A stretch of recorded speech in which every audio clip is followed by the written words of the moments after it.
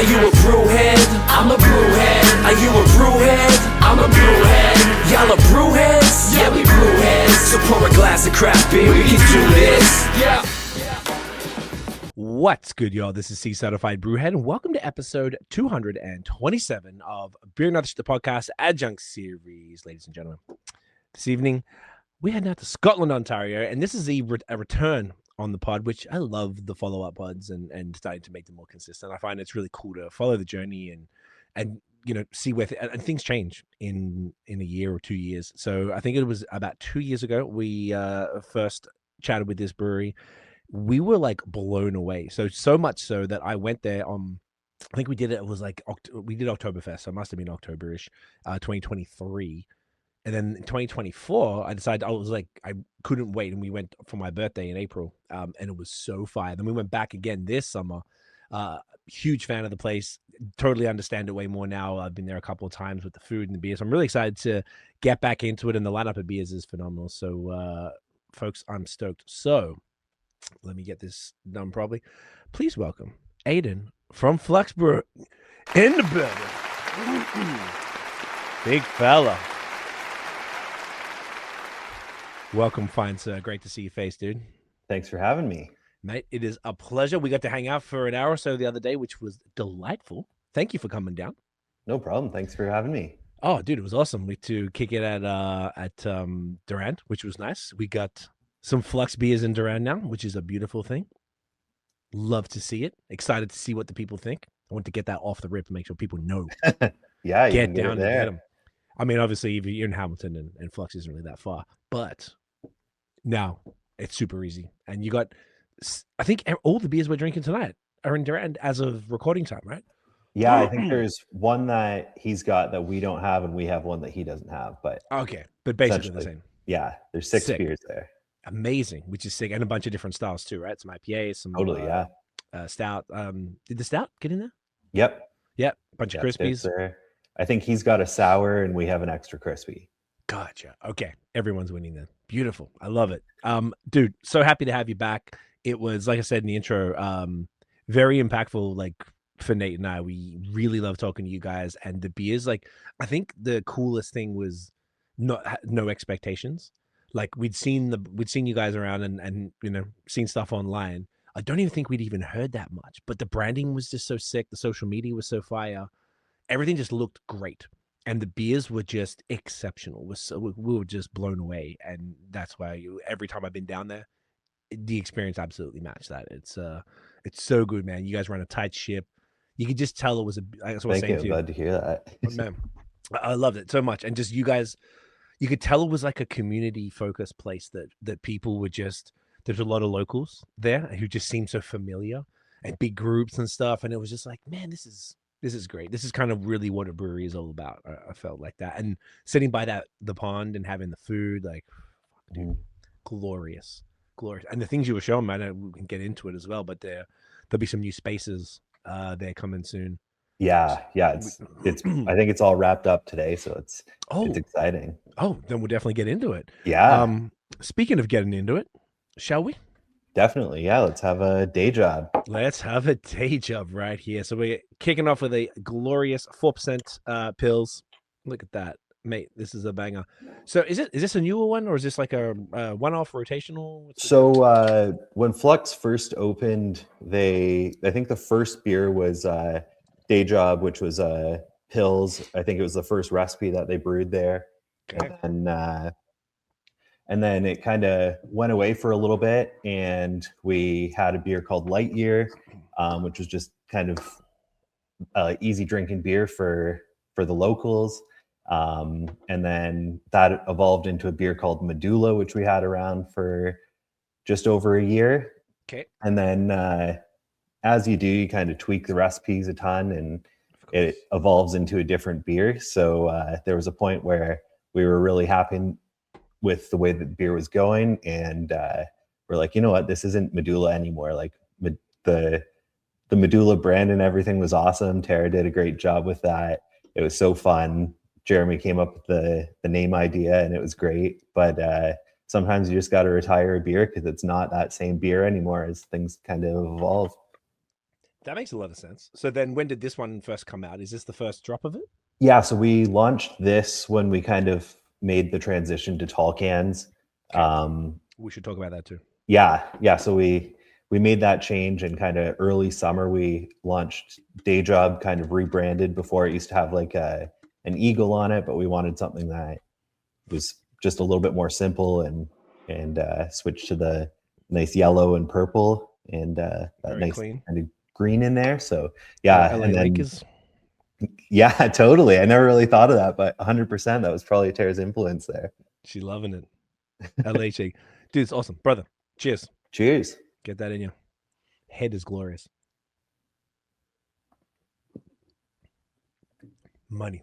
Wow. Would not. I love it when the lower ABV. I mean, it's only 4. It's not that crazy. I just so like punchy and just they're big. They're not. Yeah. It's a lighter. I wouldn't call it a light beer necessarily. I guess. Is this considered a light beer? Yeah, like when we talk about it, we say it's kind of like our light lager, and it's just like a simple lager recipe. We've always kind of had like a 4% lager. It's kind of just that money spot for like having 2 or 3 of them on the patio and just getting that nice warm feeling, whether the sun's there or not. And yeah, it's got all the hop in it is Hey-Ho's Chinook, which is kind of cool using an Ontario, like Chinook's usually in your Westies, but Of course. you can make it work in an easy drinking lager, and it doesn't add too much of that kind of. I almost get like an overripe pineapple usually when I use it in an IPA, but you don't get that. You just kind of get like an overall like kind of herbaceous, kind of grassy note that really works well in this style of beer. Is it just the Chinook? Yeah. So it's there's a few different editions, but it's all just Chinook all the way through. I love it. This is great. Yeah. So it's first beer of the night. So always a first sip. I always kind of like don't always trust my palate just immediately because I feel like everything tastes a little more maybe bitter or exaggerated than it actually is. It takes a few sips to get into it. Am I tripping balls about the bitterness? I feel like it's almost like a pushing, not quite, but pushing like Pilsner level bitterness, or is that just my adjustment? It has like a bit of bitterness. Like it should still be approachable to our general people that kind of come in, but I did have a little phase where I was creeping up the bitterness in it a touch, just to kind of. You want to have a beer where you're not left with sweetness on the finish. You want to have a touch of bitterness to make it clean and go back for another sip or two. So I couldn't agree more. Making that change really just up the drinkability of the beer. Sick. I can definitely feel that. The more now I'm had, I'm like 4 or 5 sips in, it's starting to mellow out a bit. I think just at first it's a little more pronounced, but now it's definitely it's certainly there. But for exactly what you said, it's like a wicked ending, and you're just like, oh, I'm just kind of thinking about that next sip already. Yeah, definitely. That's the goal. Yeah, man. Wicked bready profile. I'm getting like the nice grassy, kind of like that grassy bitterness. It didn't creep, like you mentioned, Chinook in Westies. It didn't creep into pine. It kind of stuck in the grassy note, which is like more accurate for the style. Yeah, fantastic. What else are we getting in here? Is there any other ingredients that's important? So we kind of made a switch in it. Like I was in Medulla using Wireman malt, using their pills, but there were some things that were happening with it that I just wasn't liking, with weird like gelatinization stuff. So I switched away from it and started using Gambrinus, which is out of BC. So it's kind of cool to be using some Canadian Pilsner malt in there. Hell yeah. There is still a touch of like some Wireman Carahel, just to add like a little bit more malt flavor and really help with that head retention. But aside from that, like basically all the way through, like our yeast is from Escarpment Labs, so it's just keeping it almost all Canadian, just like a small amount of some German malt in there. Love it. Yeah, the malt. I was just sort of taking the notes now. I'm like the malty sweetness of this is so good. Like it's just in the right spot, and then the bitterness kind of like just carries it over. I think you mentioned. What did you say? Did you say pineapple from Chinook? Is that what you said before? Yeah, I always get this kind of like overripe pineapple. Okay. And like we've used it in the West Coast, and I got that from it, kind of that with the pine. But in this, I get it just kind of as being like really, really kind of grassy, a bit of almost like a noble hop spice, but it doesn't go into that IPA sort of level of hop character. Yeah, you're right. I wasn't sure if I was am I hinting? So like I heard you say that before, and I was like, I didn't get it immediately, but I kind of feel like now I'm getting like a touch of maybe it's like a lemon. Yeah, and it's funny because a little bit. I've had where I wasn't drinking a beer, and if I had someone else around me drinking this beer, it smells so fruity, and it's like crazy because when you're drinking it, you don't think of it in that way. But there's been times where I'm just like, oh, like that's a fruity smelling beer, but it's when you drink it, it doesn't come across overly fruity. So it's nice. Yeah, I'm happy with it. Dude, you should be. This is fantastic. And something I've been trying to do more recently is, as we're going with the beers, actually mention where you can get these beers as well, because I imagine a lot of people listening, that are like, you were drinking the beers and like, fuck, how do I get it? So obviously we're in Ontario, you can order it online. No, we don't do any of that sort of stuff. So if you're looking for Day Job, you can get it on tap or in cans at Flux, or I believe that there's 12 or less cans of it sitting at Duran right now. Let's go, for all the people who want to come down to the Hammer for that. Okay, sick.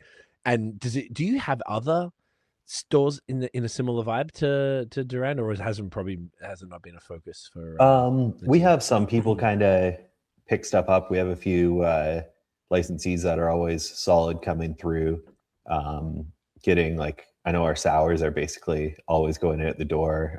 Drawing board or pale ale goes out pretty often. I think there is a restaurant in Brantford that takes Day Job. Sick. But yeah, we kind of keep most of our beer kind of on site because in the summer it can get pretty busy. This time of year, it's kind of just like stocking up for Christmas parties, that sort of thing. Yeah, hard to sort of like service all of that. Like you were saying, I think we were talking about off air. I don't know if we said it on there, but you get a small team that's dealing with all of that. Yeah. It's just like if you're looking for sales, you're basically emailing Jeremy or Tara and getting the beers delivered by Jeremy, our owner. So you shouldn't have any issues. Deliveries and everything's 100% because Jeremy's the man. He's not going to mess around. Yeah, those deliveries, which is sick. Okay, good. So the easiest way is to get up there. Have you guys thought about the online thing, or is this just kind of a pain in the ass? And I think it was done like early on through the pandemic when there was less kind of on-site traffic. But our team's pretty small. Sometimes we just like fly through cans so quickly. So I think that just for like making sure that no issues occur or anything, it's best to just like do it the way we've been kind of doing it. I'm sure that maybe one day things will expand and we'll make some changes, but I don't know. Those aren't my shots to make.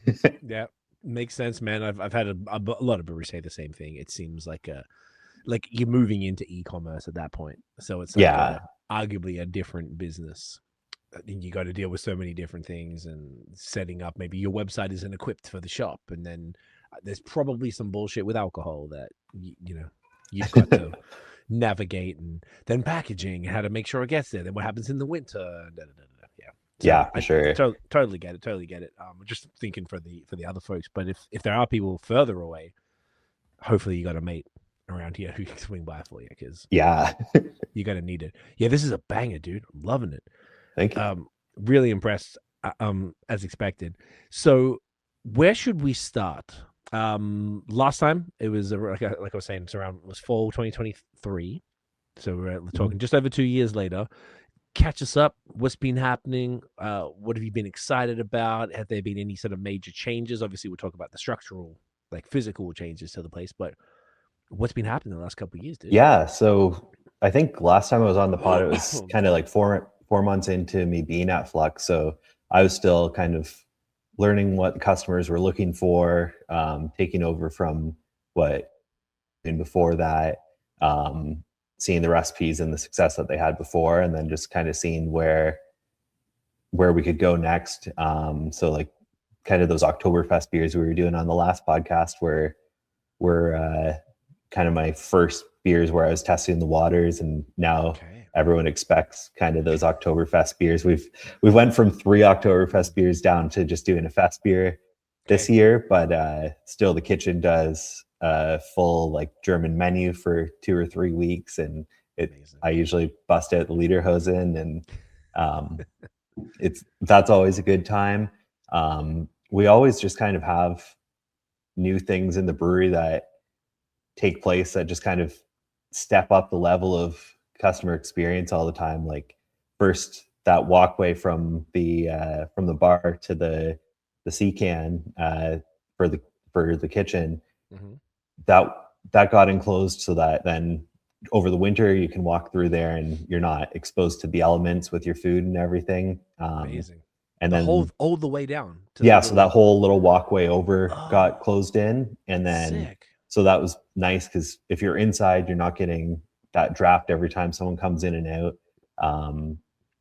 And then from there, like in the summer, they ended up doing like all flowers hanging down from there. So you walk through this tunnel and there's like these sweet purple flowers hanging down on you, and just like getting the vibes right. And then you walk through those to come out to the patio, which is sweet. Is it ever? Over the past couple of weeks, we kind of did like a covered patio. So for anyone that came before, they would have seen the tent that we had there, and we just had this sweet kind of glassed in patio happen, and it's looking awesome. I can't wait for events out there and everything. Last weekend we had winter like makers market out there just as like a soft launch, and people were really surprised by it and loving it. And we had like mulled wine out there, and we put our winter warmer on tap for it. So the winter vibes were flowing, and it was a good time.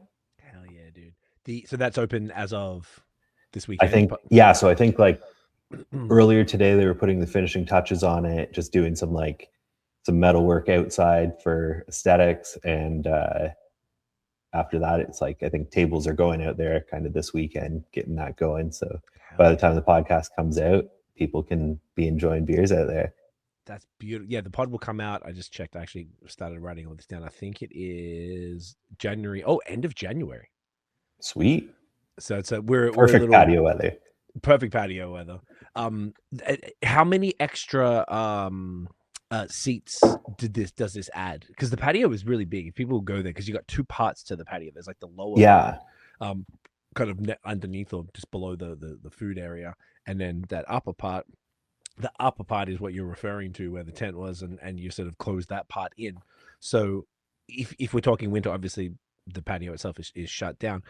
That new area, what like do you know the head count that for code that you're like? I'm not sure. I imagine at least 70 people out there. Shit, that's wicked. So it's a good space, and like I stepped out there today, and we have heater going, so it's warm, and it's going to be a sweet transition from kind of inside to, it almost feels like a snow globe out there. So is it like you showed me the pictures, but it was pretty like construction at the time. The area itself, does it like, is it all because it's like just on the patio, but it's connected to the inside like permanently on walls, so all the inside heating is just going through, like it's already inside is already just going through this new part? Or is it a separate thing? There's a separate heater, and then basically we can open up those garage doors in between like where the bar is and the patio, and leave those open like when we're open, so that you can just kind of go inside and outside the same way that you would during the summer, but now you're staying inside. And then all those glass windows can open up during the summer to have that full patio experience again. Perfect. Does the ceiling do anything? No, the ceiling's a solid steel structure. So yeah. Okay. I wasn't sure. It's not the Sky Dome. Yeah. Sorry, bro. My expectations were a little too ridiculous. You know them shits that are like, and this is completely impractical, but like it's almost like they're vertical slats and they can turn sideways to close it over. Like I thought that'd be like sweet. That's mini Sky Dome, I guess. But like it's probably extraordinarily impractical for that type of thing. I don't know if there's a winterproofing version of that. Yeah. You know what I'm saying? Something that or like no, it's back to Sky Dome again. Something that just goes moves in for there. Either way, ideas for when we cover the Yeah. lower patio if that happens. That could be pretty sweet, dude. Yeah, that's more like congrats on that. That's so fire. That's gonna be really fun. And 70 extra, seats for folks there. It's once again, it's continually welcoming more and more people into the place and making it more just being able to fit more. I imagine in the winter though, it would still get pretty rammed inside there. You're the only Yeah. brewery in Scotland, and Well, we still have, there's like Muse in Scotland just up the road, but I think they're more really, kind of oh, yeah, 2 breweries in Scotland, but okay. I apologize, Muse. I'm sorry, I didn't realize. they do kind of more weekend right now. I think Friday, Saturday. Okay, But gotcha. like last night, I know we had trivia going on, and there were tables set up in the brew house for people sitting in there because it was just in our regular little tap room. There's just not enough tables, so. And that's what you were telling me. Yes, that's exactly it. So now people actually will have a place to go rather than overflow into your work area. Because you're saying, when you saying that like sometimes there's people coming in and they're like this, like fucking Aiden, get out of here, like finish up, clean up. Yeah, if there was, if a brew day, you have a long ladder or something like that, or you got to rebuild the pump or something like that. Like those events are scheduled; they got to happen, and you got to clear out. So, which I totally understand. Like that, I only make beer if there's beer being sold, so we got to have beer out to have beer come in. It's a good point. It is a great point. But now, you're that's a solution. Now you shouldn't get kicked out no more. Hopefully, exactly. I mean, still, if you get more than those extra 70 people, that's still possible. But either way, wicked. I love that. That's super fire. What else has been cracking?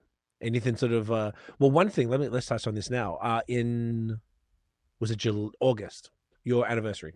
Yeah. So we had our 5th anniversary, and prior to that, we weren't really doing collabs just because I wanted to kind of get used to what our brands were, kind of like work with the identity that we had in our beers. And then we had all these friends that we hadn't really spent much time with, and we wanted to brew some beers with. So we had the guys from Stockyards out, did a little sour we called Raisin Hell with the Concord grape. That was delicious. That was spectacular. We had our local friends, Concession Road, who we love them. We like Jeff, the owner there, taught me how to brew. So have him, and then the other local brewery, Wishbone, that we're good friends with, super nice guys. They're so much fun. Had them out to do a Scottish lager, so a Tennant's inspired lager. That sold out super quick, and then we had pretty much like the whole crew from Third Moon come out. So we had like Bebo, Chris, Jim, Patrick, and Mark come out. Nice. And we did Contradiction, so just like a little 6.5% hazy, and super awesome to brew a beer with those guys. They're one of those breweries that I think they've really stepped up those hazy IPAs for everyone in the province. I don't think any of us would be brewing the beers that we are if it wasn't for those guys being around and learning from them and being inspired by them, and them being so open to helping everyone and teaching everyone. So having them out to brew with us was awesome. That's sick, man. And the beers, like all 3 beers, absolutely fantastic. Like the haze was just. Did we have? We did have one haze last episode, didn't we? Yeah, I think we had. Yeah, I think we had 1 or 2. 1 or 2. I have. Oh man, I got such a shit memory. I think it was Drawing Board and etc. Probably. That sounds extraordinarily familiar. I'm sure we could find it. Actually, if I googled it, BAOS podcast Flux Brewing. Let's see. Here we go. There it is. Let's see if we're right. We did Fest Beer, Munich Oktoberfest Lager, Drawing Board, New England Pale Ale, Oakland Cellar ESB, Kiss That Frog West Coast, Corduroy Dark Beer, and etc. New England IPA. Sweet. That was a good lineup. Yeah, that was a fucking banger. Okay, so we did 2. Already fire. But I feel like is it fair to say that this was like a step up? I feel like you just nailed it. It was something that, like, if you told me it was from Third Moon or something, I'd be like, yeah, of course, this is sick. Like, it was nailed it in all the ways that I want haze to be nailed. Milky as fuck, fresh and bright, aromatic, mouthfeel crazy, beautiful. Yeah, I was really happy with that recipe, and just some minor tweaks from our conversation with Bebo, and Beautiful. adding a few more hops than we usually do. And yeah, it was a good beer. I still have a couple cans of it, and they're still drinking really well too, which I'm happy with. That is great, particularly what's that, 4 months later? Yeah, yeah, that That's was brewed great. late July, I think. So Damn. And yeah, it came out. I guess it was early August then, eh? Must yeah, have I been. think it came out kind of middle of August. Middle of August. Okay. Um, that slap, yes, the Tenants Lager was really really nice, super, and it was different to your other stuff because it was intended to be like an homage to Tenants. I imagine a lot of people know what that is. Yeah. Um, which was a banger, super interesting. Was that because Scotland, Ontario? Is that why, or was there another connection to? So we were kind of talking about like what kind of lager we were going to do. We wanted it to be a 5% lager. That was kind of what we knew. And then I was talking to Nick from Wishbone and Jeff and Shannon from Concession Road, and I was like, we could do like a English style lager. And Shannon's Scottish, and her dad's favorite beer is Tennant. So she was like a Tennant, and I was like, yeah, actually, that's perfect. Like that's exactly what we should do. So it just kind of, it was so close, and then she just kind of gave us that idea, and we ran with it.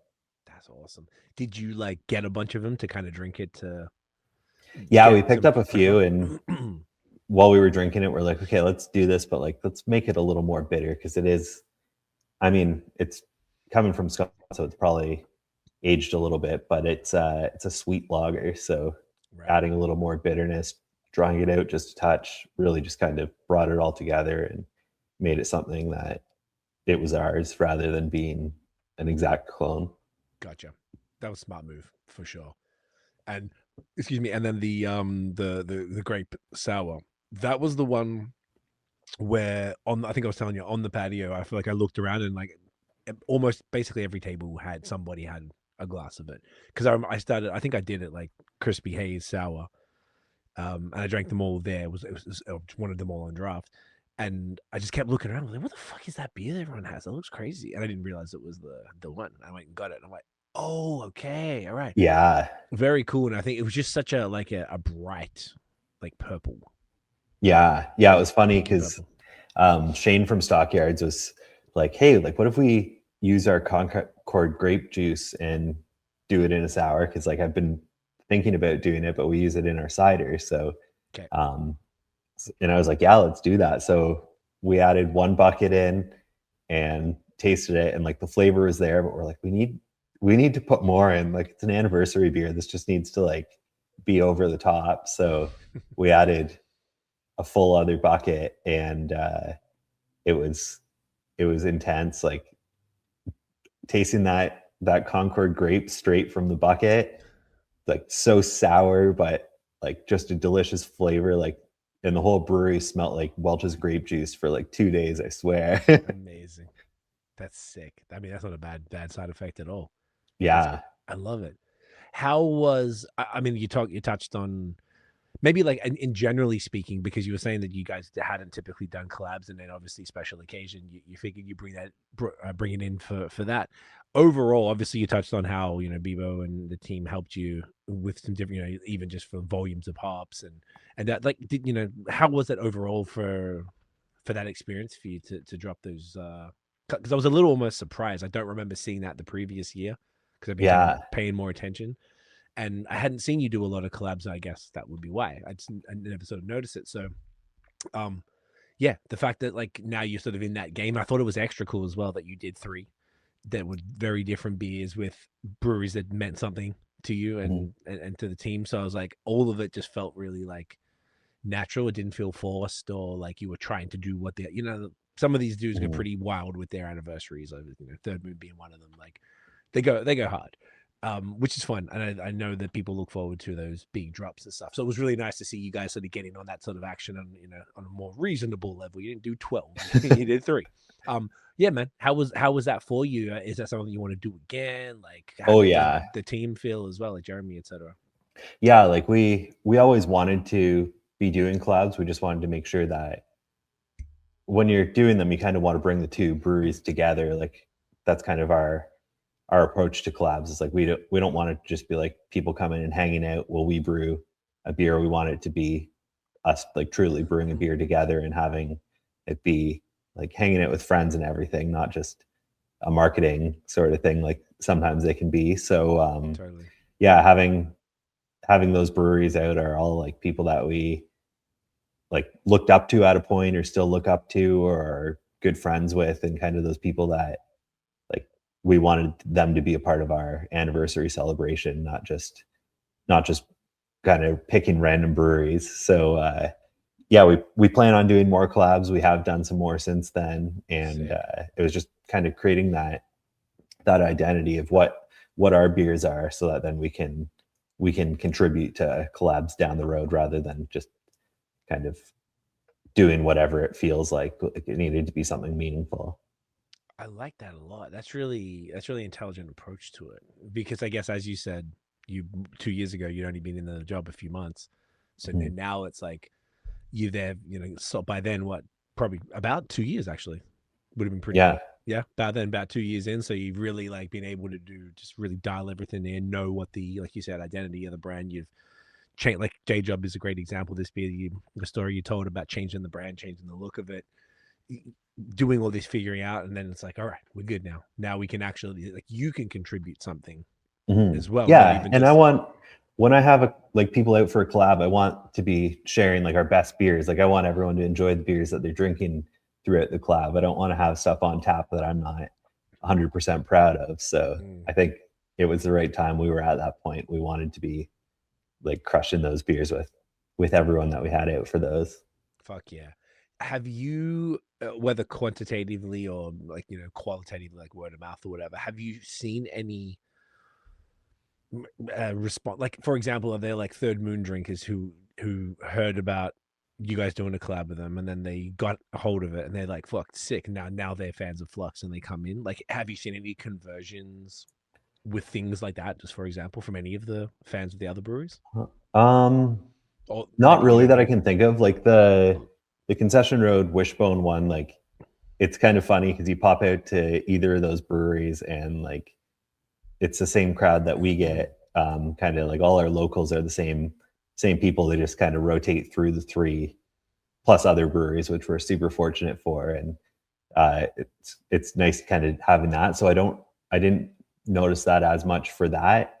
I noticed on Untappd that we kind of had some people that were those Third Moon fans coming out and trying it, or like some conversation and comments on Untappd about if it was still available or if people had some extra cans of it, which was kind of cool to have that small little piece of that hype that they've got. That is dope. We should talk about Untappd too, because you and I were talking about that in when we hung out. Yeah, that's interesting. That's actually a cool anecdote, as far as like, it's a perfect way. That's actually even better. I was even just thinking of people coming in and maybe talking to, obviously you wouldn't always get the immediate feedback, but talking to the bar staff or whatever.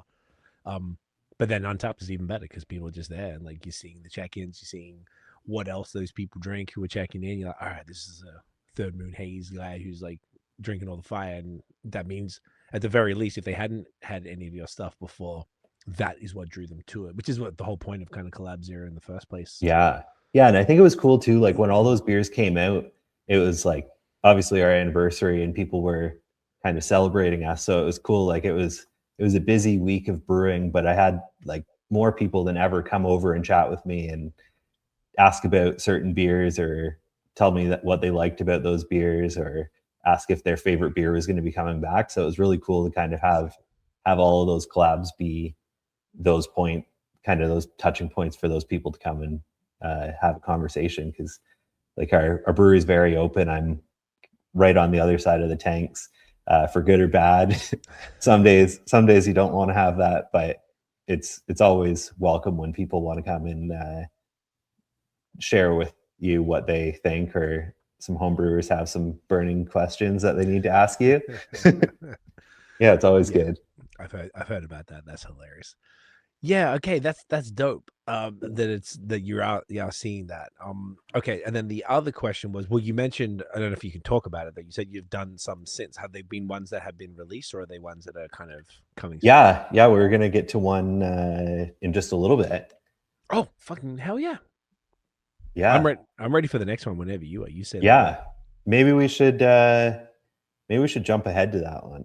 No, let's follow our strict schedule here. Yeah. Let's move on to Fever Dream. This is our Perfect. session IPA here. I love it. We were talking about this just right before going on. We have a nice, you got a really thoughtful order. I like it. Yeah, I thought about this for a little bit. Yeah, I don't know, and I like your sticking to the. Actually, that was something else we were talking about. Process in your earlier positions, and this is you doing exactly that.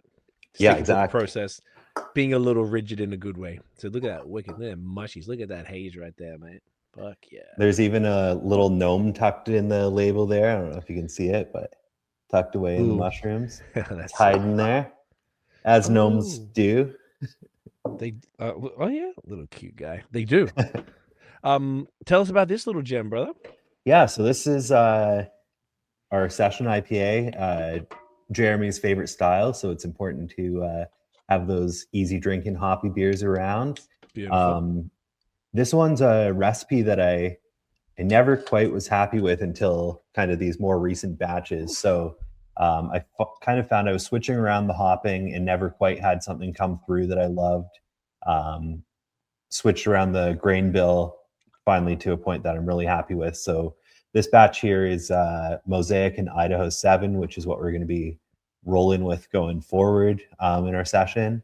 And yeah, we use Dynaboost Mosaic, Cryo Mosaic, T90 Mosaic, and then T90 Idaho 7 in it. So good little mix of all the mosaics in there for sure. What was the were you just really like wanting to see if you went like balls to the wall with Mosaic and what that would do? We have like a lot of Mosaic contracted, and it's a hop that like you really can't go wrong using. So That's a fact. I knew that I wanted to take it out of another beer, so I figured why not lean into it on this one so that we can keep flying through those hops. Hell yeah. Idaho, why that one? That was my my first favorite hop before Peachering came around. Yeah, it's one of those hops that like everyone kind of used it a lot like pre-pandemic, and then I feel like everyone stopped. Like I don't know if it was a hop that everyone was or didn't have on contracts, they were using it on spot, and then they just kind of forgot about it because they were using up their contract hops during the pandemic or what it was. But it's a hop that I love, and anytime I see a beer with it, I need it because it's just dank and delicious.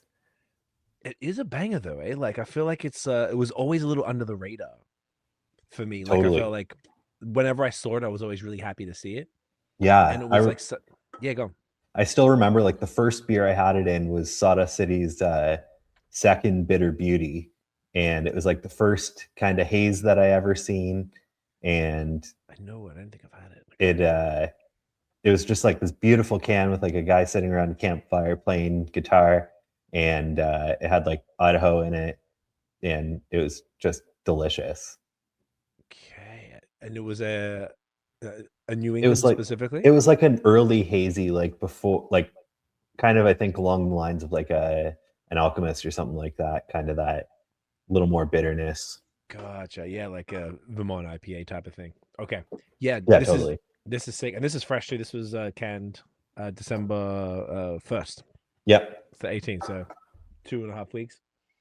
Punchy, great. The mouthfeel is fantastic. Yeah, it's 4.7. Yeah, with it being like, what is it, 4.7%? I wanted to make sure that it had a little more body than that. Like, I wanted to drink like a bigger pale ale sort of thing, rather than being like a thin, unbalanced or bitter or anything like that. Like, yeah. I think it's got just a touch of bitterness, but nothing overpowering, and then really good body. Big time. Tons of like session I actually, side note, why did you go with session IPA versus pale ale for the positioning, I guess, of the beer, the style. Yeah, I probably would have, if it was like 100% my thing, I would have called it pale ale, but we have drawing board that's a pale ale that's 5.7%. So Got to separate it. yeah, I think, and kind of our clientele are really like, they come in, I think we have a lot of kind of people that travel and drink, like some of those like Nickelbrook and bench session IPAs. Like it's a style that your usual like LCBO consumer is familiar with. So when you come into our brewery, we want it to be accessible to everyone and not have to ask too many questions. Like they know what they want and they can get it. Just because you want to have the best experience for your guests when they're there. So having it named Session IPA, even though it might not be what all of us would call it if we all could have our choice, we know that like as consumers, that's what they want to see and something that's familiar to them, and calling it that, like everyone kind of knows what they're getting when they get a session. That's a great answer. I completely can understand why you would do that, particularly if it was appealing to them. And that's something that you need to keep in mind, I guess, of who your clientele is going to be. And, and I feel like it's murky anyway between a pale ale and a session. Like Totally.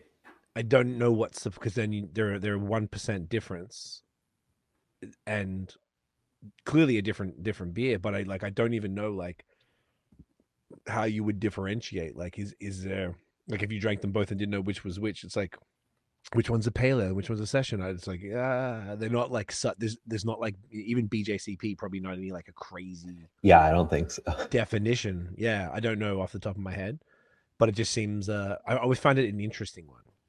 And I feel like it's fewer, and maybe this is not the case because of what you just said. I would have, before you said that, like, and you're absolutely right. Like, Bench has Balls Falls as well known, and the Nickelbrook stuff as well. Like, LCBO does have a lot of them.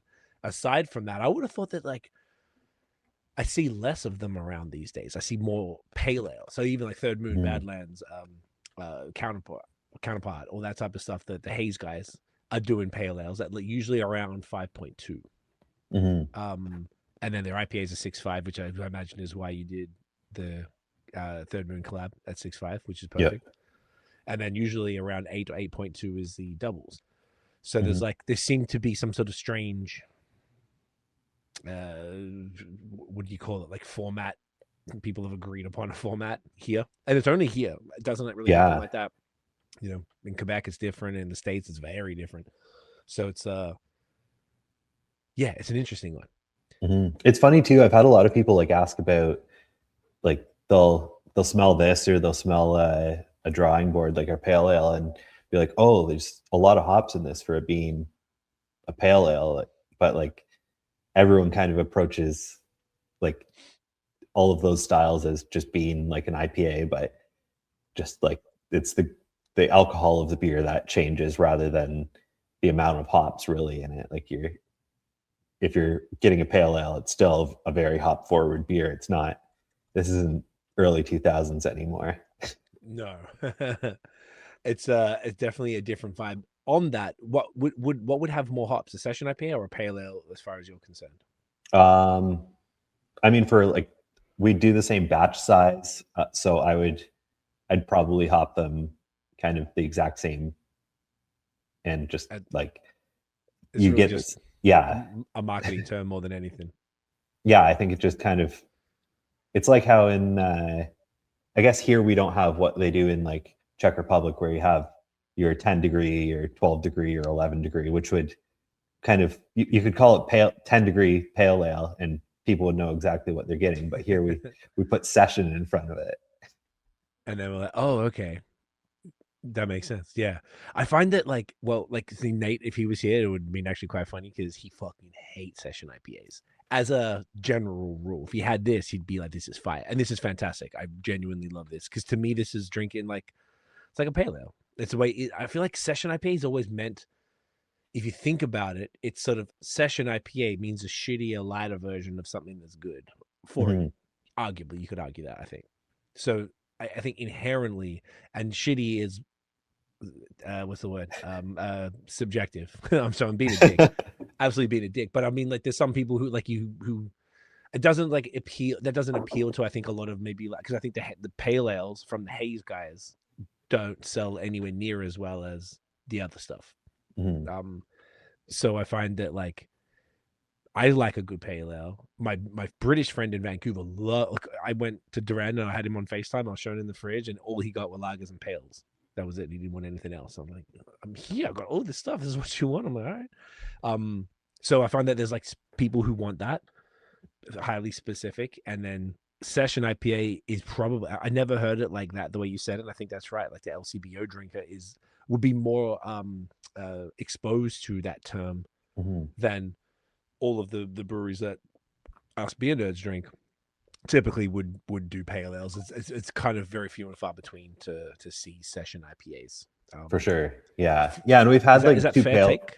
Yeah, we've had like two pale ales on the board before, and people kind of were like, "Oh, well, like why? Like you can have two IPAs and they get it, but You could have you have two 12 pale IPAs. ales and it gets a little bit confusing." So, and I get it. Like you come to a new brewery, you want to ask questions, you want to make sure you're getting exactly what you want. So, Yeah.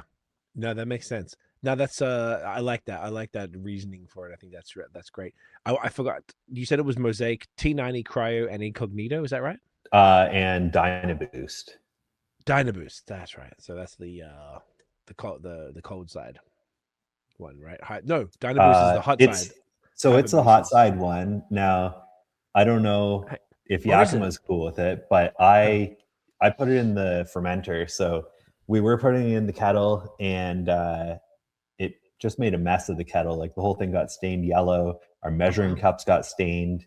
It was messy. So I listened to a podcast that had some guys from the States, and they were saying that they put it in the fermenter. So and ever since we switched to doing that, like you get this like bright hop character all through fermentation. Like it still does the trick, but there's no mess. So Interesting. yeah, it's been sweet since doing that. What's the difference with like in the actual product itself, like Dynaboost versus Hyperboost? Like what can they be? Are they interchangeable, or is that kind of like I don't think so. Like I know that like I haven't used Hyperboost, but it's like a lot more like liquid, and you get like just a small little container of it, and then the Dynaboost you get in like a 1 kilogram jug. But I know that they're intent, like they produce them for like intended things, and we're just breaking the rules. But I like the result, so I'm going to keep doing it. it's fascinating that you did that because I never heard of anyone do it. So I think that's extra cool that you are able to take it and still do like go against the recommendations and it worked. Like it tastes great. Like all of every IPA we do, we use like one Dynaboost or another. Like we bring in a few of them, and we kind of have the same process in all of our IPAs, just depending on what hop we want to use of it, and we do it like that. Okay, interesting. With the Dynaboost, did you use it in the fermenter just because you had it there as opposed to using the Hyperboost, or was it because the people on the podcast said, yeah, man, it's whatever, it works either way? I heard what they said, and they just said that they tried it in there basically because of the mess too, and I liked the result when I tried it. So then we tried, like, I think first we tried it with like the Sabro, and then tried it with Citra and Mosaic, and we've just always been happy with it and continued on. But we'll still like put hops in the kettle to whirlpool, and then add this after. It's just kind of like an extra little punch of hops going in. Right. Okay. So have you ever done then a beer with Dynaboost and Hyperboost, as directed, like, Dynaboost in the I've used Dynaboost as directed. I've never tried Hyperboost. I'm sure one day I will, but just haven't done it yet. That makes sense. Okay, that's the first I've ever heard of that. Then from a brewer's perspective, would you recommend, based on now, that was this the first time you did Dynaboost in fermenter? No, we do it like in every IPA brand we have, and every collab IPA we've done. Like the Third Moon one, I slipped a little in there. Look, fucking amazing. Would you suggest to any other brewers who are listening or watching, and if they're interested in giving it a crack, like, would you be like, any warning, or would you be like, yeah, man, go for it, it's gonna be great? No, yeah, I'd say go for it. I don't know. Yakima's probably going to send me an email and say, don't do that. But I mean, is Alex your rep? Yeah, Alex is awesome. Yeah, he's a G. We're getting him on the pod in February, which is great. I only met him at OCB. Did you go to OCB? No, I didn't. I probably, I feel like this was the year where like I felt like I missed out. So next year I should be there. You really, and it's in Hamilton again, which is sweet, not too far for you. Fucking convenient for me. It was a banger. It was great. It was really good. It's like and I'm on the periphery of the industry, so I'm like, and I know a lot of people, so it's sick. I feel like wherever I go, I'm seeing people that I really like, or how I haven't met, they've had on the pod and never met them in person. Mm-hmm. And then for you guys, it's just all you industry colleagues. It's just like a jam. Like we got oh man, I had the worst headache the next day. We did our talk, I think on the Wednesday, because the Wednesday night, it was the sessions were Wednesday and Thursday. The trade and the talks and whatever. So we did one on AI and social on the Wednesday, and the Wednesday night there was just all these different parties in different places, and we went bouncing around, and just everyone was just, it was great hanging out with Matt from Tooth and Nail, and Jeff from Towns, obviously big in there, and just Justin from fucking Matron. It was really cool just seeing so many different people, and everyone went to the Brain and it's crushing. It got lit. You would have a ball, and it's more just like, I think it's just like letting loose a little bit and getting to sort of like, just like you're in the brewery, you're sort of handcuffed to these fermenters and your head's down, you're just hustling and working. And now you're getting out to do some more collabs, which is super fire. And it's just like a really cool way or an excuse to go learn some stuff, network, meet some suppliers, all the different things that you got to do. I think you'd love it. And you're a very personable guy. I feel like you'd go in, even if you didn't meet people, you knew who they were, you'd be friends with them in no time. So I think you'd have a great time. For sure.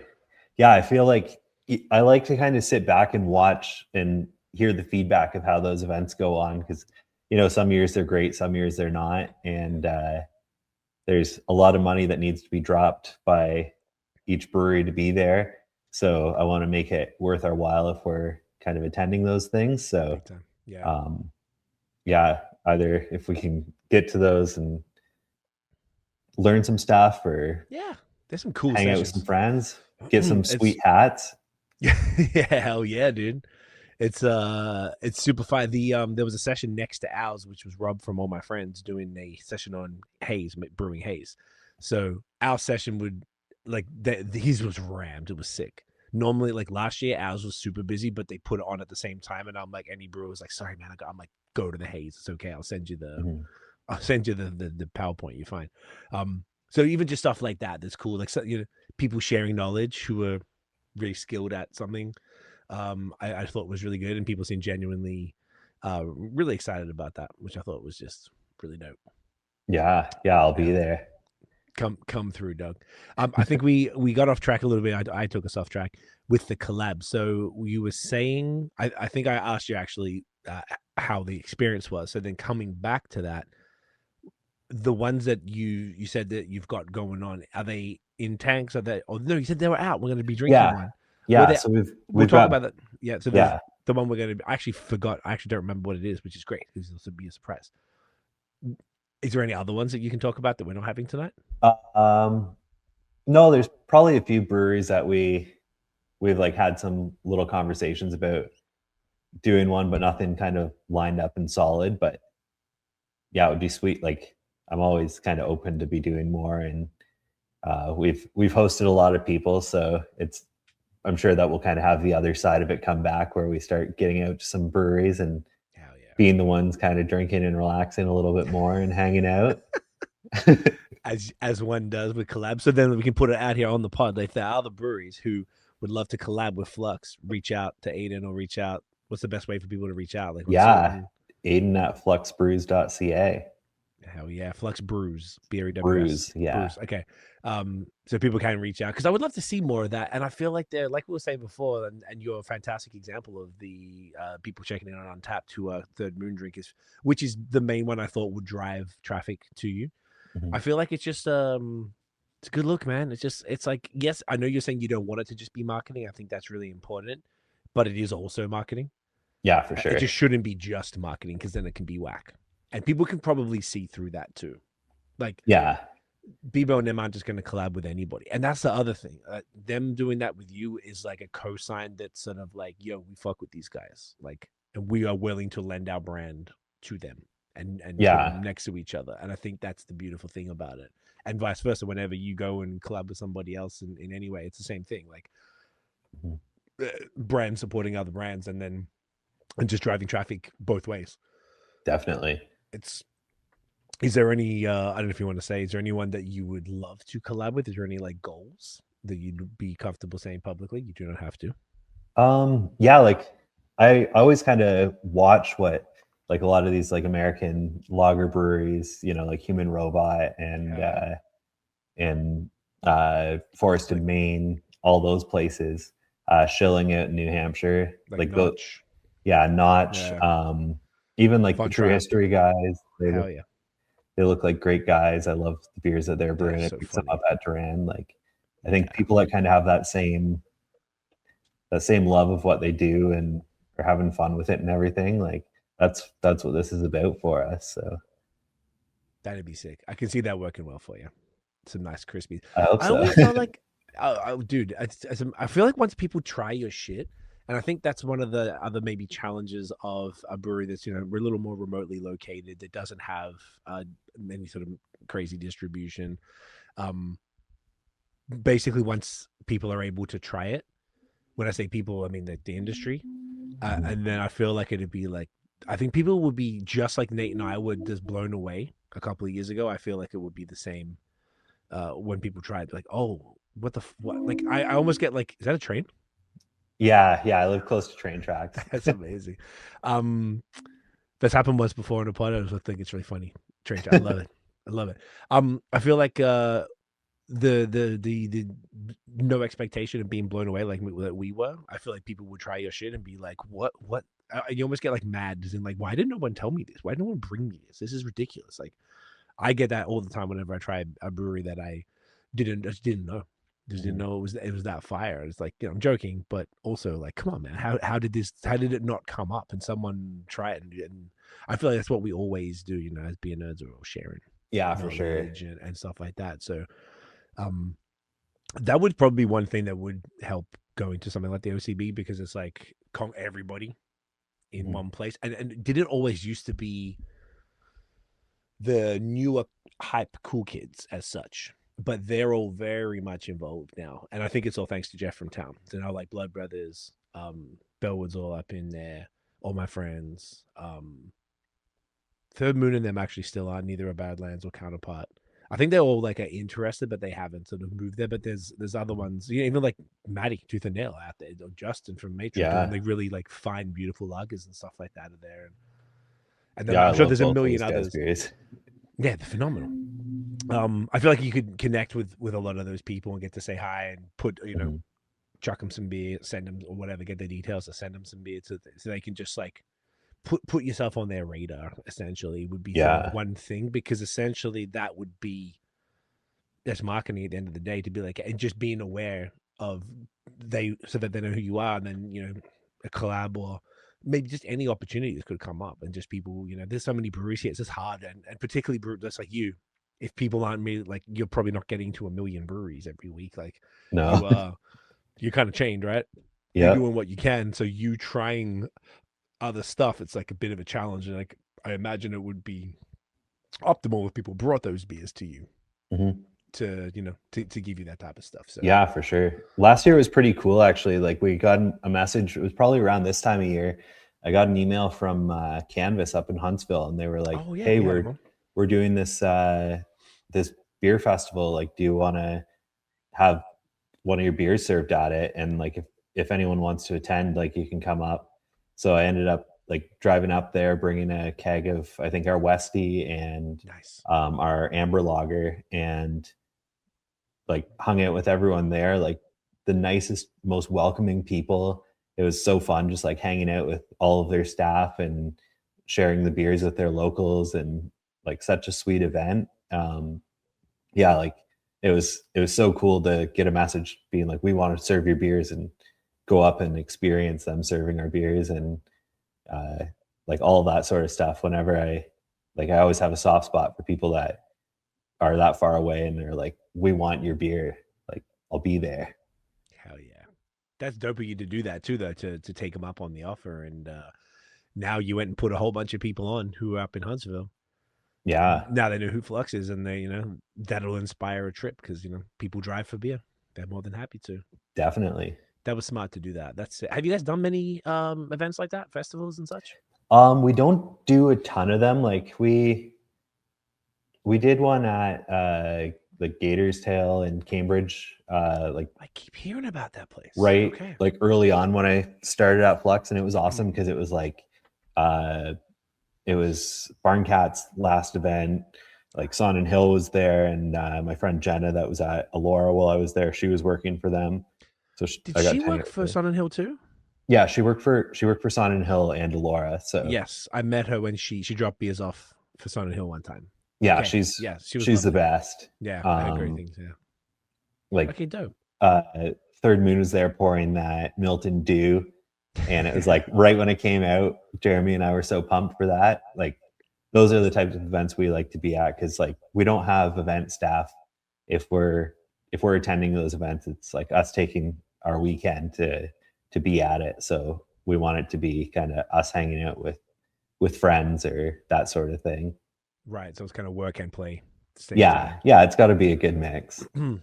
Oh man, but yeah, particularly if you're taking your weekend and you going out to different places, it's cool. Okay, that's good. Like I feel like it. Have you noticed an increase in maybe the? I know you said you don't do many of all these type of things, but just like since you've been there and as the beers have sort of been dialed in and you've got everything kind of like as we were talking about earlier, like kind of really down, you're feeling really comfortable with who Flux is and what it is that you do and do best. Have you noticed like an increase in offers for things yet, or is that still maybe a little early-ish? Yeah, yeah, and I think like we went to Grain and Grits Beer Festival in May, Yeah, and that's we're pouring at that, hell yeah. How and was that? I heard it was great. it was awesome. I was not dressed for a nice cold The like 4-degree early May day, but holy brick. Yeah. still made it fun, and like we were beside Muddy York, so that's always a good time. I love Jeff, and Hell yeah. yeah, it was a good time there. I think it was also Storm stayed on the other side of us, so got to talk with Justin there, and I haven't had him just in a like while. Hell yeah. all like so many good breweries, good people to hang out with, That's awesome. and then all the guests that were there. Like we were handing out free beer tickets, and I know that a bunch of them came back to the brewery and claimed their free beer. Which in this economy, you want to get those free things when you can. Dude, and that's a really smart marketing play, by the way. Like, because then you're actually tracking who's coming back Yeah, to the yeah, brewery, and you're able to know you can probably keep those things, and you can stack them up. And after a month, it's like, all right, how many people cashed it in, and yeah, what's the ROI on doing that? yeah, Because for obviously sure. that, and you could probably attach it to their check, so you could probably Yeah. run a report. Or I'm saying all this because I think it's I have a marketing agency, so I think this is fascinating. And we had did a business of beer episode, and Jamie from Broadhead in Ottawa basically did the exact same thing he was talking about at the Ottawa, what's it called, Canada Beer Festival. And Okay. he was saying gives out the ticket and they come back in, or whatever it is, whatever was free beer. I think it was the same thing. And then and basically through the POS system you can attach it, and then you can have the receipts and the physical thing that they did and have them like stapled together. I'm like, all right, and then after some time you can be like, all right, what was the ROI on the, because did they come in and take the free beer and then leave? No, they're going to get food. They're going to get 4 beers. They're probably going to get a 6-pack to go. Like, what was their tab based on giving them 1 free beer at a festival? What did it cost us to do that versus what did it generate in revenue? Yeah. to me, that's, I don't know, it's just exciting. It's just so cool because it's that old school marketing, like Yeah. that people don't really do anymore. And the fact that you just brought that up is fantastic. That was really smart. So it's just like a little piece of like a cut, like essentially a business card to be, hey, bring that Yeah, in, just get like a free beer. small business card, like it says free beer on it, and that's all. We have like a big box of them at the brewery, and I just grabbed a handful and handed them out. I think we brought some stickers too, and Amazing. those are the things people love. Do you know how many off the top of your head that, if you can say anyway, that converted? No clue. Let's say all of them. All of them's a great amount of numbers. I love that. Yeah, that's super smart. Yeah, I heard that. I was out of town. Excuse me. I wanted to go. I can't remember where I was. Oh, Prince Edward County, I think, because it was early May. Yeah. Yeah. Oh no, Montreal. I think in Montreal because we had our event and stuff, so we had all the collabs and shit. But I really wanted to go because it was like their yeah, it was a really different type of event. They don't always do it. And I think it was the first time they did it, and it sold out pretty quick. They said. Yeah, really, it was awesome. There were like 2 sessions, and it was a good time both sessions. Hell yeah. The pizza was great. Ooh. And it was cool too because they like took like a few cases of everyone's beer, and if anyone wanted to buy the beers, they could go inside and buy beers to go. So it's cool to have like to go sales at a festival. I don't know many places that do that. Nah, man. I almost like they told us about that because we did one of the collabs with them, and I was like, I was like, oh, I wish we could have done that for our event, like sold some of the cans, if there's anything left, like at the end to go, because people would have like lost their minds at the event. Yeah. They ended up doing it anyway, like afterwards, like the following week, and they moved it all. But it would have been cool to do it there because it's like people are excited to like on the spot, like, oh man, I had whatever 4-ounce pour of this one beer. Oh, but I can get a can of that. Oh, sick! Give me a 4-pack. Yeah. Yeah. I know there's like legalities around that, but I think those guys are up and up with all that type of stuff. So I don't know what I think they kind of like buy it off the brewery or something like that. There's some yeah, they purchased it off of us and then sold it. There you go. Okay, so smart, so cool. I love it. How about next one, buddy? Yeah, on to Vultures.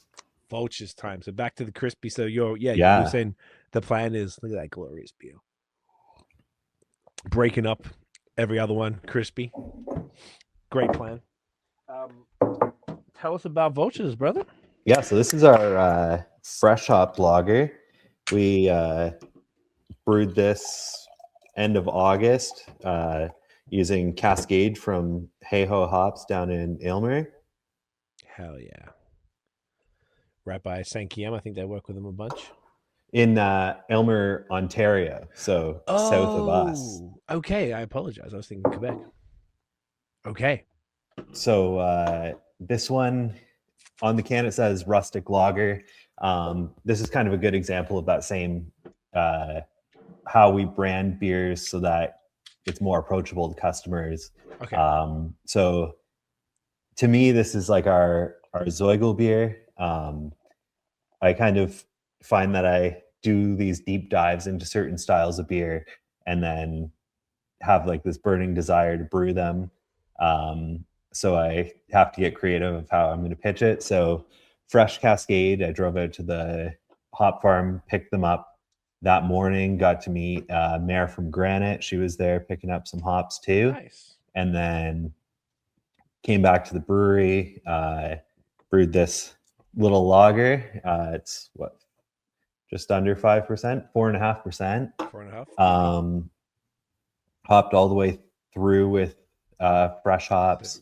And then on our way out of the kettle, we used this hop back that we got, which was formerly Barn Cats. We bought it when they were shutting things down and loaded it up with like 15 kilos of Cascade. And you really get this nice like hop expression, but it's grassy.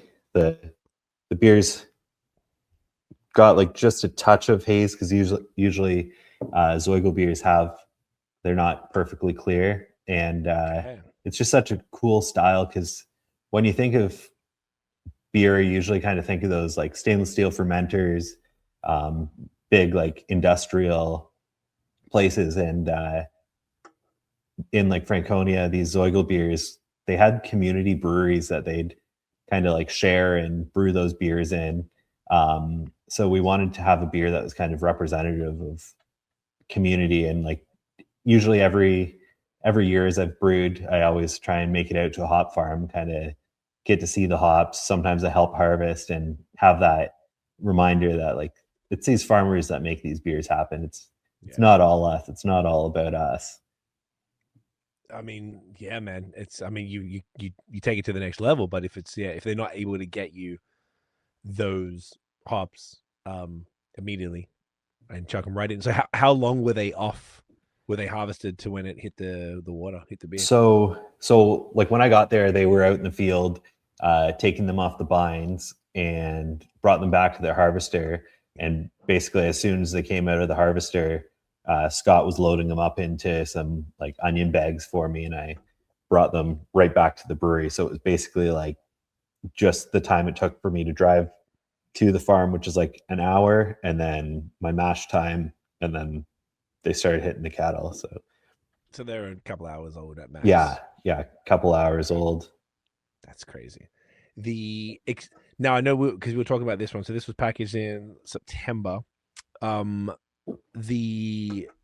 much does it change over time? Because my understanding is fresh hop beers are a little sensitive, maybe is the word. I think if you're doing like a fresh hopped IPA, you're getting like it will change a lot more, but like kind of doing those like first word additions, and then like the overall hop character dropped off a little bit like in tank, but it lagered long enough that by the time it was coming out, like that kind of real green, like fresh hop flavor was gone, and it mellowed out to like it's drinking the same as kind of when it was coming off the packaging line. Wow, amazing. And the other question, so okay, this is glorious beer. I've started to see Zoiglbiers around a little bit, and I think the first time might have been it's either True History or Matron or something like that. And I feel like I'm seeing them pop up. What the fuck is a Zoiglbier?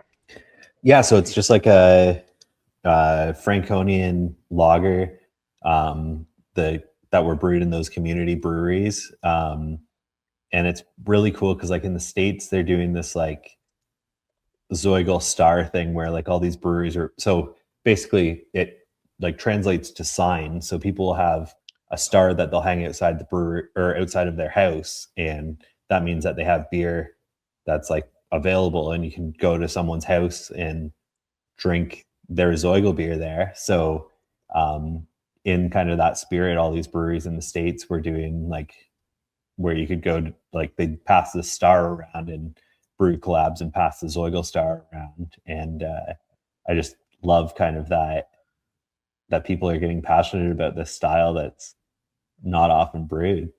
Wow, that's insane. Yeah, it's so neat. Like it's been done for hundreds of years, and is there a style of, because I'm looking at basically exactly what you said is what Google is saying here as well, as far as that's so sick. But why is it so? It's kind of like a Keller beer a bit because of the copper. It's a copper and not anything else. Yeah, it's a Keller beer. Like it kind of, some people might brew them more pale, some people might brew them more amber, because it's however you use that community brew house, whatever you've kind of got on hand, how long your boil is, that sort of stuff. Getting that like Maillard reaction. So like I think also like historically there was like double decoction or triple decoction. We did a single decoction on this, or kind of like our version of decoctions. We've been able to use our brew house to be able to do decoction, but not really in the sense that like if you read a textbook how it's done. So we basically like mash in half of our, or like a portion of our recipe, go through our mash rests, bring it up to a boil in like our mash lauter ton, and then liquor back into there with cold water, which drops temperature down, and then we add in the rest of it and go through our rests. So you're still getting that decoction, but you're not pulling it to go up into your next mash rest like you would if you had like a decoction vessel.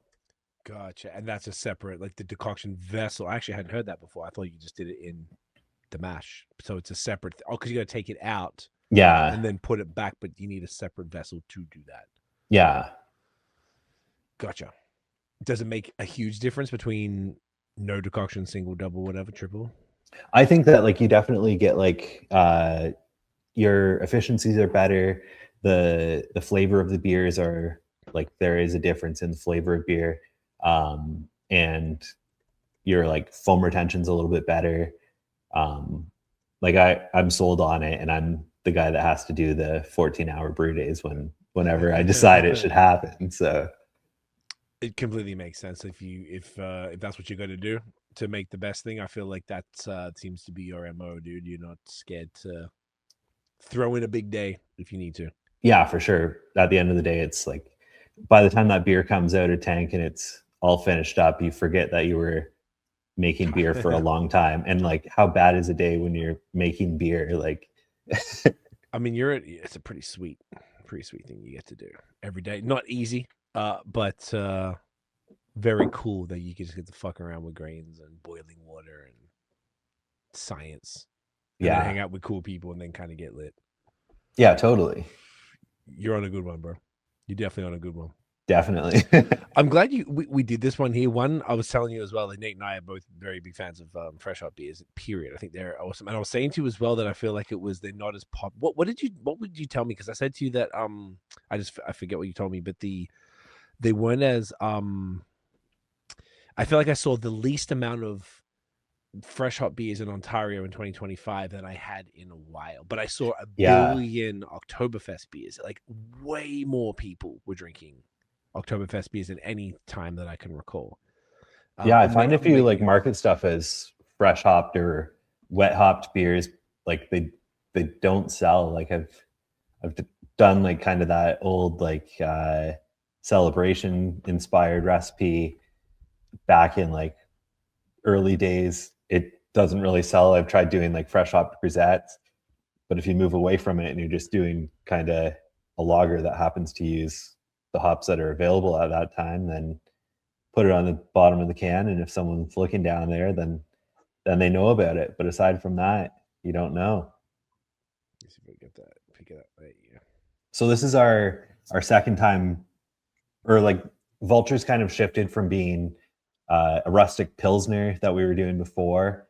And then last year we did that fresh hopped. And then when I thought about really what's a rustic pilsner, well, it was a German pils. So brewing it rustic, it's basically a Zoiglbier. So let's just make a Zoiglbier and kind of scratch that itch for me. Dude, that's awesome. I like that you did that. I thought that was really clever when you did. I do remember that you say that you put fresh up on the bottom of the can, and just because it doesn't sell, which is so strange to me, because fresh hop, like you said, this Bind Hunter from Bellwoods, that's the only. Wellington did one as well, actually. Shouts to them. But that's all I can really think of. But everyone decided to do Oktoberfest, so it's almost like I find it strange, and maybe because I'm biased, because I think fresh hop is fantastic. It's just fun, and on the West Coast, there's a billion of the damn things. I think too for us, like kind of when your fresh hop beers come out, like hop harvest happens at the end of summer, so it's a busy time of year, and you like I basically plan my week. So like when I get the text that the hops are coming off, like the rest of my week is going to be held to make sure that beer happens on the day that harvest is happening. Some people probably don't have that flexibility or tank space. And then the other side of it is that beer is coming out when like it's coming out kind of in as things head into that slow season, like after Thanksgiving that most breweries have. Where you can get your Oktoberfest in kind of end of July and have that coming out kind of just after Labor Day weekend. And that's as soon as everyone starts looking at the flannel in their closet and thinking about apples and all that stuff, sausage, sauerkraut, pumpkin spice. I do love pumpkin spice. It's the best. Dude, we don't have to pretend here. We love it. We all love it. Everyone I'm so into it. I love it. It's the greatest thing. I wish we never grew up with it in Australia. So like to me, I just like fun, stupid stuff. So everything, like particularly like Trader Joe's, we go there, try to go there like once a month. They got everything pumpkin. It's the best. I love it so much. Could you imagine though if like Vegemite, if they did like pumpkin spice flavored? Like talking about marketing, why hasn't that happened already? I feel like we need to petition whoever the fuck owns it, Kraft or whatever. Yeah. I think they need to. The thing is, I don't know if Aussies are ready for pumpkin spice. From what I haven't been back in a while, but last time I'm there, I feel like I noticed there's a creeping North American influence there. That wasn't always there. It's a pretty isolated place. And Halloween's become more of a thing now because it wasn't growing up at all. That's why I don't really like it, because we just didn't grow up doing it. So I'm like, what are you guys doing? But pumpkin spice, I wonder if that's a thing. And could we? I'm sure they've got Starbucks there. They do, but it's not. Melbourne is where I'm from, is where specialty coffee was essentially originated. Okay. So it's really like there's great coffee everywhere in Melbourne, and it's I discovered coffee really over here. I drank it sparingly there, but over here is where I really like fell in love with it. So Starbucks always, they end up closing a lot of the times. Really? Yeah, because it's probably just for tourists who probably would go there. Because if you're going to go to Melbourne or wherever, but particularly Melbourne, you'd be kind of crazy to go to a Starbucks when every corner there's fantastic coffee shops, even in ones that don't specialize in it. Like it's just there's like a bar that's a little higher. At least the last time I went there, that's what I noticed. Like it's you can get great coffee everywhere. So I think Starbucks doesn't work. So I don't know if that Starbucks pumpkin spice culture had permeated as much, but then globalization, internet specifically, so that people can see it more, and then maybe it's more interesting. I don't know. Do they do seasonal stuff? Because fall there is March, April, May. So yeah, right. So it's the opposite time. So right now they like this. It's funny. Even the seasons, December 1st is the start of summer. They always, and then everything goes on the 1st of the month. Where here, I was like, what do you mean? It's like on the equinox. So I don't know, I guess Australia doesn't follow the equinox. I didn't care. So I don't even know if they would embrace it. I would like to know. I'll do some research actually, and then we can see if we get some pumpkin spice Vegemite. Yeah. What I could do, I got the Trader Joe's have just a little. We bought the little shaker, little spice of it. So I've been doing it when I have like a coffee, because we've got an espresso machine in the we were talking about it in the summer, and I've talked about it here almost every episode because it's my favorite thing. But when I'm trying new coffees all the time, I didn't really want to like bastardize them with any fuckery. But if I've got like I just picked it up today from Duran, like a 5-pound bag of Quietly, which is phenomenal stuff. But when you got 5 pounds of it, it's not a big deal to make some dumb stuff with it. So we get like the pumpkin spice mix, and I just get honey because I don't really like. I want to taste the beans and everything. So we get like they got this, and then we got sent this really nice honey. So you get a spoonful of the honey, and then you just shake the shit out of the pumpkin spice, swirl it up, put that at the bottom of the cup, and then put the espresso onto it, and then mix that in before you put the milk. Then it's like a nice like chill pumpkin spice latte, which is a hint of sweetness. Yeah. That's pretty dope. So you could probably get the spoonful of Vegemite. It's pretty. I could do it for breakfast this weekend. Let you know how it goes. If it's terrible, I'll be like, Aidan, it's not the one, dude. It's I don't know. We might be onto something. I kind of feel it. Have you tried Vegemite? Yeah. I had it a few years ago. What'd you think? I mean, I haven't went out and been seeking it, but I don't think I thought it was going to be worse than it was. Like, I think there was a lot of kind of talk about it being this disgusting thing, but I don't know. How did you have it? I think just like on a piece of toast. It was there was like a beer festival, like probably like 2017, and the guy that was organizing it, he was from Australia and kind of did this thing where he went around, took videos of giving people Vegemite toast, and yeah, it was like fine. Yeah. I really don't even remember. Like, I can't recall what the taste was because it was like 2016, 2017. But gotcha. Was it like slathered on like peanut butter, or was it kind of like nice and chill? Like just like a thin little. Okay, good. That's how it's supposed to be. You're not supposed to go hard because it's very intense. Well, yeah, people always do it wrong, and that's why they say it tastes horrible.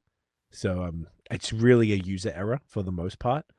When I moved to Montreal and moved to Toronto, had to stay in the country somehow. So my girlfriend was like, "Why don't we move to Montreal and learn French?" So we were learning French at McGill.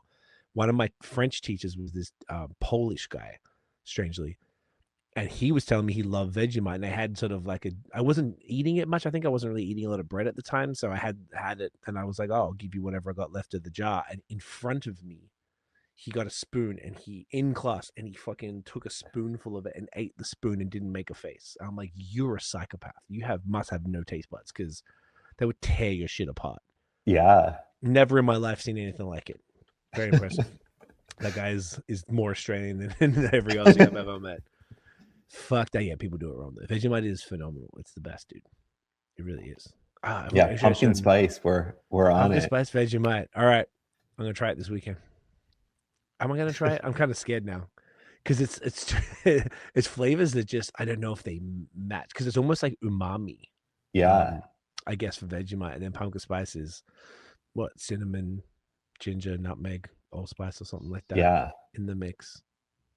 I mean, fuck it. You only live once. You gotta try these things. Yeah. Maybe just go light on the pumpkin spice. Go Same light on thing. it. Don't go heavy on it. Don't go heavy. Just take it easy. Be casual.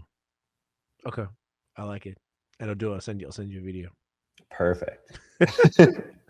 I always wondered if you could turn Vegemite into yeast as such, because it's essentially a yeast spread, but it probably all active properties would be long dead, I imagine. Yeah, probably. Yeah, I don't know enough about it. Yeah, I think it's like some sort of yeast extract or something like that, right? Correct. Yeah. So a yeast extract means there's nothing live in it that can. Yeah. We could probably use it for like some yeast nutrient, added it back into a beer to give our yeast nutrient. Okay. I thought I gave some to a brewery in Montreal. It doesn't exist anymore, but I was like, I had a little bit left. I was like, fuck around, see if there's something you can do with it. I don't know if they did anything, but that's a really good point. I thought maybe you could put in like a stout or something, because you wouldn't get any flavor. Whatever the word is, like you wouldn't get any flavor conversions from, even if you use it as a yeast nutrient. Would it come through? No, because like the yeast nutrient, like we use from Escarpment Labs, it's like yeast lightning, and it's got like they used to smell like ginger molasses cookies. It was delicious, and then they changed up the recipe, and it's a little more stinky now. But it used to be like my favorite part of the day, adding that in, and it goes into like every beer. Okay. But you don't taste that. You don't taste it at all. Okay, so if you did, it would be just like customary and just kind of like to say it's in there, as opposed to any sort of contribution to flavors. Yeah, and I imagine like it's there for the yeast to eat, not for us to drink. So gotcha. It gets consumed before then. Okay, so then if you put it in like a stout or something like that, it'd probably just ferment out or blend in. Yeah, you probably have to put a serious amount in for it to have any impact. Yeah. I hadn't really seen any Vegemite beers before, or at least anything that I've, like people fuck around, try some stuff. I try to keep tapped in. I haven't seen anything. I feel like if someone did a Vegemite beer, it would probably go viral, and then some like 15 people would send it to me. Mm-hmm. So I never seen it. Okay, but no one's done pumpkin spice Vegemite. There could be a market for it. We'll see. I believe in it. I wish I knew they hadn't. I could have brought some for you. I had to buy they almost got rid of it. I don't know if you heard the Vegemite Gate of 2025. It was There's a cafe here in Toronto, and Guelph called Found. Aussie owned. Okay, yeah. I've been to the Guelph one. Okay, those guys. So the owner, Leighton, great dude. We did a bean collab, and we used the beans in a bunch of the beers from our anniversary stuff. So that was my Vegemite plug. He was getting Vegemite, selling it in the store. Boom, all good.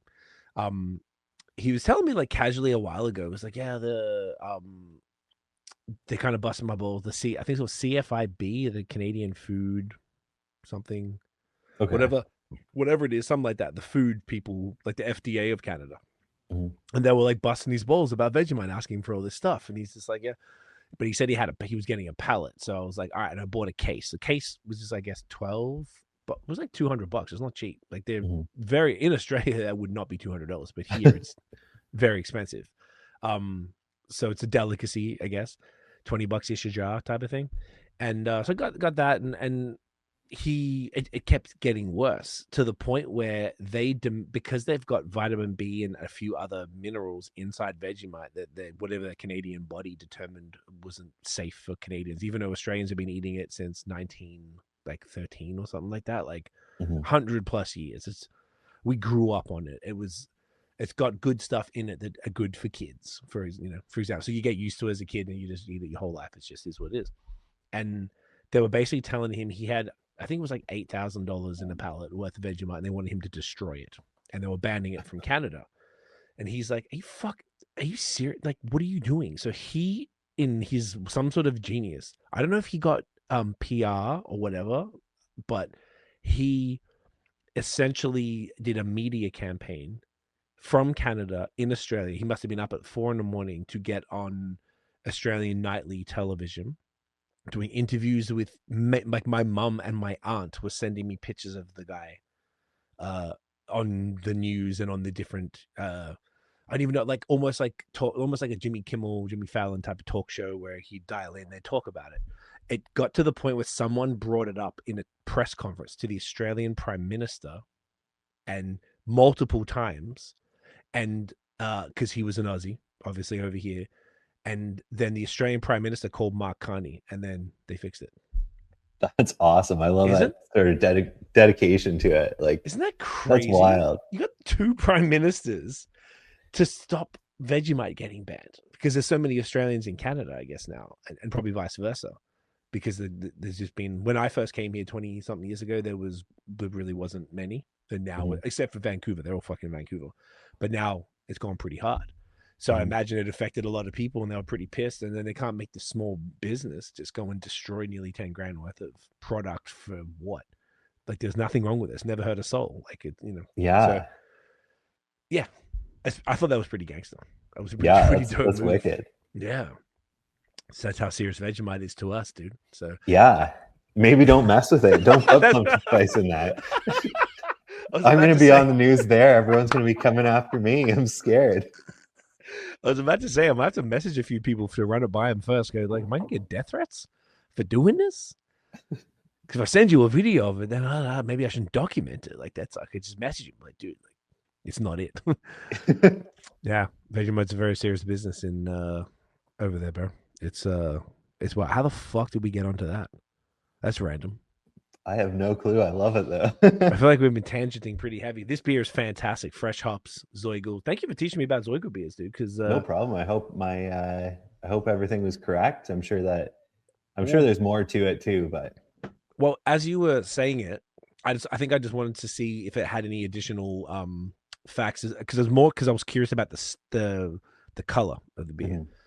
That's exactly it. Zoiglbier is a unique, traditional, unfiltered German lager from Bavaria's Oberpfalz region, characterized, this is what you said, by community brewing rights, where homeowners use shared brew houses and hang a 6-pointed star, the Zoigl sign, to signal when it's ready, offering a rustic, fresh, slightly amber, cellar-style beer embodying local culture.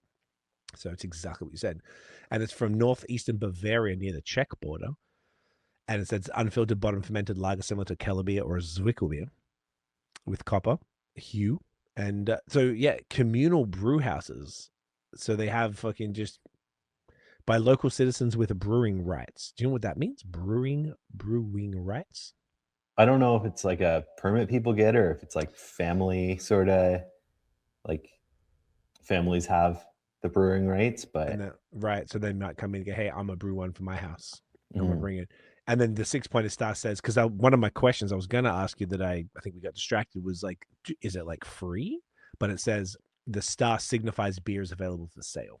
Yeah. And So everything else you said is exactly correct. Yeah, I think they just sell it kind of to, like, I don't think they're getting rich off of their Zoiglbier, but I think it's kind of that like cool community offering. Like I've never been, but I'd love to go, and I've heard stories of people like going on bike rides to all these little kellers and trying different like incredible beers from people's homes like that with the Zoiglbier. Yeah, from people's homes and kind of like these little like middle of nowhere places too, doing like doing some nice Keller beer. Like it's just sounds like a something I can't even imagine. Just incredible. I feel like that culture is so like, oh, it looks like the Star of David actually. Yeah, And yeah, totally. but it's got a little stein in the middle of it, like it's like a wooden thing. Hmm. That's pretty cool. Yeah, man. These traditions that are like this. I haven't. I've been to Germany, but I haven't. I did it 2004, so I didn't know. I drank a bunch of beer and what do you call them, bratwurst and all that fun stuff. Hmm. But that was as a basic. I didn't know shit about shit. Like so, I would love to go now. It's probably my number one. Like going to Germany and Czech Republic just to see that beer culture that is centuries, if not longer, old. And like yeah, like things like that. Go to these places like there's places in Czech that are like they make one beer, like the Yeah, Fleck brew pub that make the yeah, you dark flack lager. you. Yeah, Fleck yeah, make that shit like, and just go to Pilsner Hotel and see the Kellers down there and see what's going on and drink the shit direct from the pitch line barrels and stuff like that. Like, Hmm. so cool, man. It's just so like, yeah, nothing in any of the Western countries or North America, Australia, whatever the newer kind of couple 100-year-old country, we just don't have that history and no No. connection. Like it's like the liquid has a connection to community, which Hmm. is I feel like we're doing it to a degree. Hmm. It's just not like 500 plus 1,000 year deep or whatever. Yeah, for sure. And I love that like people are doing kind of that similar thing over here, like taking inspiration from it. Even like what like I didn't hear about True History doing that Canadian Pills thing until after they were already out. But like I got to try some of those beers and they were all great. Like super Dude, cool great. that they like organized all of that and got everyone, not only like got everyone to brew those beers, but then also like we're serving people's beers and had that event. Like that's what this industry is about, like bringing people together, drinking sweet beers. And like we all nerd out on weird stuff, but when you find other guys that are doing the same thing and making what they love, like it's special. Big time, bro. I think you can still do it, eh? Like the Canadian Pills thing. I don't think it was like an ending thing. I think it's like Oh, a okay. Yeah, I'll have to look into it and reach out to those guys. yeah. I think there's like a website and you just kind of like look through it and it just kind of explains what it is. I think you just got to use all Canadian ingredients or as much as possible Mhm. from all elements. And you're already using escarpment Yeah. yeast Yeah, anyway. like most of our beers are like, aside from our IPAs having like American hops in it, like most of our grain is all Canadian now. I just slowly made that change as we went through our orders, and it's like I think it's improved our beers. I'm happier with them now than when we were using like Wireman pills in them. Amazing. Is it given different profiles? Is it consistent? Yeah, like I think it's honestly, I don't think they're like, if you made the changes like slowly and kind of swapped out like one thing at a time, you may have kind of been able to notice little differences. But Mhm. like our it was kind of like as I went through a palette of like oat malt, then I switched to like Canadian notes instead of using American oats, or like our Pilsner just kind of like switched that over. And then like still in like classic styles, if we're doing our fest beer, we're using all Wireman. If we're doing like the Vultures was using that Isaria malt, so it's like the one of the oldest like German, uh I don't remember all of the details now, but basically like an I old saw it on old Untapped. yeah. It said, I think it just said the oldest malting barley variety, Isaria 1924. Yeah, yeah, that's what it is. I knew it was something like You that. were right, yeah. So yeah, like there are those beers that will kind of go back to the tradition on, but like if we can use malts from around Canada, or like why not? It's available to us. Like we can get it from the same supplier. It's no extra work for us to do it, and it's it's supporting those Canadian jobs. So Dude, I love it. I'm here for it. I feel like I hear it more and more from breweries that are really trying to, particularly this year, given all global geopolitical circumstances and such. I wasn't aware. No, no. Well, let's sit down and talk about that for 2 hours. Um, you know, there people have been switching over more than anything before, and it's cool. It's cool, and I feel like there's been like feedback. People are realizing like, okay, it works sick in these styles. For this other stuff, I definitely need products from other places. Yeah. Particularly IPAs, we just can't. Maybe for the malt, I think, but for obviously hops, we can't do anything here that. Yeah, for sure. Yeah, sustains it. It's not something you even really can consider. Like No. if you want Citra, or any of those hops, you got to get them from the source. Yeah, exactly. If you want to avoid the staging, I mean, New Zealand's basically got everything else you need. That is, but yeah, we just don't have the proprietary thing, nor the temp. What's it called? The climate and all the things needed to grow those type of hops. Plus, yeah, fucking patents and such. You know. Yeah. So it's yeah, no, it's cool. I love hearing that. You want to jump next one? Yeah. All right. So we are on to that collab that we've been hinting at for a little while now. Let's go. So this is B.A.A.D. Yeah. Oh shit, of course. Yeah, I was very happy to see this. I was really hoping that this would be here because I saw this on social. Yeah. And I was like, I was pretty excited about this one because these dudes are awesome. Yeah, definitely. So this is a little 6.5% IPA that we brewed with Dave and Andrew from Elora. So we love those guys. I think since I left Elora in 2022, I've been talking to them about doing a collab, and finally, like end of September, we're like, okay, let's pick a date and like make this happen, because we've been talking about it, but like, you know how things are, we get busy. Of course, you really gotta like someone's gotta put it on the calendar. Yeah, so happen. We made it happen. We ate some lamb curry. We made some jokes about when you smell those hops just pouring it immediately. Oof. So when I worked at Elora, we had an insane contract of hop called Southern Cross that all of a sudden is gaining this popularity now, but back in 2020 you didn't really know what to do with it, and it probably wasn't as good as it was now, so it went into everything just to use up the like 700 kilos we had to go through. So we had a calendar with like a little sheep on it, and we move it around and say, like, if it doesn't have Southern Cross, it's bad. And then when they come for this collab, there's lamb curry on the menu, and all of our spent grain goes to a sheep farmer. So there was just too many sheep things happening, and our names spelled out bad, so it just had to happen.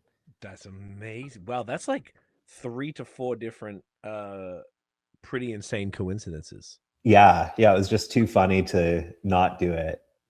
And then you can't write that, you can't make that shit up. Yeah, and then when Tara showed us the artwork for the label, it was just so funny, like all these little sheep stacked on top of each other and the little flag. Just was way too good. It's too good. Was the sheep, and I like there's 4 sheep for the 4 brewers as well. Was the sheep was to represent New Zealand, I imagine? No, so it has no New Zealand hops in it. It was just kind of like all of those things happening. Yeah, we don't really have like, we've used some at some point. We don't have any on hand right now. We'll probably, like, I'm starting to have some beers where I'm like, oh, I want some Rawaka. I want this peacherine that people are talking about. You need it. Yeah, like we'll get them in, but it's like, you know, those hops are going to be around for a long time, so I want to use them when the timing's right.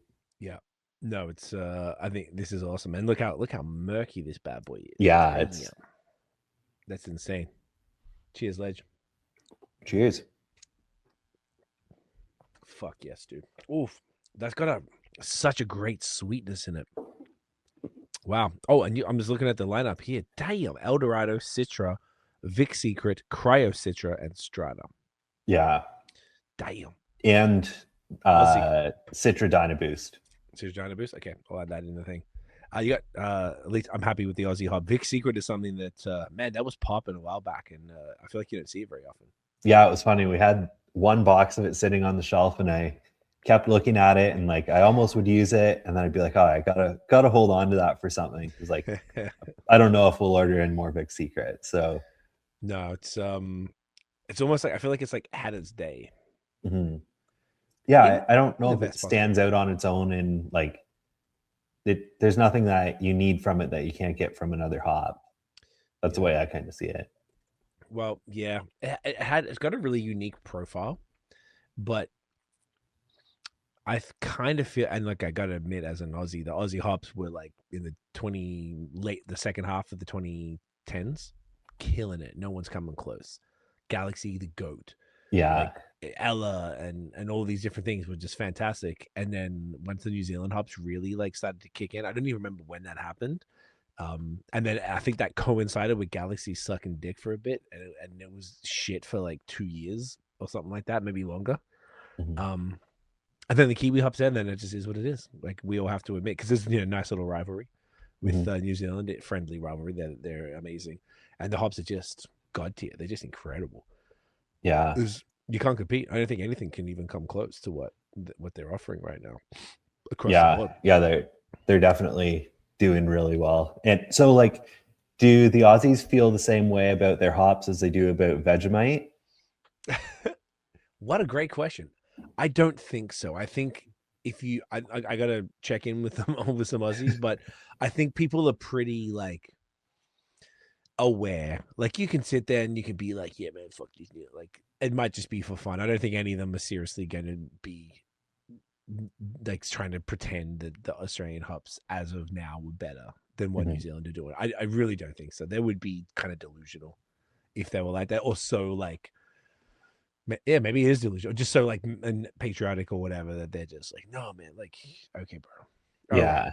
You keep going with that and see how that goes. Yeah, it's just, if you're a brewer, I don't even think that there would be any question, but I feel like it was pretty dope when they were on top, and then they just kind of like, well, at least it's New Zealand and not someone you really dislike. We don't actually dislike them. It's just like a fun, you give each other shit. That's why I was asking about the sheep, because I think there's something obscene. I may be wrong. I probably have to Google this. So if I'm wrong, I apologize. But I think there's like 150 million sheep in New Zealand and 4 million people. So the joke growing up was New Zealanders are sheep fuckers. That was always and then the accent, which is, I still think endearingly, is the funniest accent on the planet. I think anything's funnier than the New Zealand accent to me. It's just the best. It's so cute, but it's so ridiculous. Like, what are you doing? Why are you talking like that? It's obscene. Yeah, but yeah, I don't think the Aussies are sort of like just like off their heads and just actually would say that. But it is good. Galaxy made a comeback to give us some props. They did, but like whatever they've done with, so first I've heard a lot of people saying that like they liked when the packaging had the Ziploc on it, which I just use full bags, so I don't notice that. But they switched it to like turning into like this stone. So you rip the bag open and like it's all one brick. Like you have to like smash this thing like a bag of rice hulls to be able to break the pellets apart. And it's the worst thing ever. Like I think they say it's just because the oil content's so high, but I don't know. Every time I have to use the bag Galaxy, I'm not having a good time. So that's why I asked the question about the Vegemite first, to make sure that I wasn't stepping on any toes or having the Aussies march across the ocean here. But they come straight to Scotland, Ontario. Where is this Aidan? Yeah. Talking all this shit. Yeah. No, you're good, brother. I think they're all I didn't know about that, with Galaxy being like that. I've heard of hops being sticky. I didn't know Galaxy was one that yeah, it's never a fun time. And usually dry hopping should be fun. Damn right. So I've never seen a bag of hops that isn't just like a bag of peanuts, like just loose and cruising. Never seen the sticky ones. Is it like palletized Galaxy hops? Just yeah. It's like next time I open up a bag, I'll take some pictures and show you. It's just a stone in there, and like everyone's. Damn. It's not like we just have like the way that they do it now. They have like a central pelletizing place, and all their hops get blended together. So there's no like selecting lots of Galaxy or anything like that. So I'm not the only guy having this problem. Like every Galaxy using brewer out there is probably struggling with this stuff. I mean, that's gonna. It sounds like that's particularly the blending thing. That's not good with lots because that's like what New Zealand is really like pushing with all the different like lots of different things. Like they had a beer recently. I forgot who what. No, it was the Catch I think, and they did like Nelson from two different parts of the farm, like same farm but from two different things, and the beers tasted very different. And I'm like, yeah, sick. That's how it should be. And they're allowing brewers to be hyper specific, like you would with grapes, I guess, for wine or whatever it is. And then if you just like homogenizing it, like it's fucking milk or something, dude, like it's just not what. What are you doing? You're already like losing. It sounds like what they thought was that like why Galaxy sucked was because some lots just like their oil contents weren't there, so they're only selecting ones that are within a window, and then they're blending them all together to make everyone's Galaxy smell and taste the same, which is like that's kind of cool, but also you're kind of moving away from that being like an agricultural product in that sense. Like that's a great point. Yeah, I can't see any reason to. Yeah, I know. I guess I get it, but yeah, you're right. It's moving away from that, and it's just not like how brewers typically would want to use the thing. And obviously, you think of all the different hop rubs. Like people are going to Yakima every year to select, and I believe that New Zealand stuff comes to the CBC in like April. Usually in the States, they'll come out there and they'll do the hop rub there because it's just easier. Because people aren't going to go all the way to New Zealand, so they'll come out there and do the rubs for those who are selecting. Sweet. So like. If the Australians are trying to compete, that doesn't sound like a fantastic competition, being that if hop rubs exist, then homogenizing a hop probably isn't the one. I think for like those bigger brewers though, like kind of those like Sierra Nevada or something. Sierra Nevada, even like treehouse size, like you want that beer brewed at whatever brewery or anytime anyone gets that beer for it to taste the same. So maybe those guys will lean into the Galaxies a little more and leave those New Zealand hops for the rest of us. Maybe that's the marketing plan. We'll see. You know what? You make a valid point, though. I don't think they're going to leave the New Zealand hops for anybody else, but I do think you're onto something with that. That there might be some breweries who do want that homogeneity. Like Treehouse are a pretty reasonable size, but they still fuck around. Like they're still they're big on the New Zealand hops. Hugely, but then you see Sierra Nevada, they definitely aren't anywhere near as punchy as something like Treehouse, but they've got to be. There's an expectation if you drink Sierra Nevada Pale Ale, that shit better taste like it did the last 500 times you drank it. Yeah, or there's a problem. So I can understand for that. That's actually a really good argument for that. But it depends whoever the hell is responsible for Galaxy or whatever the company is, like what they're trying to get out of it. Like what are you trying to do? Like I imagine their sales are down, so you would probably be wise to give brewers whatever they're asking for, whatever it is, whether it's lots or anything. And if that means that some of your lots suck, that means your hops kind of suck though. If you got to blend them together with shit ones, it's almost like a barrel aged beer. Maybe you get some kind of mid barrels and you blend that with another one, then oh wow, this is actually a thing. So it's a weird one, eh? Yeah, when I first heard of all of it, I was really surprised because it seems like everyone's really chasing those like lot selections, and I understand that it makes your brand, like having those hops, like you can kind of get to the point where when you're picking up that brewery's beer, you know that if it's got their Citra in it, it's gonna come across a certain way. And I've also been on the other side of it where you crack a bag of Citra and it's not smelling the way you wanted it to or whatever, and you're like, oh, now I got to use this, like, or not, like, or how am I going to use this, like.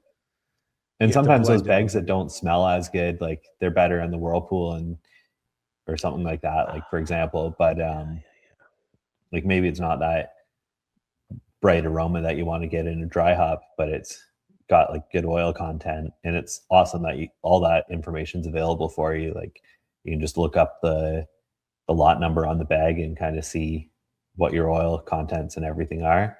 But yeah, like I guess that's what kind of separates all these companies. They're all trying to diversify in their own way. And maybe you and I are sitting here thinking that doing lot selections is cooler. But I mean, like we haven't done any selections. Like we just kind of contract stuff and get what we get. And there's always kind of that other side of it. Like, yeah, it would be fun to do that, but also like, what if you select something that sucks? Like you could, as far as in the beer.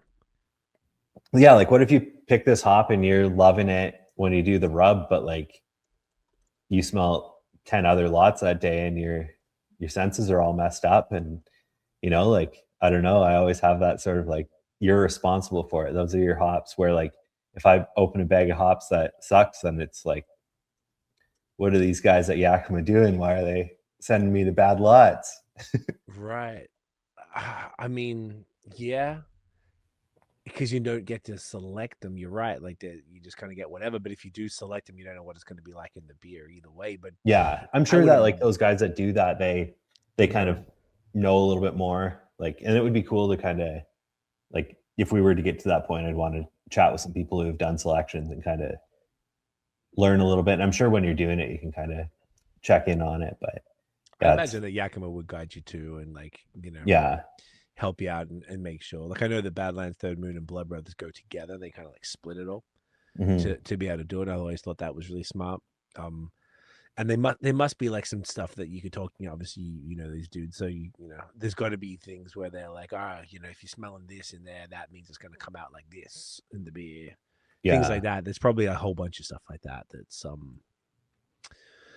nuances, I guess, to it all. And it just seems like a cool experience to go. It's like going to Origin for coffee, like going out to PNW or whatever. And I keep hearing it's just impact. I haven't been out. I've been to Seattle and stuff, but I haven't been to like Yakima or anything like that.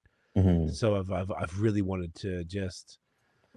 It doesn't make sense. I got no business being there, but just be like, I don't know. Just I had there was a Portland brewery called Breakside. We had him on the pod, and like in January. He actually gave the keynote at the OCB last year, so I met him there.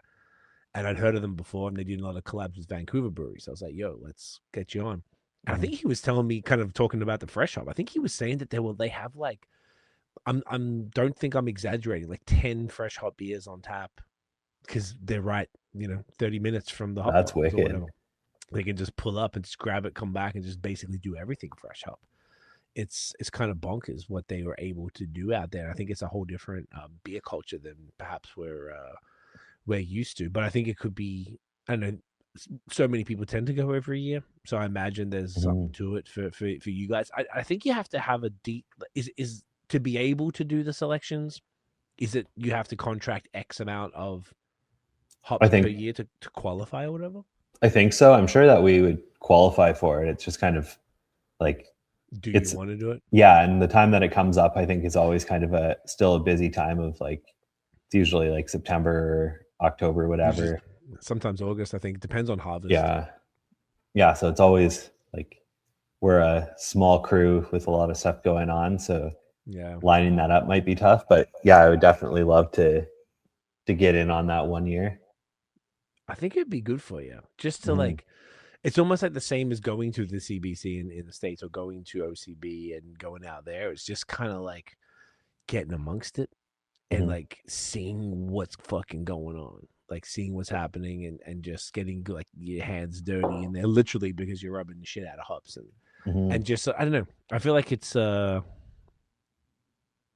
if I was in the industry in the way that you are, I don't know, that would interest me immensely, just to be like, to touch and feel all of that stuff and to be there and meet the people, because you never know what just information or contacts or just information that you're able to pick up and then bring that back and improve your beers or do collabs that are fantastic, that are both make a great beer that your audience is happy with, but also a great marketing play, which is, it should be both. But all the way that you described, I think earlier, which is very cool, like very intentional collaboration and very like a meaningful. I think that's really rather than just marketing, because that is kind of whack. But it should also be marketing for everybody. Everybody should have a net positive from all of that. Anyway, I think it's really dope. It's a cool something that's going to strive for as time goes on. And like, look, and by the way, I feel like we didn't focus on this beer enough, because we kind of keep this is a podcast of tangents, but that's what I knew it was going to be. I love it. The tangents are the best, eh? They are. Dude, this is fire. So this is 6.5. I was really excited. Like I said, I saw this online. I had Dave on the pod back in a couple of years ago. I didn't realize he was Lager Dave from Yeah. Wellington. It's so funny because like when I applied to the job, it was like, so I applied to Elora during like the pandemic. Like I started working there like May 2020. So I was emailing Dave in like August of 2020, and I like followed him on social media at the time. I saw that he was using like, he basically wrote this like spreadsheet. He called it Brew Well. So it's like his basically the spreadsheet for like writing recipes, and I use it still to this day. Like all of our recipes go into that software that he made. So when I applied, I was like basically just talking about that, which is between that and I think Kevin Freer from Block 3 like put in a good word for me and said that I like hung out with him and he could spend an afternoon with me. So that's basically 90% of the job. And Dave was like, all right, we'll hire this guy. So but when I applied, I expected that like Lager Dave was going to be some like rusty old man. And when I like first started talking to him and did like a Zoom call interview, I was like, oh shit, he's like young and cool and like has a young family and everything. Like it was so funny to think that he was going to be an old guy after that. But it was cool. I like it when people you think are going to be old and then they're not. And you're like, oh shit, because you hadn't seen them. Yeah. I went to Hyundai to I had a punctured tire, so I had to go in today. And I've been dealing with this lady for 3.5 years who books all the appointments. I swore and everything she's probably like 55. And she came out, I actually got to meet her today and she was like 35. I was like, oh, I don't know why. I just thought she was going to be old. So I know what you're saying. It's like kind of a trip when you're like expecting something. You're like, oh shit. I didn't even know. I just thought they had the beer, that Lager Dave beer that Wellington did. Yeah. And we had John, that's what I was trying to think of. John, who sort of still owns Elora, but kind of left working in the business. Yeah. And Dave on sometime during the pandemic. And I think it like maybe 2 hours in or something, it kind of clicked that that's like, oh fuck. Yeah. That's cool. I didn't know about the software as well. That's really that's cool. So it was funny because when we were talking about doing the collabs, we kept talking about doing lagers, but like when I think back to my time at Elora, like we pumped out so much like pale ale and IPA over that period of time. Like we did so many lagers too, but like the days that you really remember is just like Endless Borealis or Shine, because that was the big LCBO distributions at the time. Right. And it was just cool to be like, you know what, like I need to put an IPA in the schedule. Like, why don't we do that? Because like we did a lot of the like hazy learning together over that period of time. And it was kind of cool to revisit like, or kind of go back to where we left off with those beers, because we were doing like those, and then we do Travel Buddies, which was kind of like the one-off IPA series where we'd use like new hops or like kind of different dry hops on a similar base recipe. But it was cool to just be like, let's kind of head back to where we left off and brew a beer together. And that's money, dude. I like it. Even this is really great. I like it's like it's the kind of hate. I would just sort of write in the notes as you're talking through it all, and it's got like the hop burn thing going on. I'm personally a really big fan of it. I know some people like it, some people don't. It's not massive by any means, but it's like in the background. I always find that means that this beer is going to be great for longer. Totally, yeah. Do you, as a brewer, and you're obviously paying attention to a lot of this stuff, is that a fair take that like the hop burn or that greenness, I guess it's like chlorophyll or something, it extends the lifespan of a hazy IPA, which typically would, I think, most breweries peak. Like you wouldn't really, I would prefer less than a month at all times for haze. Yeah, but for sure. If you've got hop burn like in them, I feel like that would extend up to 2 months, potentially beyond, depending. Yeah. I found that I honestly always kind of, because I have access to fresh beer at any time, I always kind of, a new beer comes out, I'll drink it, a few of them that weekend, and then almost forget about it. And So wait, like right. when we did Contradiction with Third Moon, I set a few aside in my fridge, and on Halloween I was busting out kind of a few like Death Dealers and stuff like that, just drinking those Halloween beers, or kind of those Third Moon beers for Halloween. Love it. And I saw a Contradiction and cracked it, and like that was what, like 2-3 months later, it was drinking like better than, like I was happier with how it was tasting that day than it did when it came out. Like it was just like the hops were shining through, it was super fresh. So when I was starting to taste this one, and it was kind of like on that track of like having some hop burn, being like super bright and punchy, I knew what was up. And I know that like now, it being 2 weeks in package, it's still drinking, like that hop burn's kind of faded off a bit, but now I'm really surprised by how much the Strata's coming through today. I feel like it's got kind of that like a hint of almost like strawberry, but then that dankness is coming through. You can kind of get that like Eldorado in there. I feel like there's like almost like a hint of like a little like Twizzlers and Kush sort of thing going on. Twizzlers and Kush. Oh, I saw someone. Oh shit! I don't have you on Untapped. I got you right now. Someone tagged you. Someone called really? Brian. I checked into Vultures. I just do it as I go, because otherwise I do it later and it's like annoying. Someone's like, "Nice one, Aidan." He knows. Yeah. Yeah, Brian's a man. Shouts to Brian. Shouts to Brian. Tell him. Oh, actually, I'm just gonna say Aidan described it as Twizzlers, and I don't want to steal your shit. You know, it's fire. I love it. Okay, I'm just gonna make sure I add that in there. Yeah, Brian's a good guy. He always is supporting the breweries, and it's always nice when him and Travis come out and have a couple beers. I haven't seen him in a while, but got to come through, support, get a bit of this bad in him. It's while it's killing it.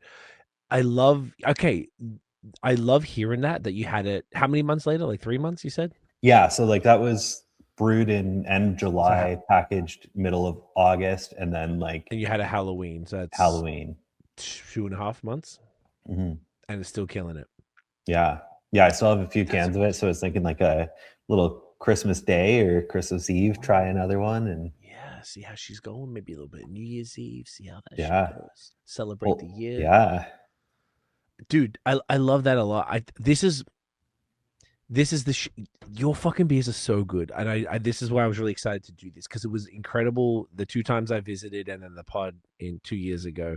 This is like, I gotta be honest, this is as good as any of the other haze that I think is incredible from this province. Like, that's the goal.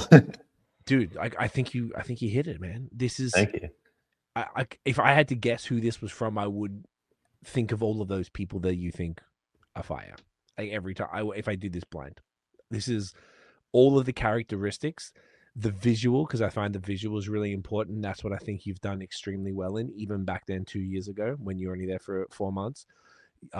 That murk, that white yellow, I guess people kind of describe it as. Like, I don't want to see through this in any shape or form. This has got to be like this.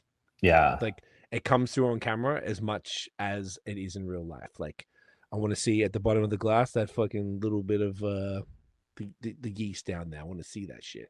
Like, the mouthfeel, exceptional. The hop expression, exceptional. Like, this whole drinking experience is absolute money. And this is the type of stuff the people that you respect and love as a drinker, they need to try this, so that they need to know that this is the level of beer that you're doing.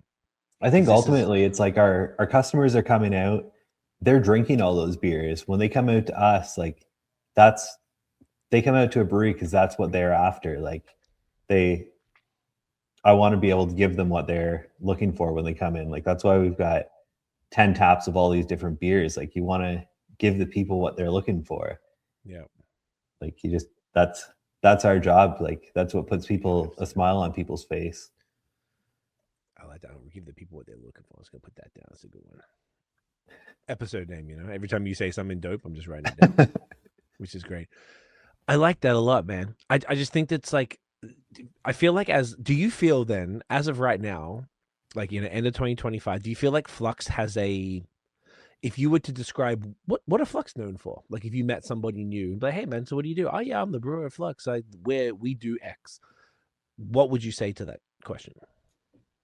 I don't know. That's honestly like tougher than you'd probably think, because like, yeah, like the beers that we pump out are like mostly like kind of lagers, hoppy beers, and sours, but like, and then we always have a dark beer on tap. Like, but really, we're just trying to like make it a welcoming place for everyone. Like, because I think the other side of it that we haven't really touched on is like the guys in the kitchen are kind of like slinging out stuff that complements what we're doing. Like, Absolutely. and it's cool when we get to do kind of beer releases where it comes together, and like Oktoberfest is my favorite because it's like we have our fest beer and you look out and everyone's got a mug with this like fest beer, and every year you kind of revisit that recipe and make it better. And then like the kitchen comes out with a fresh new menu, or like I'll start giving them ideas of kind of what they should do. Like I was like, you guys need to do like a dessert. Like what about like a little like deconstructed Black Forest cake sort of thing? And they did that, and it was sweet.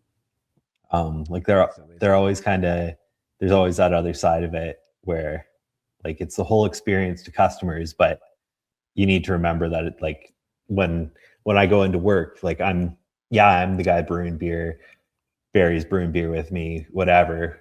But like kind of when like I feel like we do that kind of when, if you think of it as like sports, I don't do sports or anything, but like we're in the stadium, like getting the bleachers ready, getting the playing surface ready, so that like when we're out of there and it's showtime on like weekends and everything, like you know that everyone at the bar is having a good time, making it a good experience for the customers. You know that Jeremy put thought into the whole experience that everyone's going to have there, with the patio, with having those dangling flowers, with like the whole environment there. You know that like all the thought that Tara put into all of our labels and everything, all of the merch that the staff are wearing, customers are wearing home. Like everyone's put so much thought into everything, and like Flux is that when everyone's come together and gives that experience to the guests. It's not just these beers. Like that's just the part that we do. I like that, man. And it's like I experienced that. That was great. That was a good. I'm just writing that down for the clip. That was great. Yeah, I like that. I feel like that's exactly it. Everything felt really thoughtful, and nothing was like, oh, why is that there? Like, what's going on here? Like the food is just so. I didn't eat the last time we went, but for my birthday we had a whole bunch of stuff, and it was just so dope. I can't remember why. Maybe we just eaten or something, but yeah, that's the. I see what you're saying though. Like the beer is one part of a multi-layer experience, but arguably, primarily, the beer is the main driver of interest in it. Though you could probably say like the food program is so fire. Some people, I've heard breweries tell me on the pod that people have come and they will just get water and then order the food and Yeah. do one brewer was like, you tell the customer like, hey man, like, we make beer here. Like, yeah, no, I'm not drinking tonight, but I wanted these tacos. They're incredible. Like I was like, that's pretty cool. So that means people are coming. So you're essentially a fully fledged restaurant. Yeah. That people are coming in for. But there's something, and okay, so that was a solid thing. So there's no essential, like, because even if I'm asking you what you think Flux is, because even as my experience with the brand, I would probably say it'd be the Crispies and the hoppy beers. Now, but I think you've made the hoppy beers your thing more and more over time. When you're doing haze at this quality, that's a different conversation to everything else, and that should really be something that is talked about, but you're not making it your identity because you're also doing Crispies at an extraordinarily higher level. So but you do these killer sours, and then you're doing these like killer stouts and porters and dark beers and excuse me. So it's yeah, I was curious where your head was at as far as how you see. I think it's really just like kind of the beers that, I mean, I put the same amount of care and everything into every beer we make, and every batch you try and improve it and everything. But I think kind of those Crispies and the haze, even like the Westies, like when we make those, and we usually try and have one around, but Nice. some seasonal stuff like winter ales gets in the way of that sometimes. But yeah, like those are the beers that like, that's where my heart's at. That's what my fridge is full of, because those are the beers that we make so that it kind of scratches that itch of what we want to be drinking. Like, that's my favorite shit when brewers say that. Is it like you saw what I walked out of Duran with? Oh yeah, I saw it. Yeah. Also, yeah, Chris came in, and then you were at the fridge. I had to go, and then you came back with that 6-pack of Tooth and Nail and True History, and I was like, I see where you're at, brother. Okay, you didn't even touch the Badlands or the Third Moon or the Counterpart or all It's my so friends, funny. or... As soon as I got home, I was like, wow, like it's been a while since I've had some Badlands, but like it's Christmas holidays. I'm sure I'll find a trip into Hamilton and Let me stop by know. Let's grab a drink there. Yeah, If you're coming through, dude, I'm around the corner from it. Like I almost need an excuse because it's so close that I go there for whatever. I was there today picking up, but I was picking up oat milk and coffee beans for to stock up because Chris hooks me up with all that stuff. So I got to I just got too much stuff right now. That's the only reason I didn't get any beer. But if you're coming through, because a bit of that, and I want you to see the bar. The bar is so sick, dude. Like it's and I haven't been for a few months, so I'd love to get back in there. It's like it's so small that it's like wicked cozy in winter. Like in the summer, we popped over there and it was like they had all their he showed me, but they had all the merch out, and like their merch, like I almost like first time in this place and I almost bought myself a sweater. That's how you know the place is good. I've been talking to Tim. We've been seeing the quarter zips there because that's what all the kids are wearing these days. I was like, oh, that's pretty fire, dude. I'm trying to cop that because that's my spot. I rep for Duran so heavy. Like he's helped us get a house here. Like he helped show us the neighborhood. Like that place is extremely important. That's why we talk about them with such reverence on the pod, because they've been really impactful to the beer scene out here, and not even just in Hamilton though. I feel like a place like that, just like Market, Sidewalk, and the other spots is. I discovered another one recently. Where the fuck was it? It was somewhere like weird that I didn't know much about. And it was something along the lines of like Overflow, something like O word, something like. Does that sound familiar at all?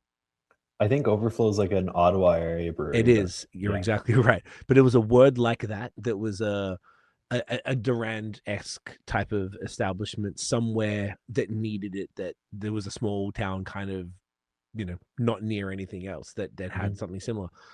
And it's like, you're what you said, you were like, yo, you're in Paris. You're like, yo, dude, it's like 35 minutes. What the fuck? I didn't realize it was this close. Like, this is crazy. It's so easy for you to do that. It's like an hour round trip to come through.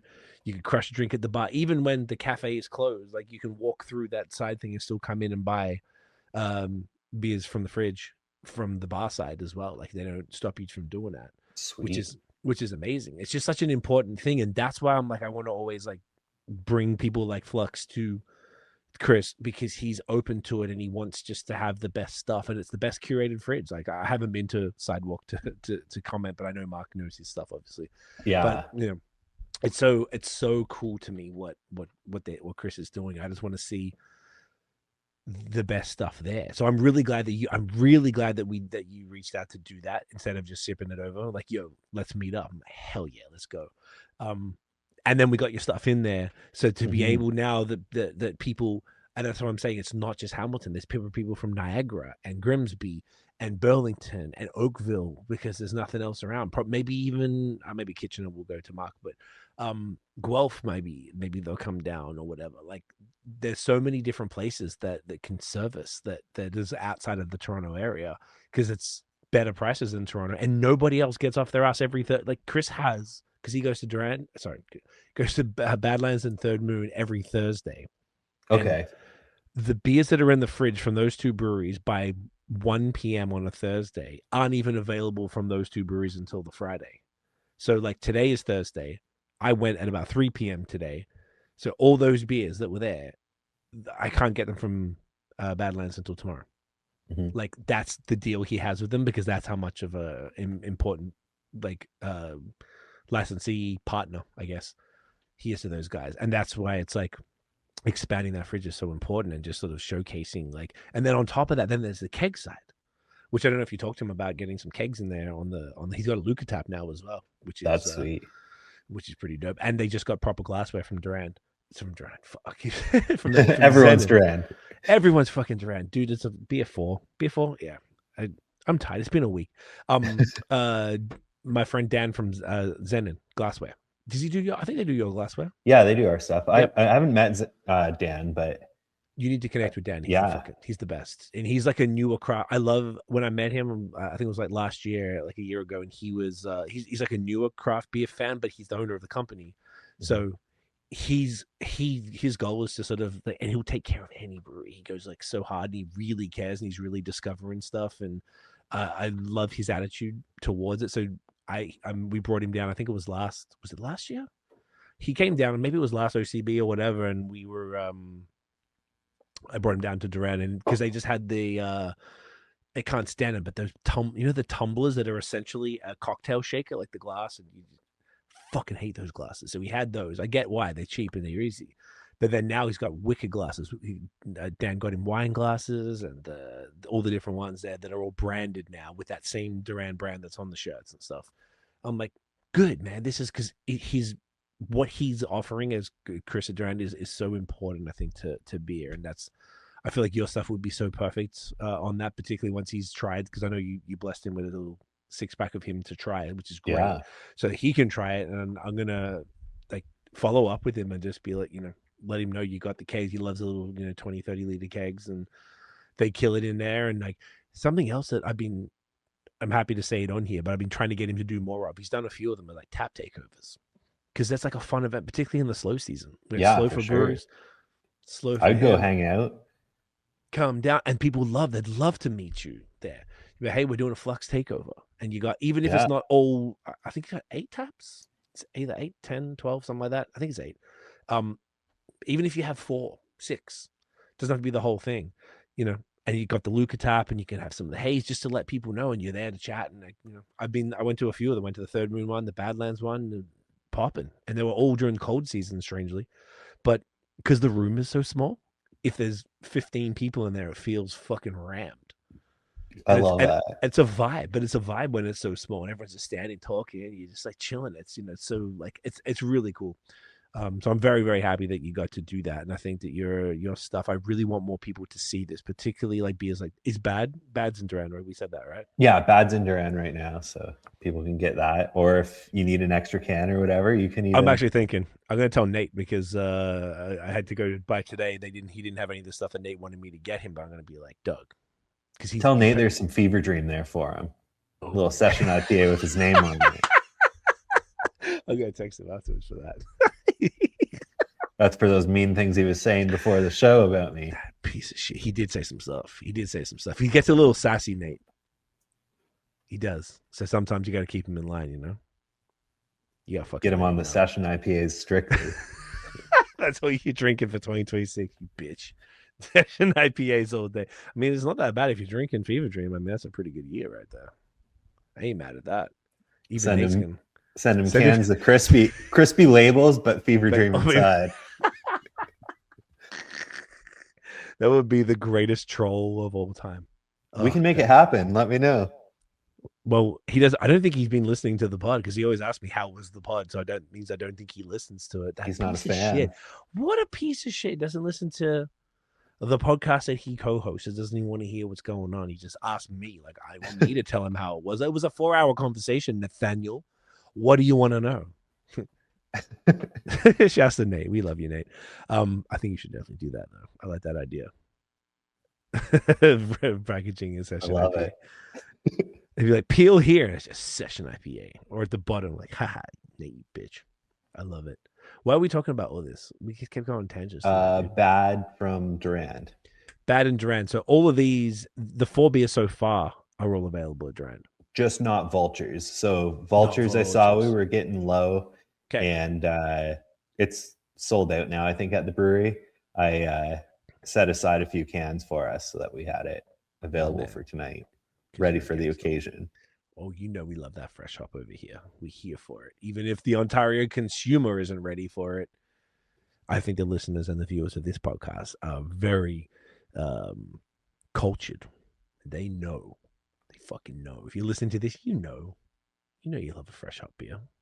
You know It's your true. palate's not beta. You're here for it.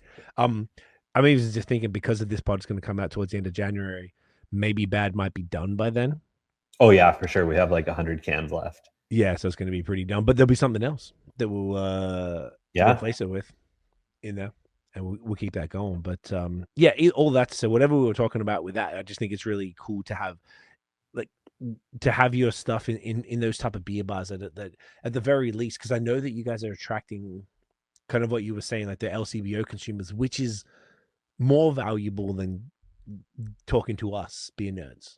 Like the gateway stuff is so important to make beer bigger and better and broader, because they're going to come in through, maybe there's locals, you're their local, and you're going to introduce them to all of these phenomenal styles in the best possible way. And then as they move around the world, they're going to start to chase them out from different places, because that's just what you do. And I think that is extraordinarily valuable. But also, there's a beer nerd crowd that, just for me, if I'm drinking this type of stuff and I'm like, if people don't know about this, they need to fucking know about this, because it's glorious, man. It's so good. I'm so impressed with what you've done. Now there's multiple. How etc. Was that 6.5? Etc. is 7, and it's funny because we've actually noticed, like, every week when I do inventory, we're just like, man, like we're flying through etc. again. Like, we'll can etc. and then like in 1 week we'll sell through like over a third of the batch, and like not have it in the schedule to be going again, because looking back at this time last year, we weren't going through like even close to that. But it's a good problem to have. People are liking their 7% IPAs, helps them get through the Christmas dinners and stuff that are coming up, and that's what we're here for. Fuck yeah, you are. What do you think that that means? That do you think that means that just people like IPAs more, or do you think people are really realizing that, oh, Flux are really killing it with the haze right now, I need more of it? Like, do you have any sort of intel as to sort of what the surge is from? I think that like it's kind of been one of those brands that's been around since the beginning. So I think that like we're starting to get that following of like people want it, etc. And they know that it's going to be like this big, juicy tropical IPA, and they can bring 6 tall cans of it home or whatever. And I think also that format size change from like when we were doing shorties, like you're doing a little less volume. So making that size change is funny, because like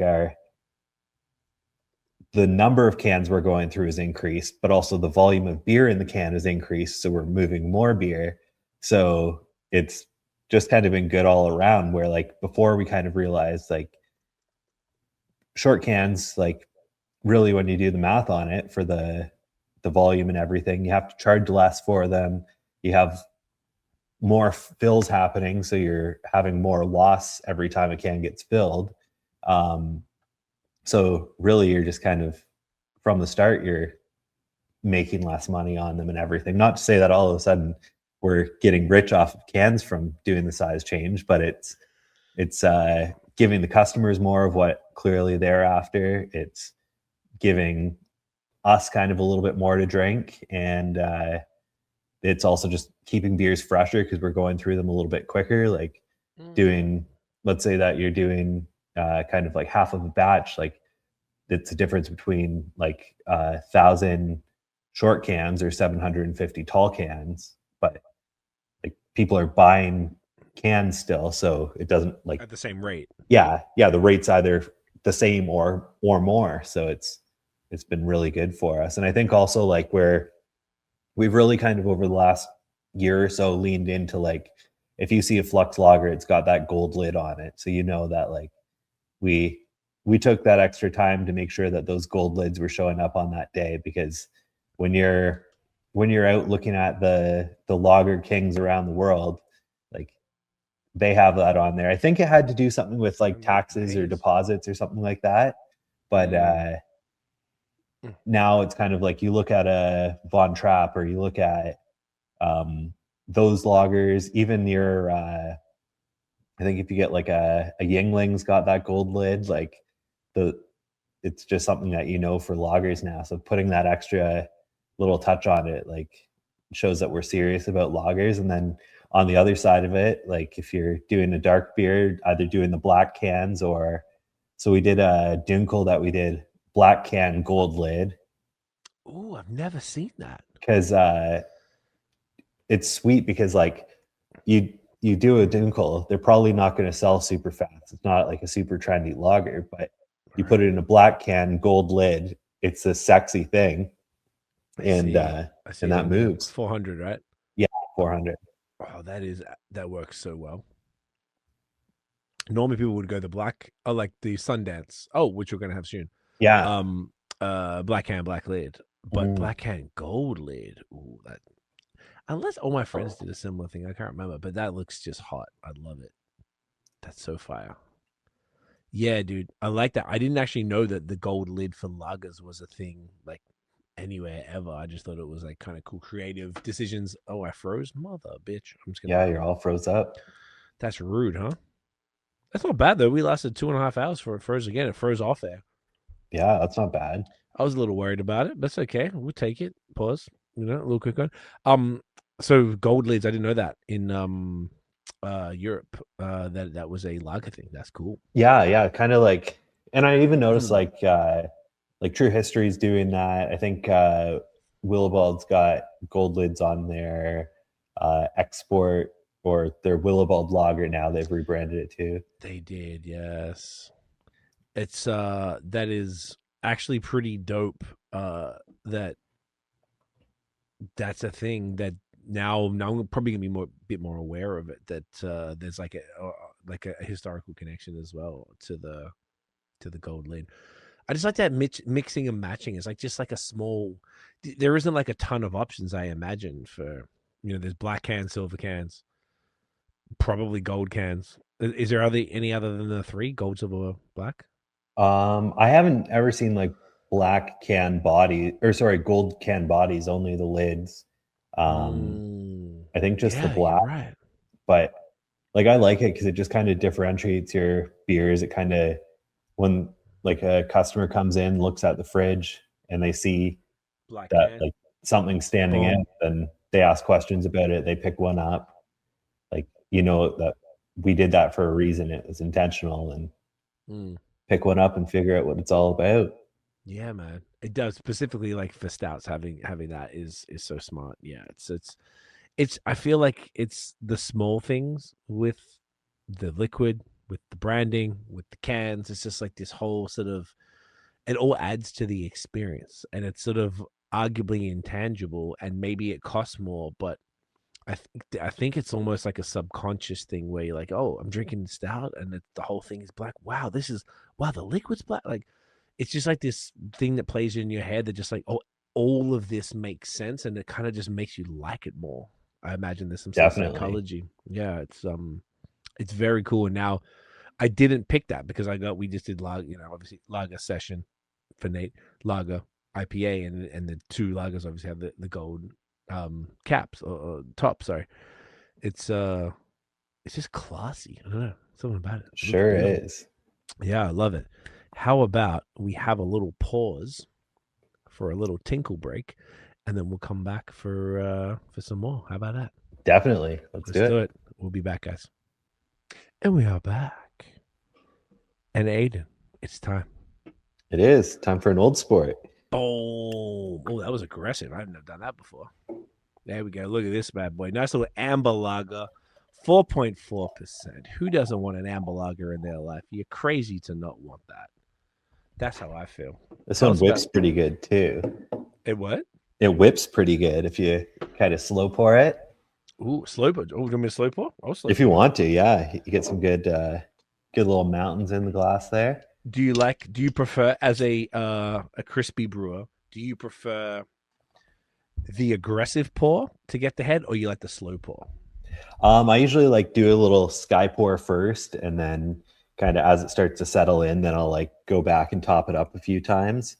Like I usually carbonate things a little a little aggressive, for better or worse. I think our staff on the bar kind of hate me on some weekends when they're trying to rush out a bunch of pours and I have it carbonated pretty highly, and they're like dialing back the flow control so that they can get it ripping, but they're just getting like a little trinkle through. But yeah, for me, like all these beers are like, yeah, they should taste good too, but like that foam better be sweet and last forever.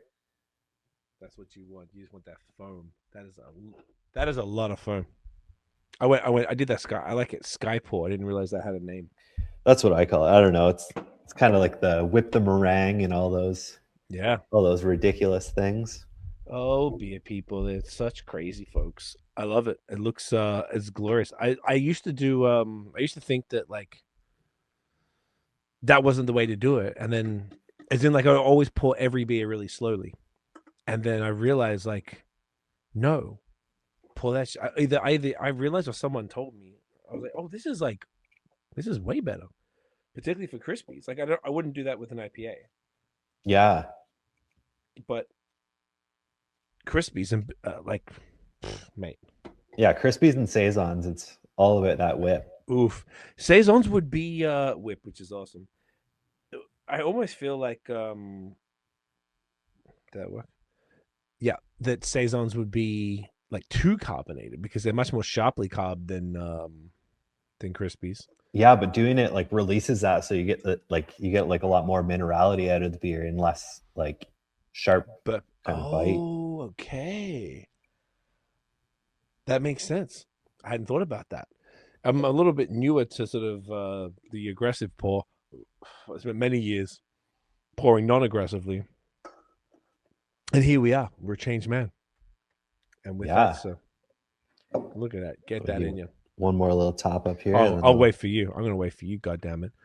4.4 amber lager. Is this? You got him there? Good to go. Yeah, mate. Smash that. Standing up off the glass. Cheers. Let's go.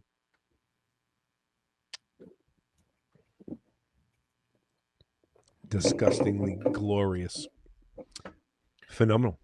So this beer is really inspired from a trip out to New Hampshire and Boston last year.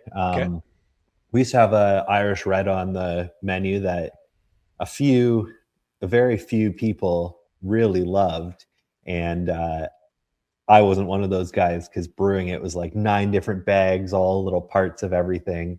But kind of taking a break from that recipe and thinking about doing amber lager, going out to the kind of New England area and seeing what Schilling's doing, what Notch is doing with their Polo Tomave. Really took some inspiration from that. So brewing this, it's Vienna malt, Munich malt, and a little bit of Cara Bohemian. Okay. So 3 malts, single decoction. This is all, this is some Chinook and some Saaz in it. So Chinook and Saaz. Okay. So it's just a really simple recipe. What's neat about it is the water. When I looked at kind of mimicking like amber lager recipe, since we don't have that Czech water out of our well, I noticed that our water is like kind of perfect for it. So we do like hardly any water additions to this beer, which usually our other beers we do. But it just kind of comes through really nicely and is a lot of people's favorites now. I have such a soft spot. Like my first ever favorite style was like amber ales back in the day, like 2011, 2010. So like I've always just like, I feel like they come back around way more now, and particularly with the Polo Tomave, like the Czech style stuff, that's just glorious. And this is hitting all the, it's like scratching all that itch, as you mentioned earlier, that you want that, like it's like roasted malts, toasty type of thing with the copper, the caramel, the toffee, but also with the grassy bitterness and lower ABV, so you can crush the fuck out of it. But there's so much flavor. The body outdoes the ABV for sure. Everything about this is the type of beer like the Czech, particularly the Czech stuff, and this according to Untapped and kind of what you were saying as well, was like that's what this is intended to be. Mhm. more Czech style than anything else, right? Like as far as the Yeah, like definitely taking inspiration from it. It's not like it's using all Canadian malt actually instead of or aside from the Cara Bohemian, Mhm. but yeah, it's all Gambrinus malt, which is pretty cool. Um, so it's not kind of our direct replica of what those beers are. They're still something special, but kind of making it our own and making it approachable to those like Rickard's Red drinkers is what it's all about. do We they get asked about that a lot. yeah. Do they Yeah, like it? yeah. Like today, I was sitting at the bar and heard a guy that was like he had one pint of it and was taking a 6-pack of it and some of our like English pub ale. So it's cool to kind of get people onto those other styles and not just be thinking that you need an Irish red because they're unfavorable among us brewers for the most part. What would be the difference without you can go into as much detail as you like between say an Irish red and the Czech Palatomavi? um, well, you'd be using like more like kind of English caramel malts in the Irish stuff, maybe like a touch of like a brown malt or an amber malt or like a touch of like a pale chocolate or something like that if you want to. Okay. And then this is just like Vienna malt and Munich malt, basically that makes it what it is. So Okay. So it's a lot really more of those like, and like technically those malts took inspiration from how the English did their malting. So it all kind of comes together, but just kind of more of those lager malts. right. That makes sense. This is so good. I feel like this is the type of beer I'd love to. If I could, like every drinking session, have like a blonde, like like a Czech, uh, Svetli type thing, Mhm. and then either this or the Tomavi. It's perfect. It's something. This is so wonderful with the caramel, the toffee, the grassy bitterness. Toasted bread. It's Mhm. it's it's lower ABV, which is sick for a session as well, and also, but the body is just bonkers. It's so big and so the malty sweetness is just sitting exactly where it needs to be. There's nothing over the top. Everything is balanced extraordinarily. And fuck, man, how many times have you done this beer? Is this like This one we've done for like a year straight now. Like the okay? first batch was about this time last year. So um yeah, we don't brew quite as much of it as like Day Job, for example, but Okay. there's always kind of one batch ready in tank. Like I always kind of plan it so that like there's a batch that's just finished fermentation and lagering, and then a batch that's like in bright, ready to be packaged. Okay. And that always works out well. Fuck yeah. And like this is an example of doing a decoction on a beer, how it just like lends to that little bit more character than you'd get out of if we didn't do that. Okay. But I find like it's kind of funny switching from drinking something that's so like hop forward to this. Like it kind of your first couple sips, you're like, what's happening? Like your taste buds are kind of getting slapped around a little bit. Like That's what I we're feel doing like tonight. the lager or that like lagery sulfur was a little more present than it was if we started off with this or if we went from like Day Job to this. Like my first couple sips, I'm like, what? Like this isn't what this beer is. But as you kind of get like 2 or 3 sips into it, that starts to fade off and you realize, I don't know. That was just That's by funny. kind of switching between Yeah. those two. Like and that's why like I always kind of said like with the pandemic, here's one of my tangents now. Brother, that's There, what we're here for. there's two things Unlimited I time. want, there's two things I wanted to die in the pandemic in the industry. One is growlers, which I think we're like we've almost defeated those things, those brown bottles. Basically. The second is flights because like you kind of don't get a true representation. Like a mouthful of a beer It's lined not the up same. beside whatever else, like kind of you need a full pint or a good half pint of everything. And 12 ounces minimum. yeah, I miss when you'd walk into a brewery like the 2016, 2017, you walk into a brewery, you only have 12-ounce beers. Like those were the days. I'm I'm Oh, team 12-ounce. yeah, I'm with you. 12 ounces is good because you can try a bunch of different stuff, but it's not 4 to 6 ounces, which is a flight. I used to be a flight guy big time.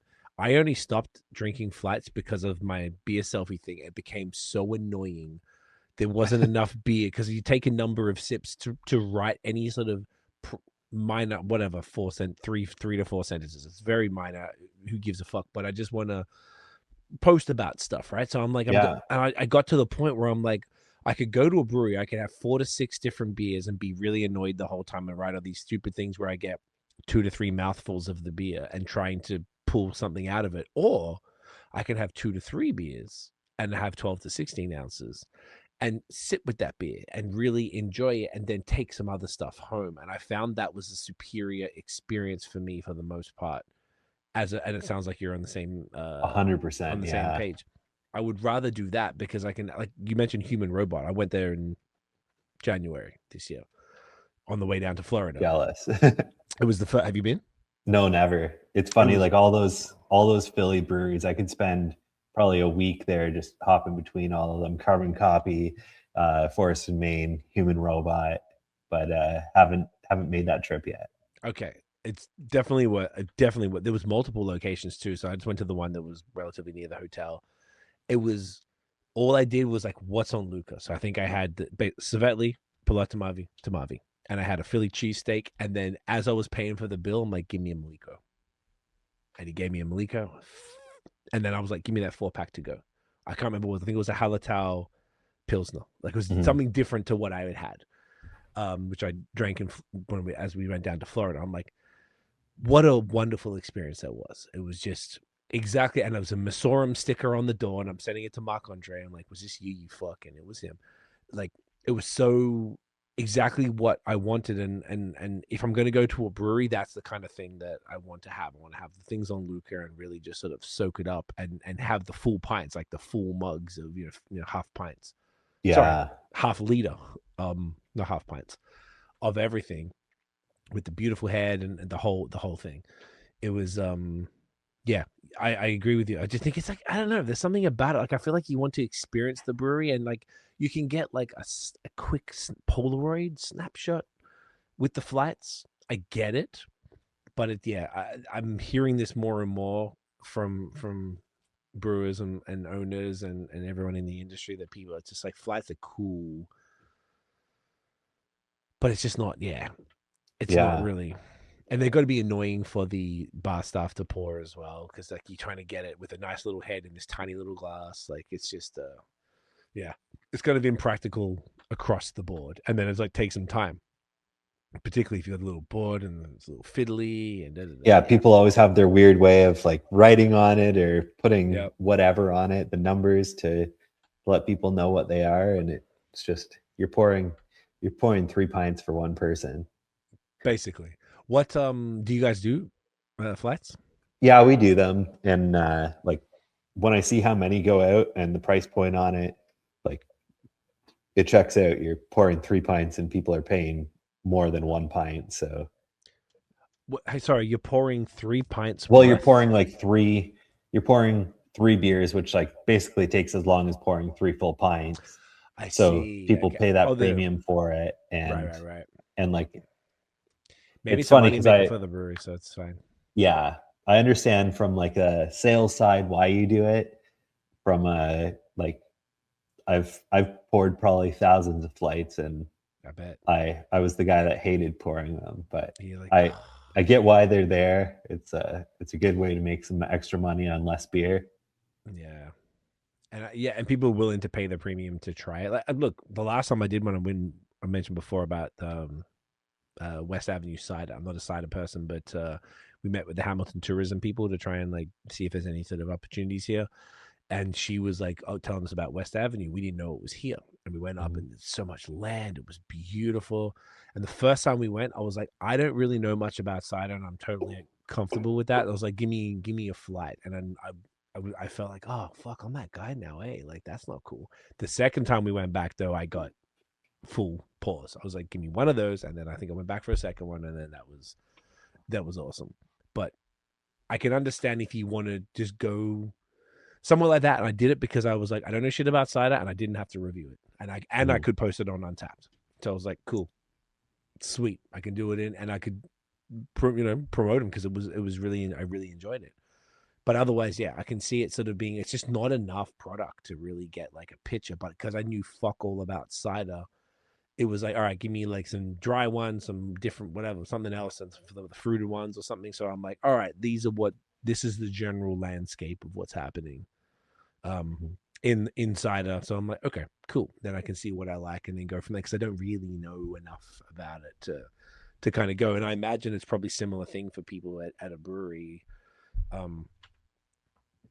Trying to get a flat. But yeah, the more time has gone on, it's just like you just want to sit with it, like, and that 500 mil or whatever, the tall can type of level is just, it's just superior. It's a better experience, and maybe you don't get to drink as much there because of it as far as try it, but you have 2 to 3 beers and you're like, all right, well, give me 4 to 8 beers, whatever, to bring back if you can get one. Do you guys do 4-packs or singles?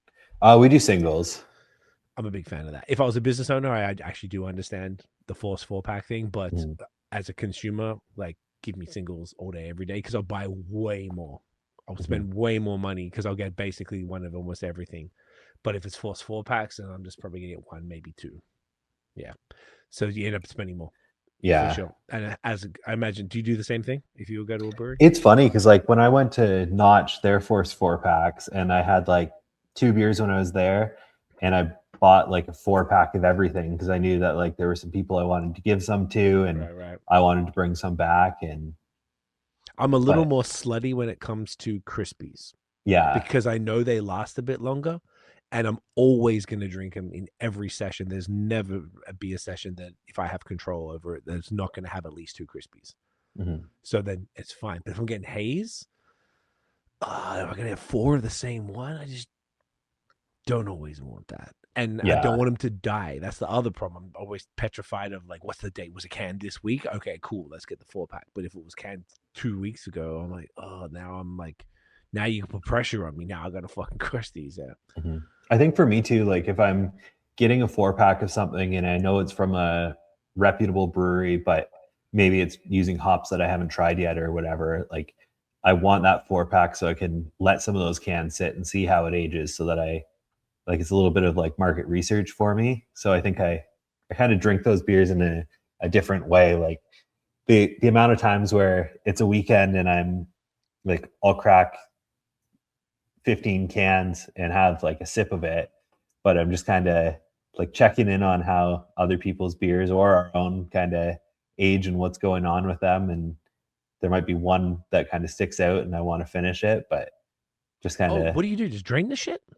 Yeah, like I waste a lot of beer. Like I used to spend so much money on beer and just like drain pour it, because like there'll be one little thing about it I didn't like, and like whatever, like you know too much. Yeah, but like also like our own beer, like if I brew a beer that isn't what I want, like that's not the beer that I'm bringing home, or I'll bring some home and then down the road I won't, like I'll hold on to it for a bit, learn from it, and like other people it could be their favorite beer, but for me it's just kind of not what I want, and I want to drink beers that I love. Like that's what we're in this for. That's why we do this. We want it to be special for everyone. So I understand. I guess it's, yeah. You don't want to waste the calories nor the alcohol on something that isn't really hitting the spot. I feel like, honestly, what you just described is why I've held off doing the BJCP, because I feel like I would know too much. And I would be able to identify off flavors in a way that would turn me off things that I would otherwise drink. And then I would either waste a lot more money or just be way too picky for my own good. I'm already pretty picky. I feel like I know a reasonable amount. I've had a lot of beers. I get it. Like, but yeah, I understand though. As a brewer, you just, I imagine you're not alone. Yeah. And like the thing is, like the other side of it is like I could drink all of those beers, but then like I want to make more room in the fridge for like the longevity of my life. I kind of need to not drink all 15 of those. So if I have one sip of them or whatever, then like at the end of the day, you get those sweet 10 cents for that can.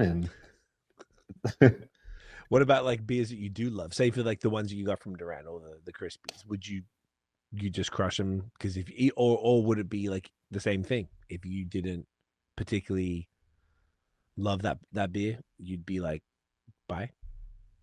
Yeah, if I didn't love it, like I wouldn't feel bad about spending that, like even spending like bottle shop premium prices or whatever. Like there's been bottle shop beers that I've bought and been like, oh, this wasn't what I wanted it to be. Like, cool, I paid for it. Like, put that down the drain. But like, you learn from it. You like nothing against whoever made it. That's like sometimes beers don't turn out exactly right, or it's just not what I was after that day, and I should have cracked it a different day. Like, I don't know. It's just like a $5 or $6 you waste kind of more money on worse things. Fair point.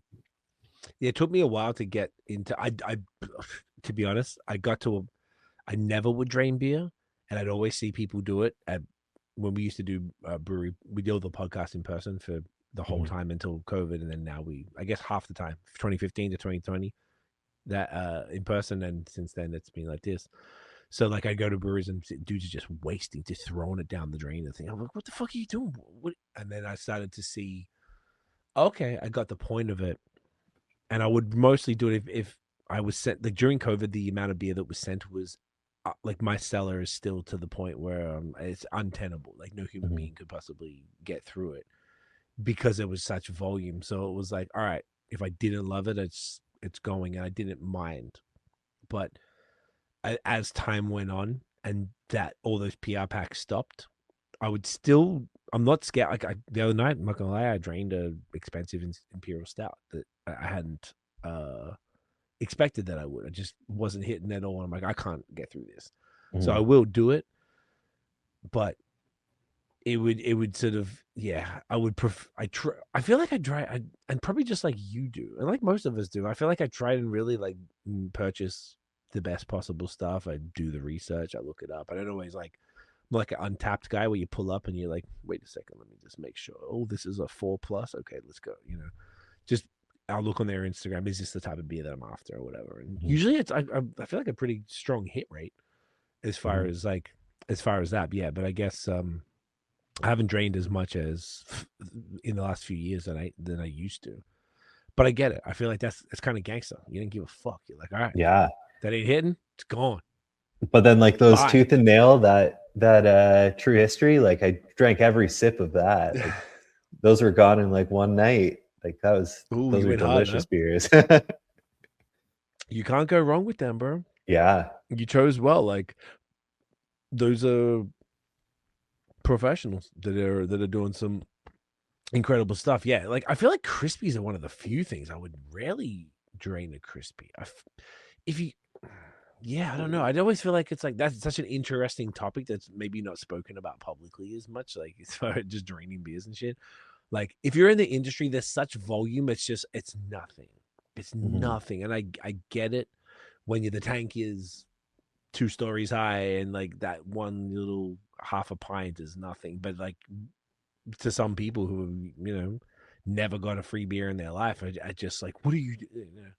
It's like disarming, and I had it until doing the pod, and then PR stuff started happening, and then you're like, oh, okay, interesting. And I still would never drain until I started seeing people do it, like people meaning industry, like brewers, owners, whatever. And I was like, damn, it's an interesting thing. But maybe as you're getting older, there's almost like, well, am I going to take those calories and the alcohol for something that isn't hitting for me? Doesn't necessarily mean it's a bad beer too. It could just be that particular bottle or can.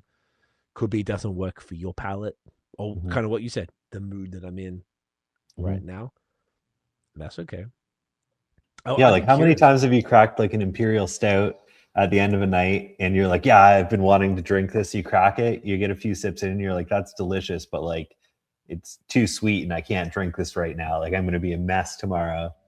Like, well, then I'd probably put a stopper in it as opposed to drain it if it's shit. There's a difference between shit and I can't do it because I'm not ready. Okay, this is what I do. I don't know if you and I talked about this, but typically, unless there's a pod, I had a pod last night, so I actually did it on Tuesday, but every Wednesday, I call it Big Beer Wednesday.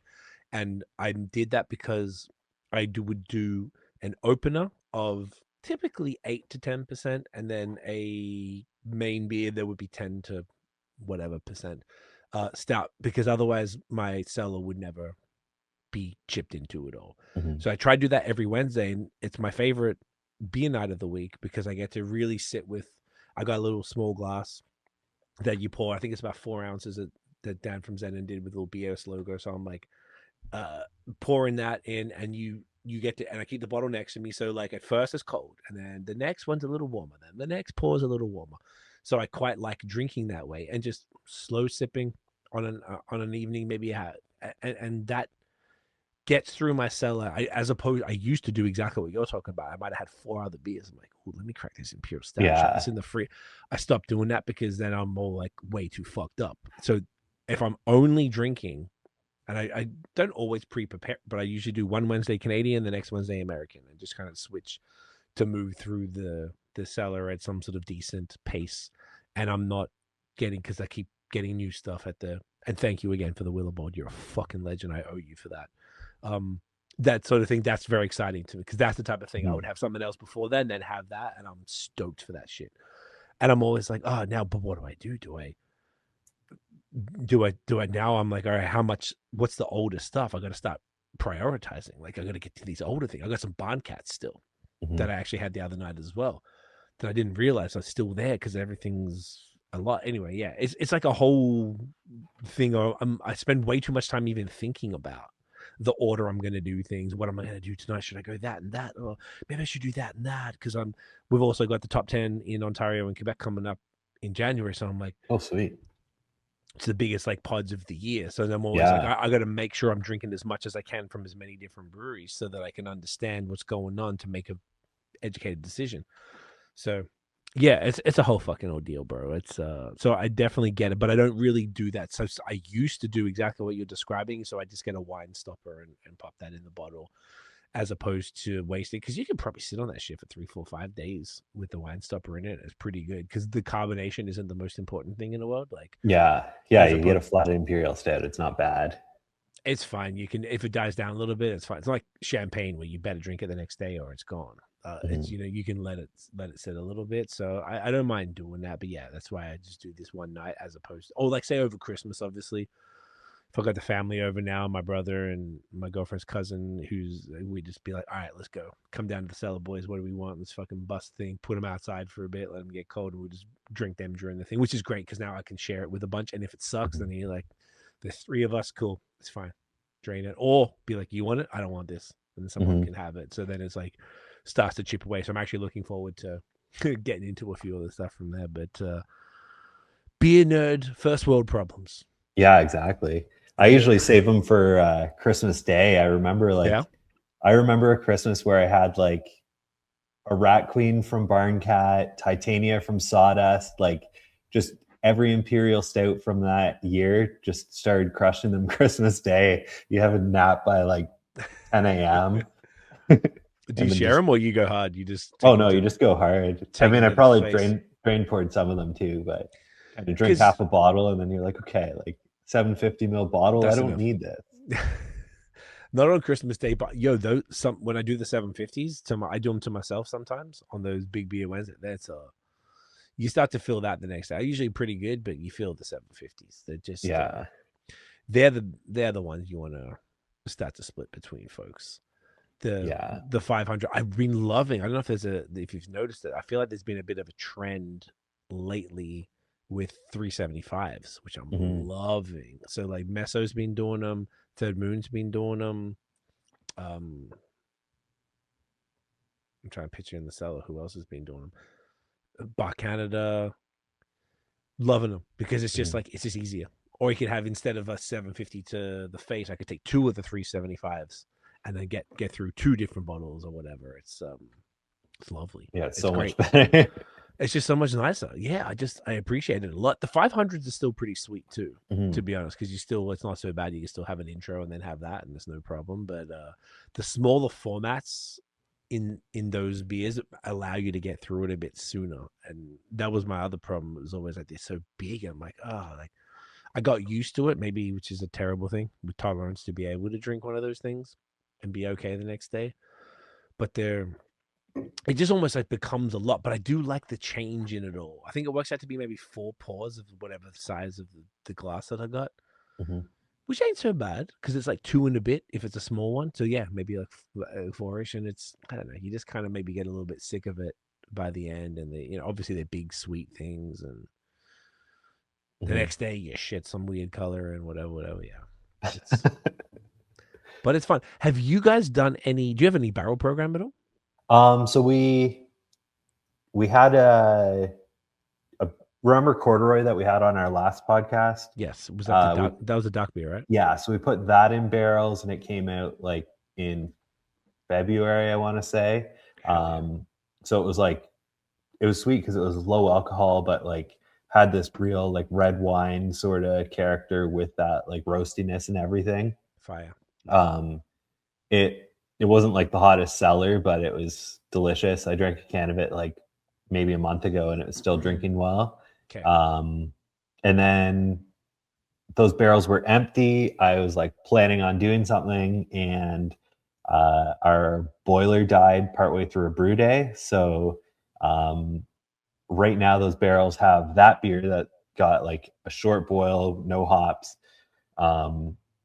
with like lacto and Brett in there. So it's just going to be like this delicious little amber mix firm thing. Nice. I tasted it maybe late September, and it's like still young but on track. It's doing what it should. So who knows, we might leave it in barrel forever and never see the light of day. But if it works out, then we'll have a little funky thing that can occupy a shelf for a long time. That's unfortunately. But yeah, like I'd love to get into like doing some barley wine or some imperial stouts, but I don't know if we have that following for it yet. But I guess there's only kind of one way to find out. But we did just do like our winter warmer. It was basically like a English old ale that I hit with like cinnamon, ginger, kind of all those sexy holiday spices. Melt. Yeah. I should have gave you a can of it. It's delicious. I'll hold on to one, and next time I see you, I'll give you one. And it's an excuse. We got to hang out at Duran, brother. Let's go. It's do you know what's really funny? That I scrolled underneath melt and it said growlers. We'll fill it. Sorry, you were just saying you want to. Yeah, we do fill people's growlers. We don't get growlers branded anymore. I thought it was really funny and very ironic.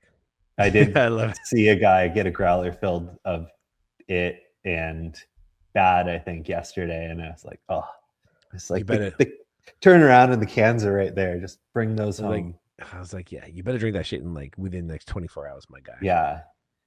You better live 5 minutes away and drink this at home. Yeah, seriously. I apologize. I didn't want to interrupt you. I thought that was extraordinarily hilarious. Yeah, but, so winter warmer.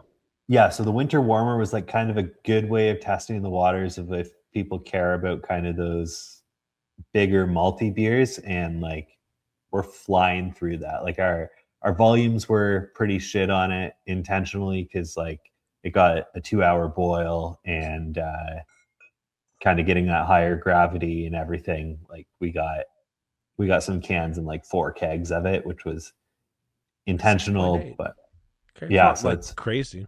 Yeah, it's not like 11.9%, but 11.9, yeah. But yeah, I'd love to kind of get into like doing even if we do one barley wine and release it kind of as like something special. Like that's just something that like you see them come out of Counterpart and they're fantastic. Like Third Moon will do them, but there's not. And even like Soda City's been doing Lone Wine. Yeah, that's been around for a while, but you just kind of, I want to be able to get my hands on barley wine when I want it, and it's been hard to do that. So it is. And I could be the only person in the province wanting that many barley wine, but who knows?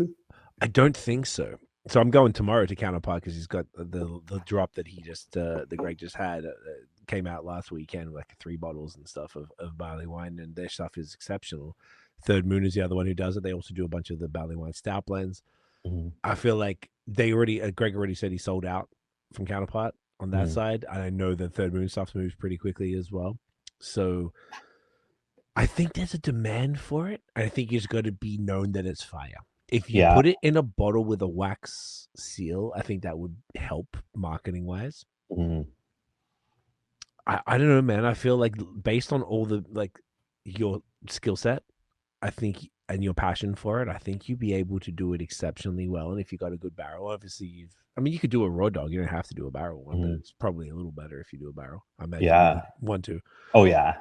I mean, if you keep it mad limited, one barrel worth, and whatever that gets, maybe you do 500, 375 bottles, whatever it is, mils.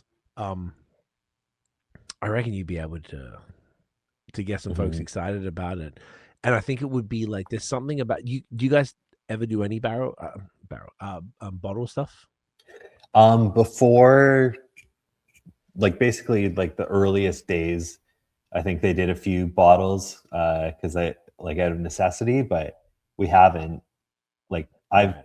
I've done them. I did some kind of funky stuff out of Elora in bottles that I think sat around a little while, but slowly moved through it all. But they were kind of really out there stuff. So um yeah, like I I think I miss have those bottles. two, but was there two different bottles? Because I think I have them in the cellar. Yeah, the Berliner and then Fleeting Passage of Time.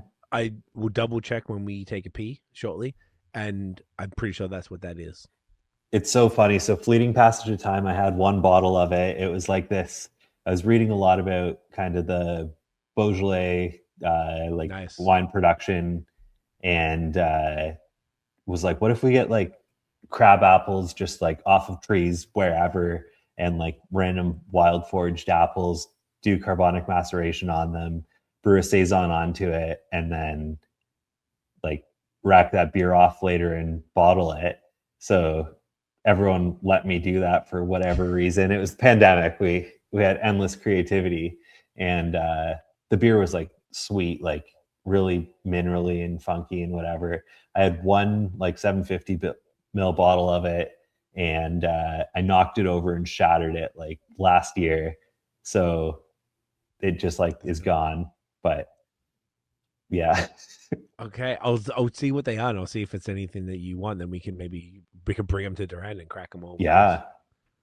That'd be fun.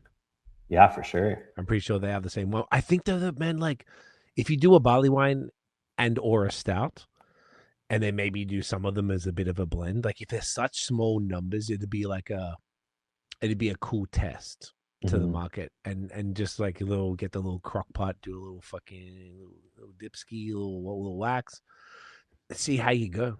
And it Yeah. could just be something that because obviously you're gonna do it the way that you want to drink them. Like, and it's Yeah, definitely.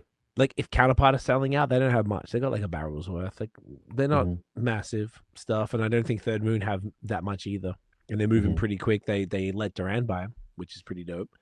But they typically don't have a ton, and they move through them. So I would say that if you keep it small and tight and whatever, and I don't think it'd be a bad thing to roll the dice on.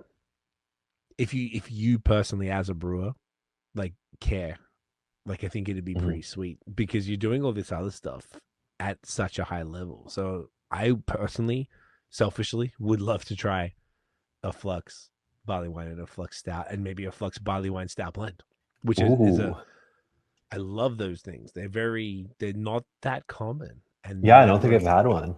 Oh, really? Oh, Yeah. dude, Time Takes Time from Third Moon. They've done a few blends of it. Exceptional.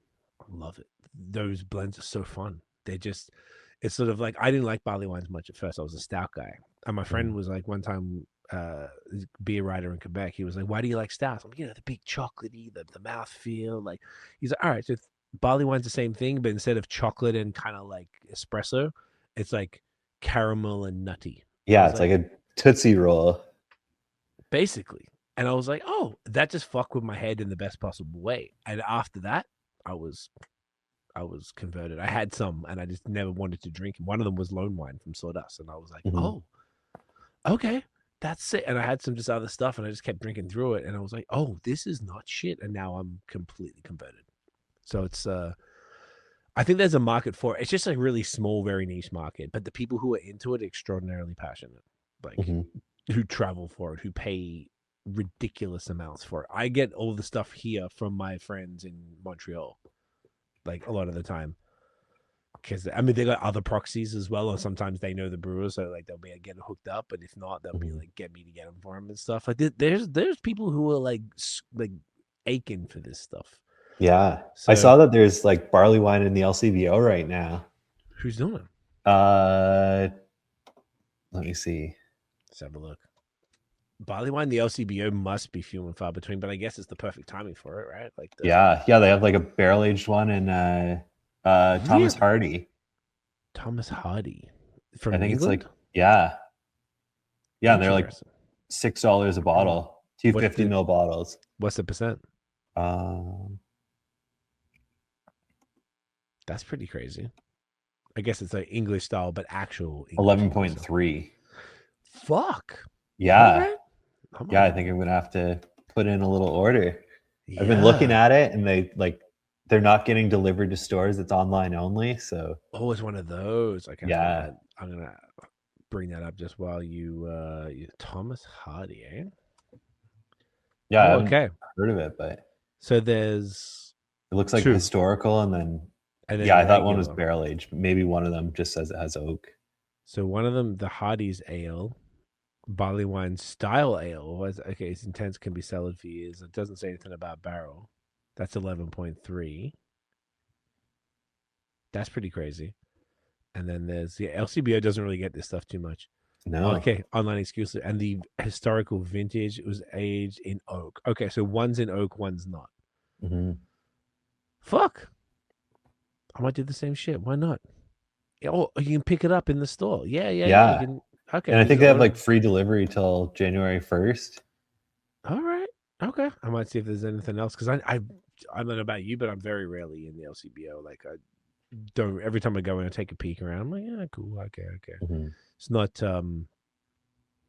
my jam, but I like that they do stuff like this, and sometimes maybe they'll have some more fun stuff online, like online exclusives like this that are that you can grab.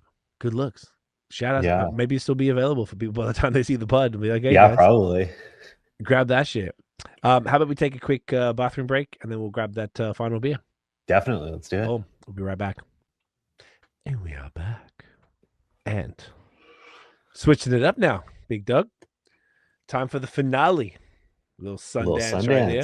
Little Sundance. Look at that old black. Look at this sexy ass can. That little fucking 5.7% stout. I say this on here a lot lately. I fucking love low ABV stouts, and I want to keep these things around at all times. I think they are just absolutely glorious. Me too. Yeah, this has kind of been what I've been wanting to drink the last little while. So when we got it out in cans, like, let's go. It's perfect for the pod, perfect for the time of year. Yeah. We got a bunch of kegs of this, so it'll be around when the podcast comes out.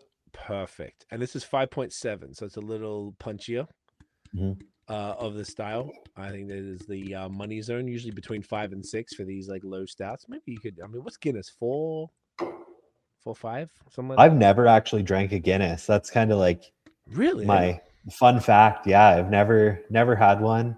Everyone tells me I need to, and like, no, fuck I'm sure I'll make it there one day and drink one from the source, but I'm not about to go to a pub and try one. I think that's actually like way cooler as a brewer to never have had a Guinness. Look, I used to hate the fucking things. It's cool. It's just, I think it means a lot to people because of its historical relevance as opposed to the actual quality of the product. Like, it's nice. I will, like, if any place has whack beer, but they have Guinness, I'll go Guinness 100% of the time. It's never a bad choice. It's always solid, but like, if there's actual craft, then it's not a lot going on. When you don't drink stouts, then it's like, if it's super, like, you don't drink much beer, you don't drink, like, Guinness is going to be intense for you, but to you and me, it's like watery, chocolatey. Yeah, it's fine. Yeah, like Guinness has awesome, but they have the sexiest marketing, and they're like, geniuses for everything they've done. Like they've got a Netflix show, and I watched it. It's a great little romantic good? story. Okay. But yeah, like I don't know. It's just like I can imagine what it's going to taste like. Like it's going to be a little chalky and a little roasty, but I think you'll be incredibly disappointed if I'm really honest. Like probably. And there's going to be some people who want to slap me in the face for saying that shit. It's fine. It's just like I don't know. I don't really subscribe to the incredible hype. I'm absolutely not mad at it. It's fine. Mm-hmm. But I'm not like excited about Guinness as such.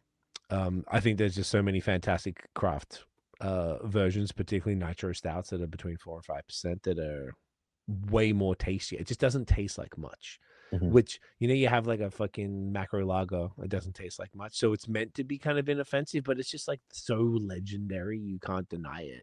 Yeah. It's far from shit. It's not bad. It's just not incredible. But I think there's some people, like a lot of brewers I always see it. And the split the G is the best marketing thing I've seen in a while in beer. Mm-hmm. You know what I'm talking about?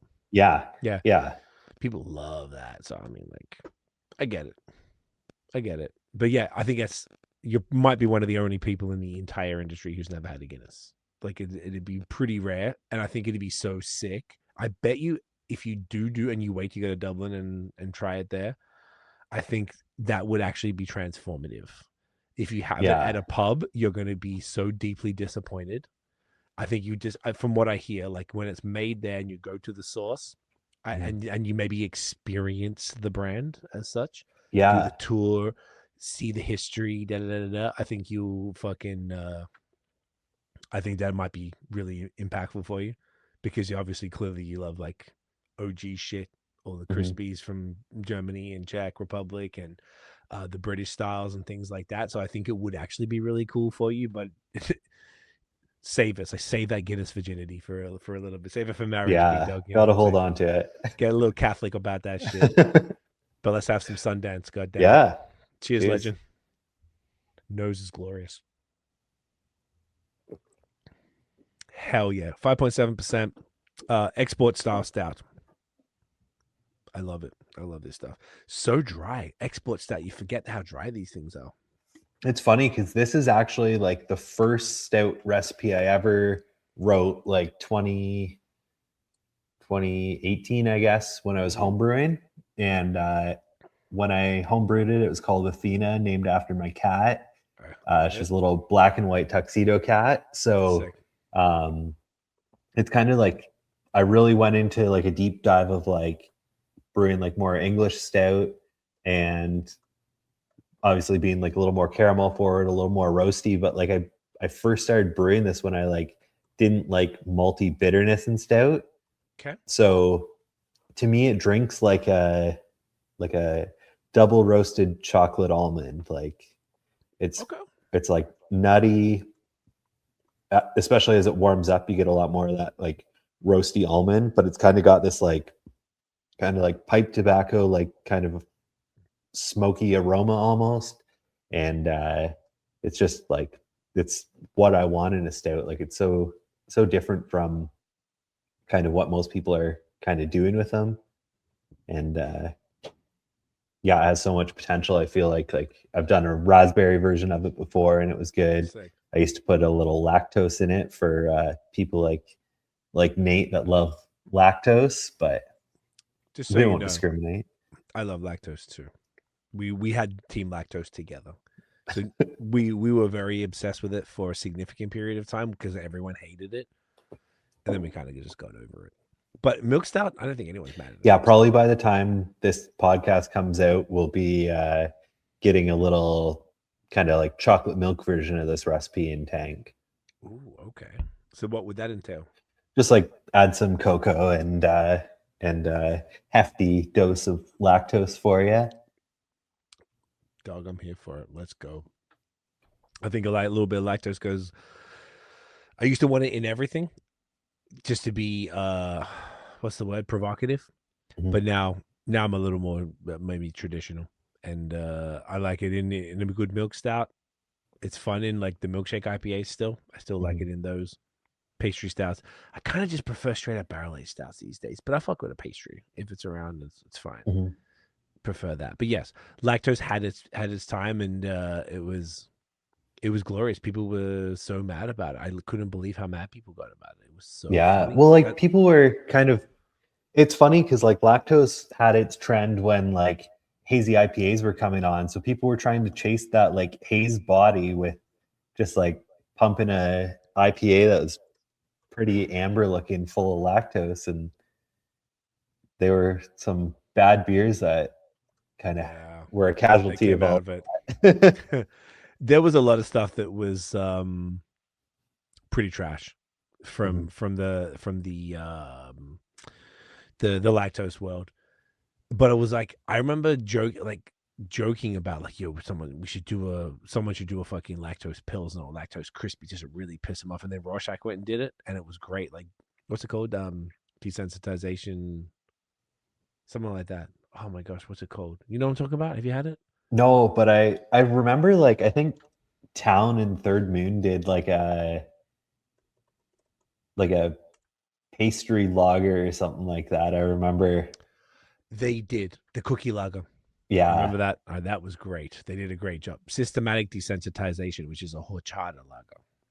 Okay. Yeah, I never had it, but Oh, I actually got a can I could bring it to you when we do the other stuff.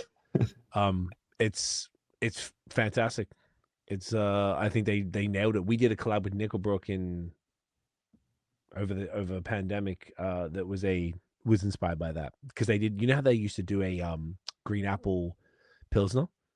yeah, I tried to forget.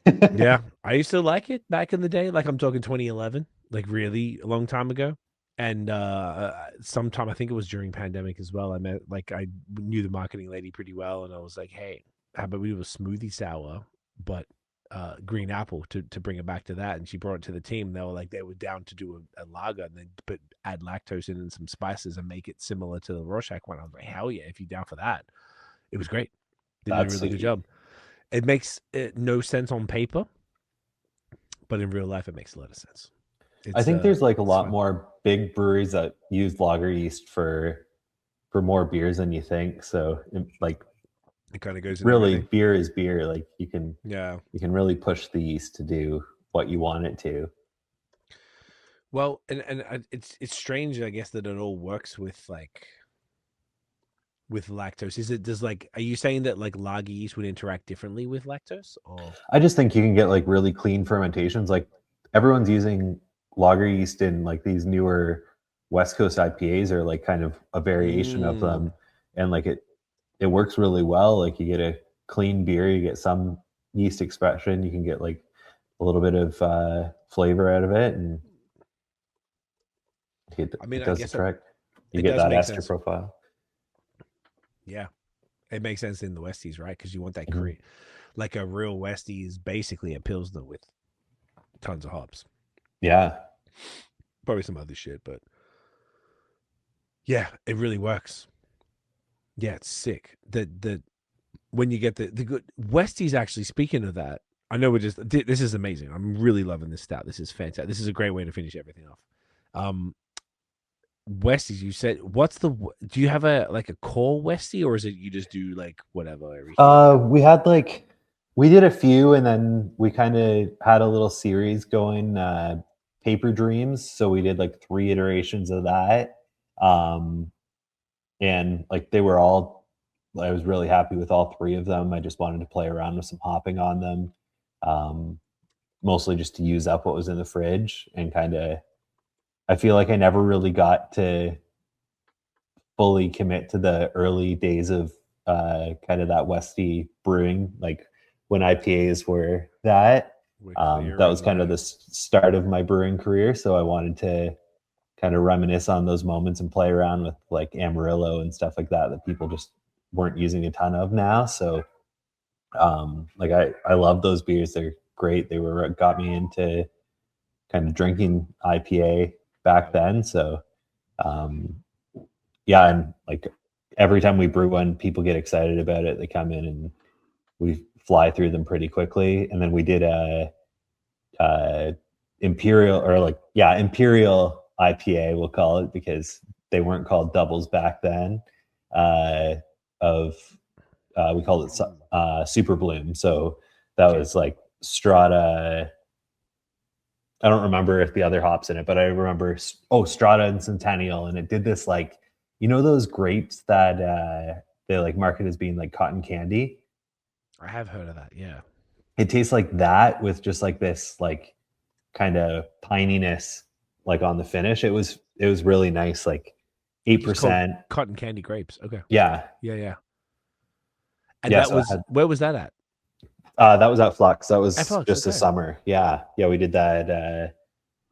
I want to say like late July, probably. Had it kind of early August, and it went over well. It was delicious. It was kind of like a Westy name that I wanted to go with for a while, because in like the Death Valley desert, you get that like super bloom phenomenon that happens every couple of years. So I figured it was a cool name for one, and no one else had done it yet that I could see. So we high proportion of wildflowers. Yeah, it's incredible. Like the pictures are just so cool. That's crazy. I actually haven't heard super bloom. Oh, so you just get like just insane amounts of stuff that just like covers fields. Yeah, it's just like where it's kind of all desert, all of a sudden for like a week, it's just like the brightest colors and all these flowers and everything. And then in California, Arizona. Oh, no fucking shit. Dude, I want to get out of it. This is insane. Guys, Google this super bloom. Just go super bloom and hit images. So it was a sweet Westy name. That's a perfect Westy name. Dude, that's awesome.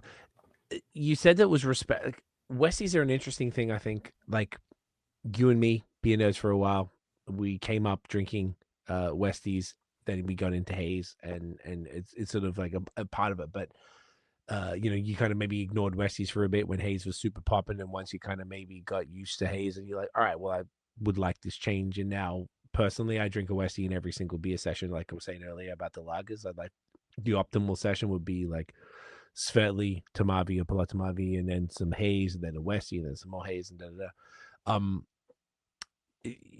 Your people from Flux, what was their reception to West Coast? I mean, you said it was really well received, but generally speaking, and not even just the Super Bloom one, but are people fucking with Westies out there, or are they sort of they really like it? It's kind of cool because like we don't sell them really as like naming them West Coast IPA like we used to do that, but we just call it IPA, and kind of like that's IPA, so let's call it that. And then we'll like kind of call our hazy IPAs, usually we'll call them like either New England or whatever, or just IPA now. Or kind of have the staff working the bar kind of say that it's a hazy, but it's cool because like a lot of people, if you tell them it's a West Coast IPA, they kind of remember those beers that were like 100 IBUs and terribly unbalanced and not overly well brewed, and they're not open to trying it. But if you pour one for them and they try this beer that now is like dry and balanced and delicious, like they're into it. Who doesn't want that? Like everyone will drink one of those. You got to be bonk. I feel like I wonder if there's a bitterness threshold that perhaps we're used to because we were there when the bitterness wars happened and da. And then now, I always think of it like this. Imagine if you got into craft beer in 2020. You think an IPA is a milky, yellow, hazy thing. You think a sour is a smoothie. You think a stout has coconut and ice cream and cake and shit. Like, and whatever, a crispy is only a slow pour. I guess that was kind of a little before Lucas was super popular in the craft beer world. So it's like, there's a faction of people that have never even entertained what that level of bitterness, that because all the things I described are kind of sweet, like that's what they listen to. There's no real bitterness in New England IPAs for the most part. There's no real bitterness in pastry stouts. There's no bitterness in smoothie sours. So there's like newer people, and of all age groups too, who maybe haven't experienced it. So that's what if you're saying that people are into it, I think that's extra sick, because I want to see Westies thrive. And I find that in Ontario, there's very few year-rounders. And then even the one-offs are kind of few and further between, if that's fair. Yeah, for sure. Yeah, we always try and squeeze one in, like when we always try and kind of have a few taps that it's like we've got our cores, and then what are we doing with these ones? And sometimes they become a little more seasonal with the fest beers and stuff like that, or any of those like kind of spring beers, do an extra sour or something like that. But yeah, whenever we can squeeze in a Westie on there, it's like try and do 3 or 4 a year, and what we want to have around. So I'm sure that we're not the only ones. And when you see them kind of moving through the taps and moving through the keg fridge, like, or through the can fridge, like that's what we want. We want to, and I think the other side of it is like, if we notice that it starts to slow down, then lend that tap or that space in the fridge to another beer, and then bring it back and keep it fresh. And you don't want to see that brand hanging around too long, because people wonder why it's there. That's a good point. Who is drinking it? Do you know, like, when I say who, like demographic, is it like older folks? Is it men, women? Is it younger folk? I think it's kind of like, yeah, like couples and stuff like that. Like I saw a lot of like couples come in, grab a 6-pack over the summer, and like they'd put 1 or 2 of those in there, have like a hazy and some crispies. Like I think that, especially as kind of people switch to these European lagers that have a little bit more balanced bitterness, and we're moving away from like those North American lagers, you get adjusted to having some bitterness and stuff. Kind of like you said earlier with the level of haze on like Day Job, or sorry, the level of bitterness on Day Job. Like you have that first sip and you notice there's some bitterness there.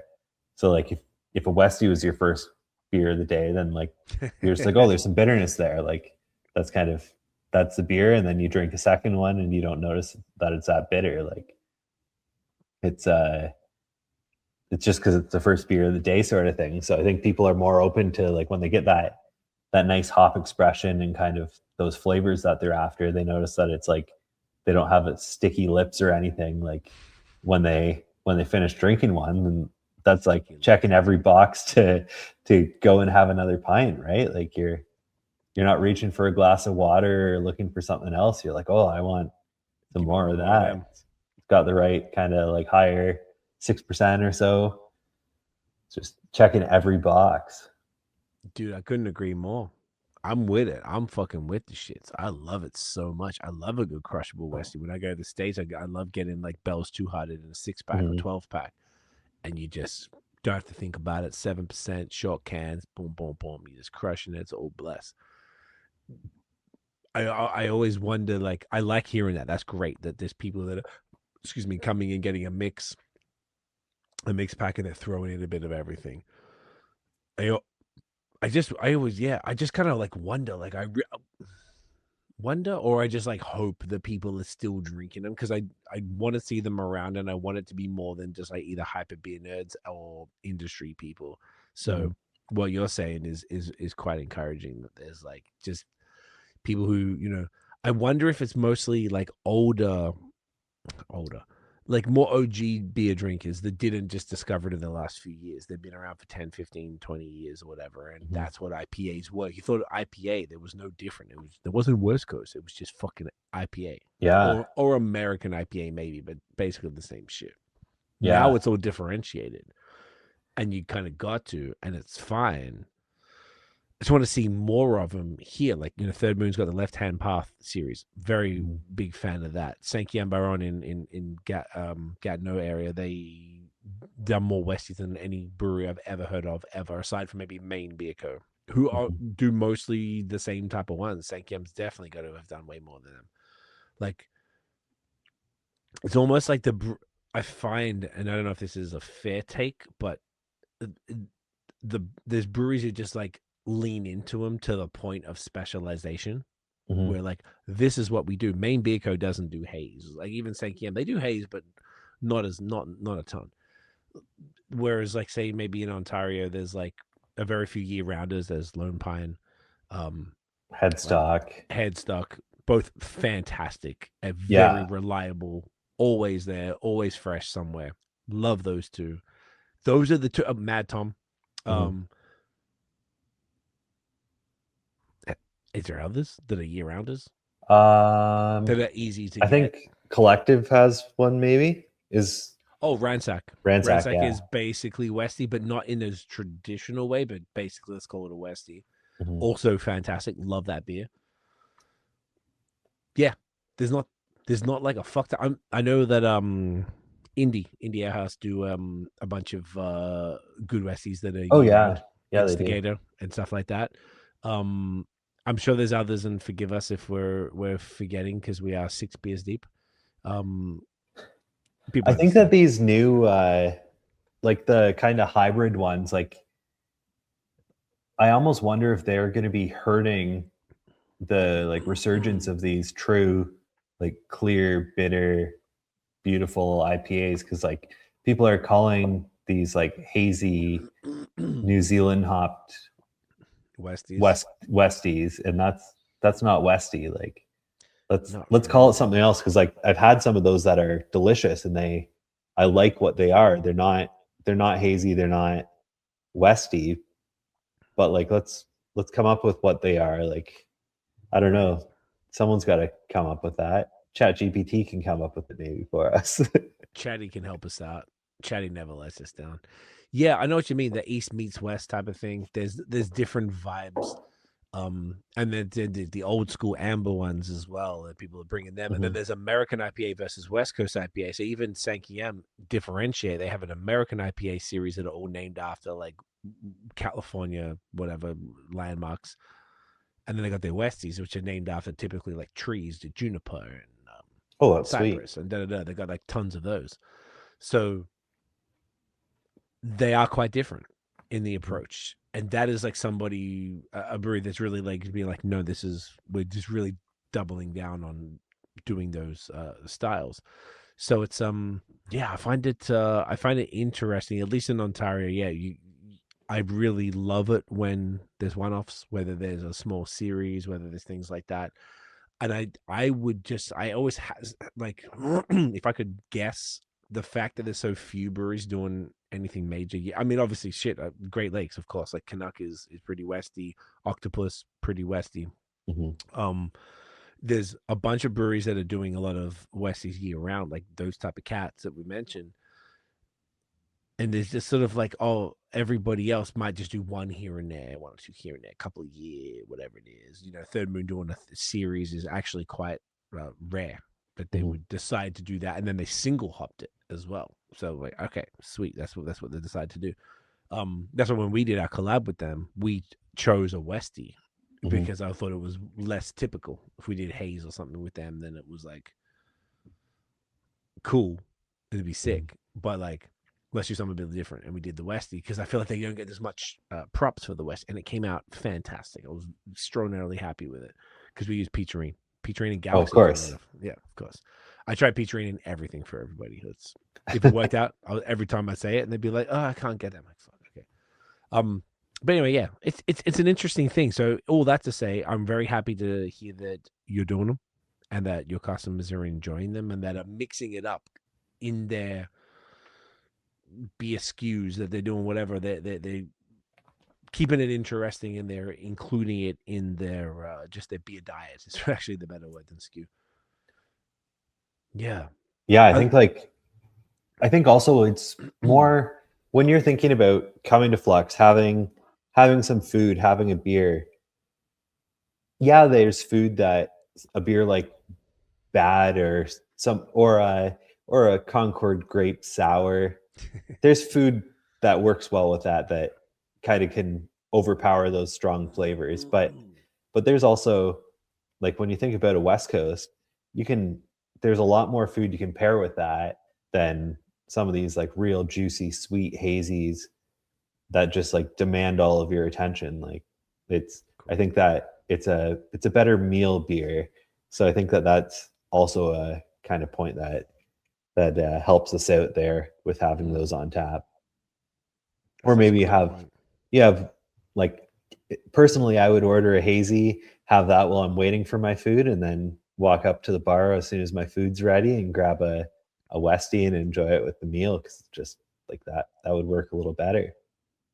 Couldn't agree more, because like most food is not bitter, and then the Westie bitterness will cut any maybe having something that's got a little bit of sweetness in it, like a Mhm, glaze on ribs or something like that, pulled pork, mhm, and the Westie, that bitterness would cut that, and that's the mhm. whole point. Yeah, such a great point. A Westie is arguably, it's just an IPA version of a Pilsner that is going to cut a lot of those flavors, the fats in the food.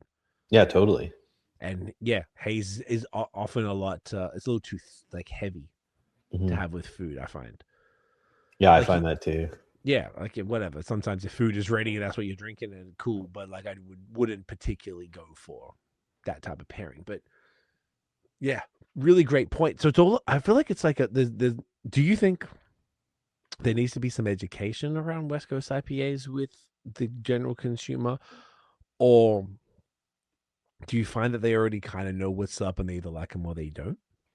I think the biggest thing is just like kind of having us all aligned on what we're putting out, so that when someone orders a West Coast IPA, they know what they're getting. Because, like, if you give somebody a cask beer for the first time, and it's not a good representation of it, like, or you give somebody something for the first time and that's not what it is, people are never going to come back to that, because it's a bad representation of it and it's not what they want. So we need to make sure that we're all aligned on brewing kind of the best of that style, and figure out a name for this other IPA, because like those are delicious too. I want people drinking those beers. I want to dabble in brewing something with a little peacherine and citra or something like that. But I think we got to call it something else, so that those delicious Amarillo Simcoe beers can really shine and be something special out there, because they always have been, and that's what got us all loving these beers from back in their conception. Do you think like old school or new school West Coast IPA is fair, or is that not enough of a delineation? I don't know, because like to me, old school West Coast is like those kind of the hybrid The between amber, British and yeah. and kind of like newer IPAs at that time. And then now, like when I see like a West Coast, like, or like a new school West Coast, I think that's like your kind of clear golden, looks like a like Pilsner. like a Pilsner sort of thing. So Mm. I wonder, is American IPA versus West Coast IPA enough, or do you think it needs more nuance? I'm cool with American IPA for that. Like I feel like here we call them West Coast IPA because we're Canadian, and West Coast is Vancouver. True. So, So they go but pretty hard with the Westies. Vancouver does not fuck around. I believe it. I haven't been out there, but I'm sure there's some delicious ones out there. I haven't had a bad beer from that side of Canada. They don't play. They don't play. Very different. I just did a trade with my friend recently, so I got a bunch of stuff, and it's the Westies. Yeah, they're not fucking around. It's very different. There's so many. The Crispies and the Westies are very serious. They don't have as much haze Mhm. as we do. We definitely way heavier on that out here. But yeah, it's interesting though, right? Like, because it's changed so much, and there's so many different, yeah, different nuances and whatever to that style. So it's like, it's almost like there's haze and then the other type of IPA. Yeah. That Well, I think like it's important that there's like, this is how new styles are emerging, and it's good that we're having like evolution in the industry, where everyone's kind of caught up on, like there's breweries that are closing and people that are moving on from the industry and everything.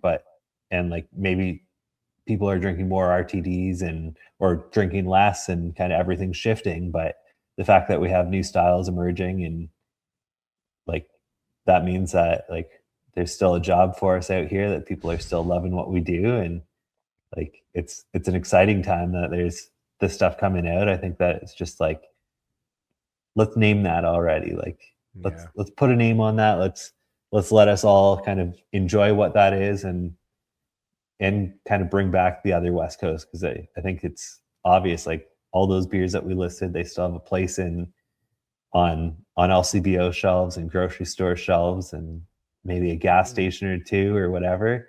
But it's sweet that those are out there still. Like Lone Pine, you always see it fresh. Like I go to my local Sobeys, I see it like I won't see something older than like 2 months old on the shelf, and like it's still drinking well, always tasting good whenever I pick a can up. Very important. Maybe that's something the Flux can spearhead. Maybe there's a term. And someone's gonna start it off. Yeah, for sure. I don't know. I guess I'd have to start brewing them to do more of them, to have a say in it. I mean, that too could also be a little collab with a brewery who's sort of maybe rather experienced with it or whatever, and then be able to come up with something together that sort of represents what you're talking about. And maybe that would help.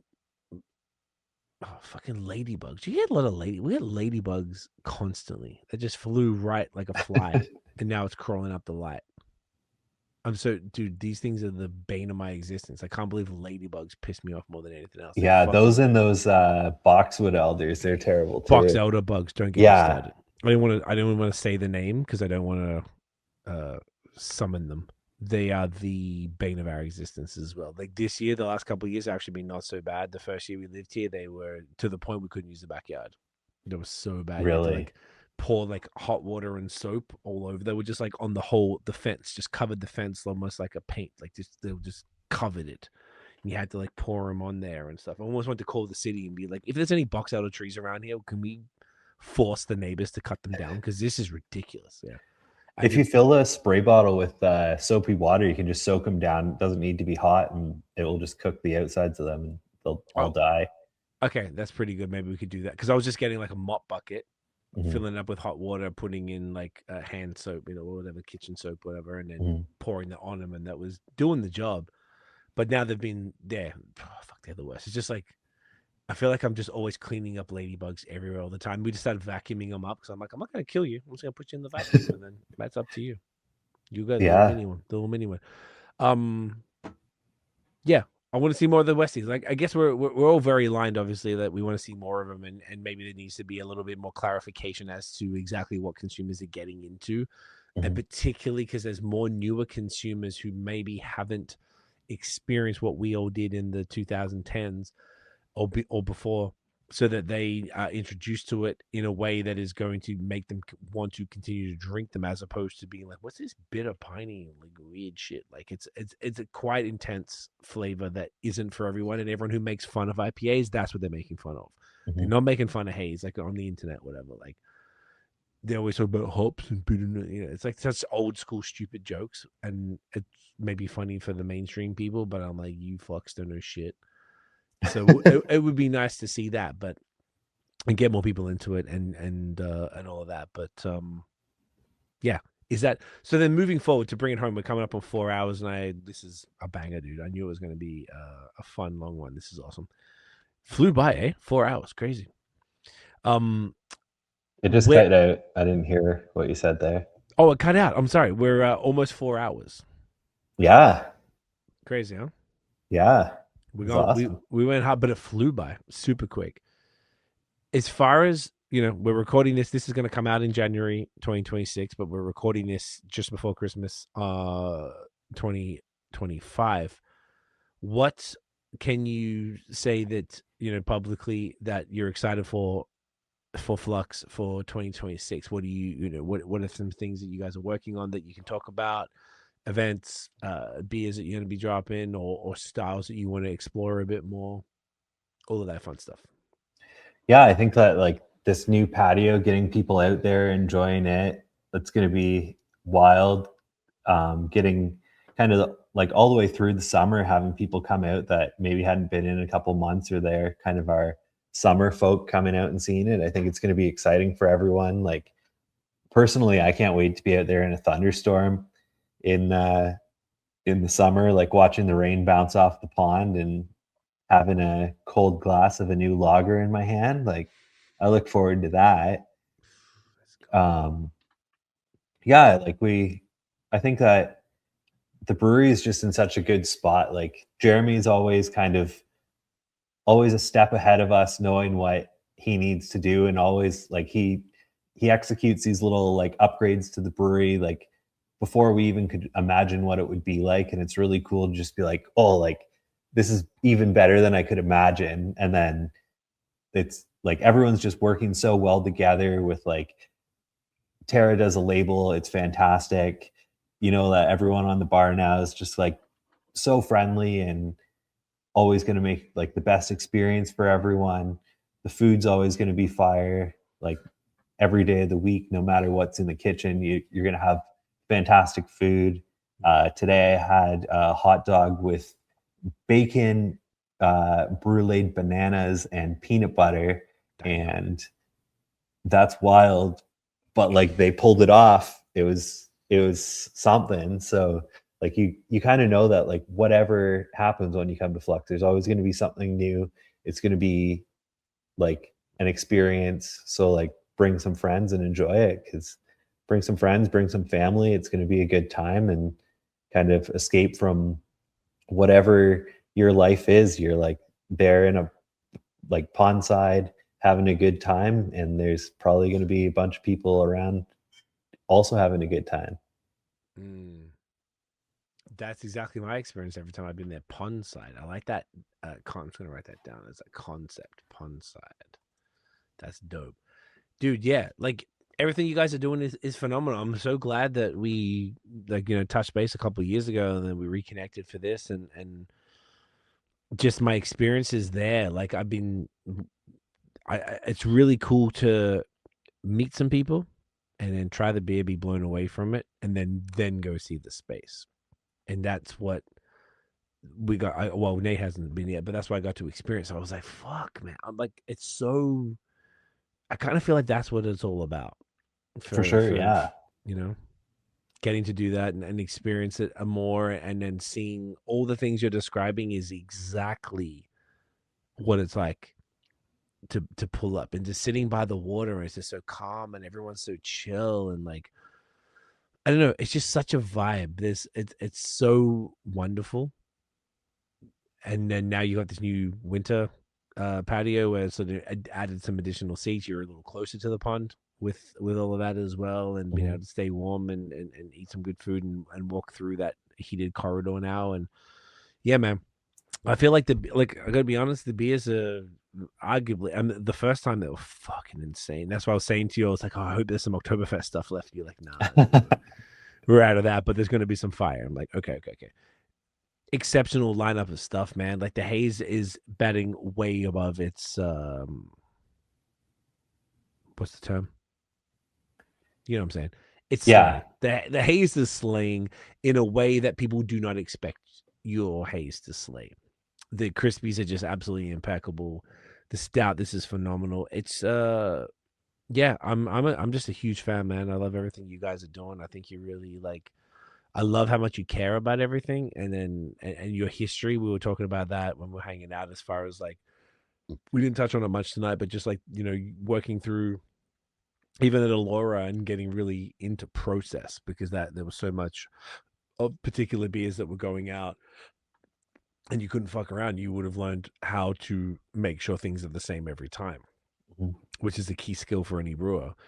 So you've been able to bring that in and really drive the program. And like, I know you got Barry who's supposed to join us tonight, but he had a little dental thing going on, poor guy. So I hope he's okay. Yeah, he seems like it's good. Okay, as long as he's all right.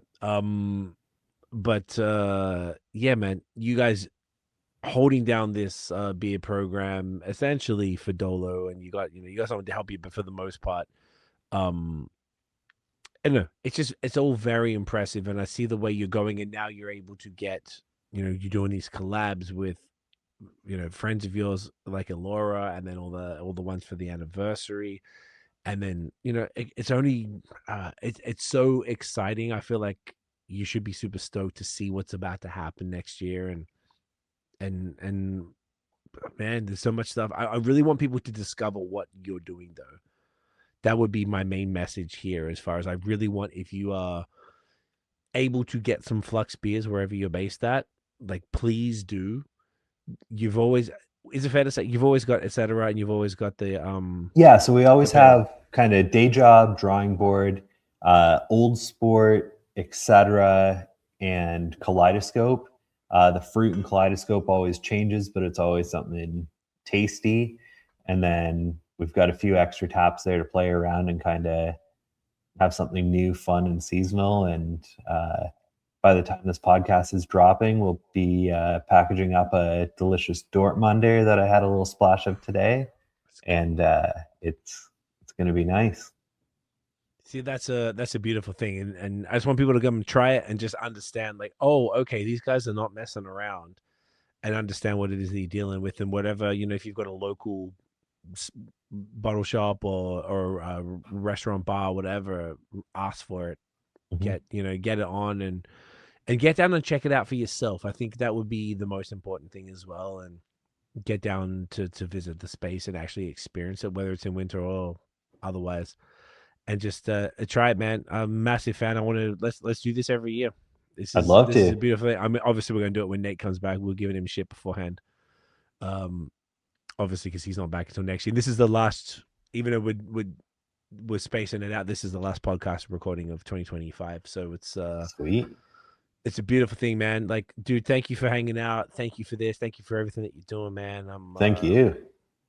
Massive fan. It's awesome. You're a champion. Everything you're doing is great. I am selfishly stoked that now I can access your stuff here, 10 minutes from the crib at Durand, and go and grab some stuff. So anyone else is here in Hamilton or nearby, definitely swing by Durand. Even by the time I post this, I imagine there'll be stuff that is sold out and that's going to be replaced with something else now that you're in the door, and Chris is going to see that people are loving it.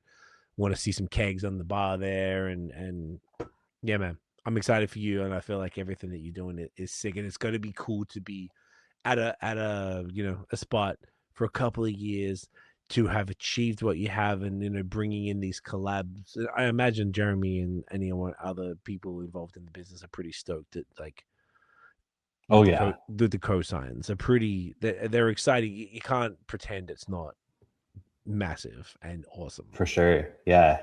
Everyone's really excited about it, and it's so cool to kind of have, like, everyone that's came in for a collab has said how awesome everyone at the brewery is, and really enjoyed kind of the whole experience of it. And we're always happy to have people out, and no matter who walks through our doors, that they're going to be, like, greeted and just have a great time. And that's what we're here for. We want to give you the best experience when you come through, and that's what this business is all about. I can attest that as a fact every time. It's a glorious thing, dude. Man, thank you so much, bro. I really appreciate you. I'm really glad we got to hang out tonight and hang out the other day to do all this, man. I appreciate your time. This is phenomenal. I'm really happy for you. I'm stoked how much you're killing it, and I can't wait to see how much you fucking dominate. We'll dominate 2026. We'll bring it home. Where can everybody find Flux online and in real life? Check out our website, fluxbrews.ca, or in Scotland, Ontario, come out to the brewery. We're a good place to spend an afternoon beside our humble little puddle. It's a large puddle, and if you sit by the puddle, you can see some fish. It's true. Other aquatic creatures, which personally I found enjoyable whilst consuming the beverages and the food. Like, fuck, look at these fish. He's loving it. The fish are loving it. You walk out there, they look at you, they want a French fry, and you probably do too. Everybody wants those fries. Dude, this is amazing. Stick around afterwards. We'll finish up off air. But Aidan, man, thank you again, man. This is very much appreciated. Yeah, guys, just get down. Follow them on social. Check out everything what's going on. Just get the fuck down there and experience it. That's really the best way to do it. Appreciate you. Guys, thank you so much for watching and listening. If you enjoyed the episode, smash the thumbs up, hit subscribe below, hit that notification bell so you know when the new drops. Follow us everywhere at BAOS Podcast. Check out the long form audio, Spotify, Apple Podcasts. Give us 5 stars. We got a pretty sweet Spotify wrap this year. It was pretty good. There was multiple people who had us at their top 5 podcasts of the year, and We are in the top 10% of video podcasts in the entire world on Spotify, which is absolutely insane because it's just craft beer, which means that there's probably not that much competition, but it's a nice little stat to shout out. So it's I enjoyed seeing that, and that's just one platform, but still very cool. Yeah, guys, love y'all. We'll see you in 2026. Actually, by the time you're hearing this, you're gonna be like, "Why are you saying all this?" But because it's like December 19th when we're recording it, you know, Merry Christmas, Happy Holidays, Happy New Year. Fucking get it in you. Cheers, guys. Peace.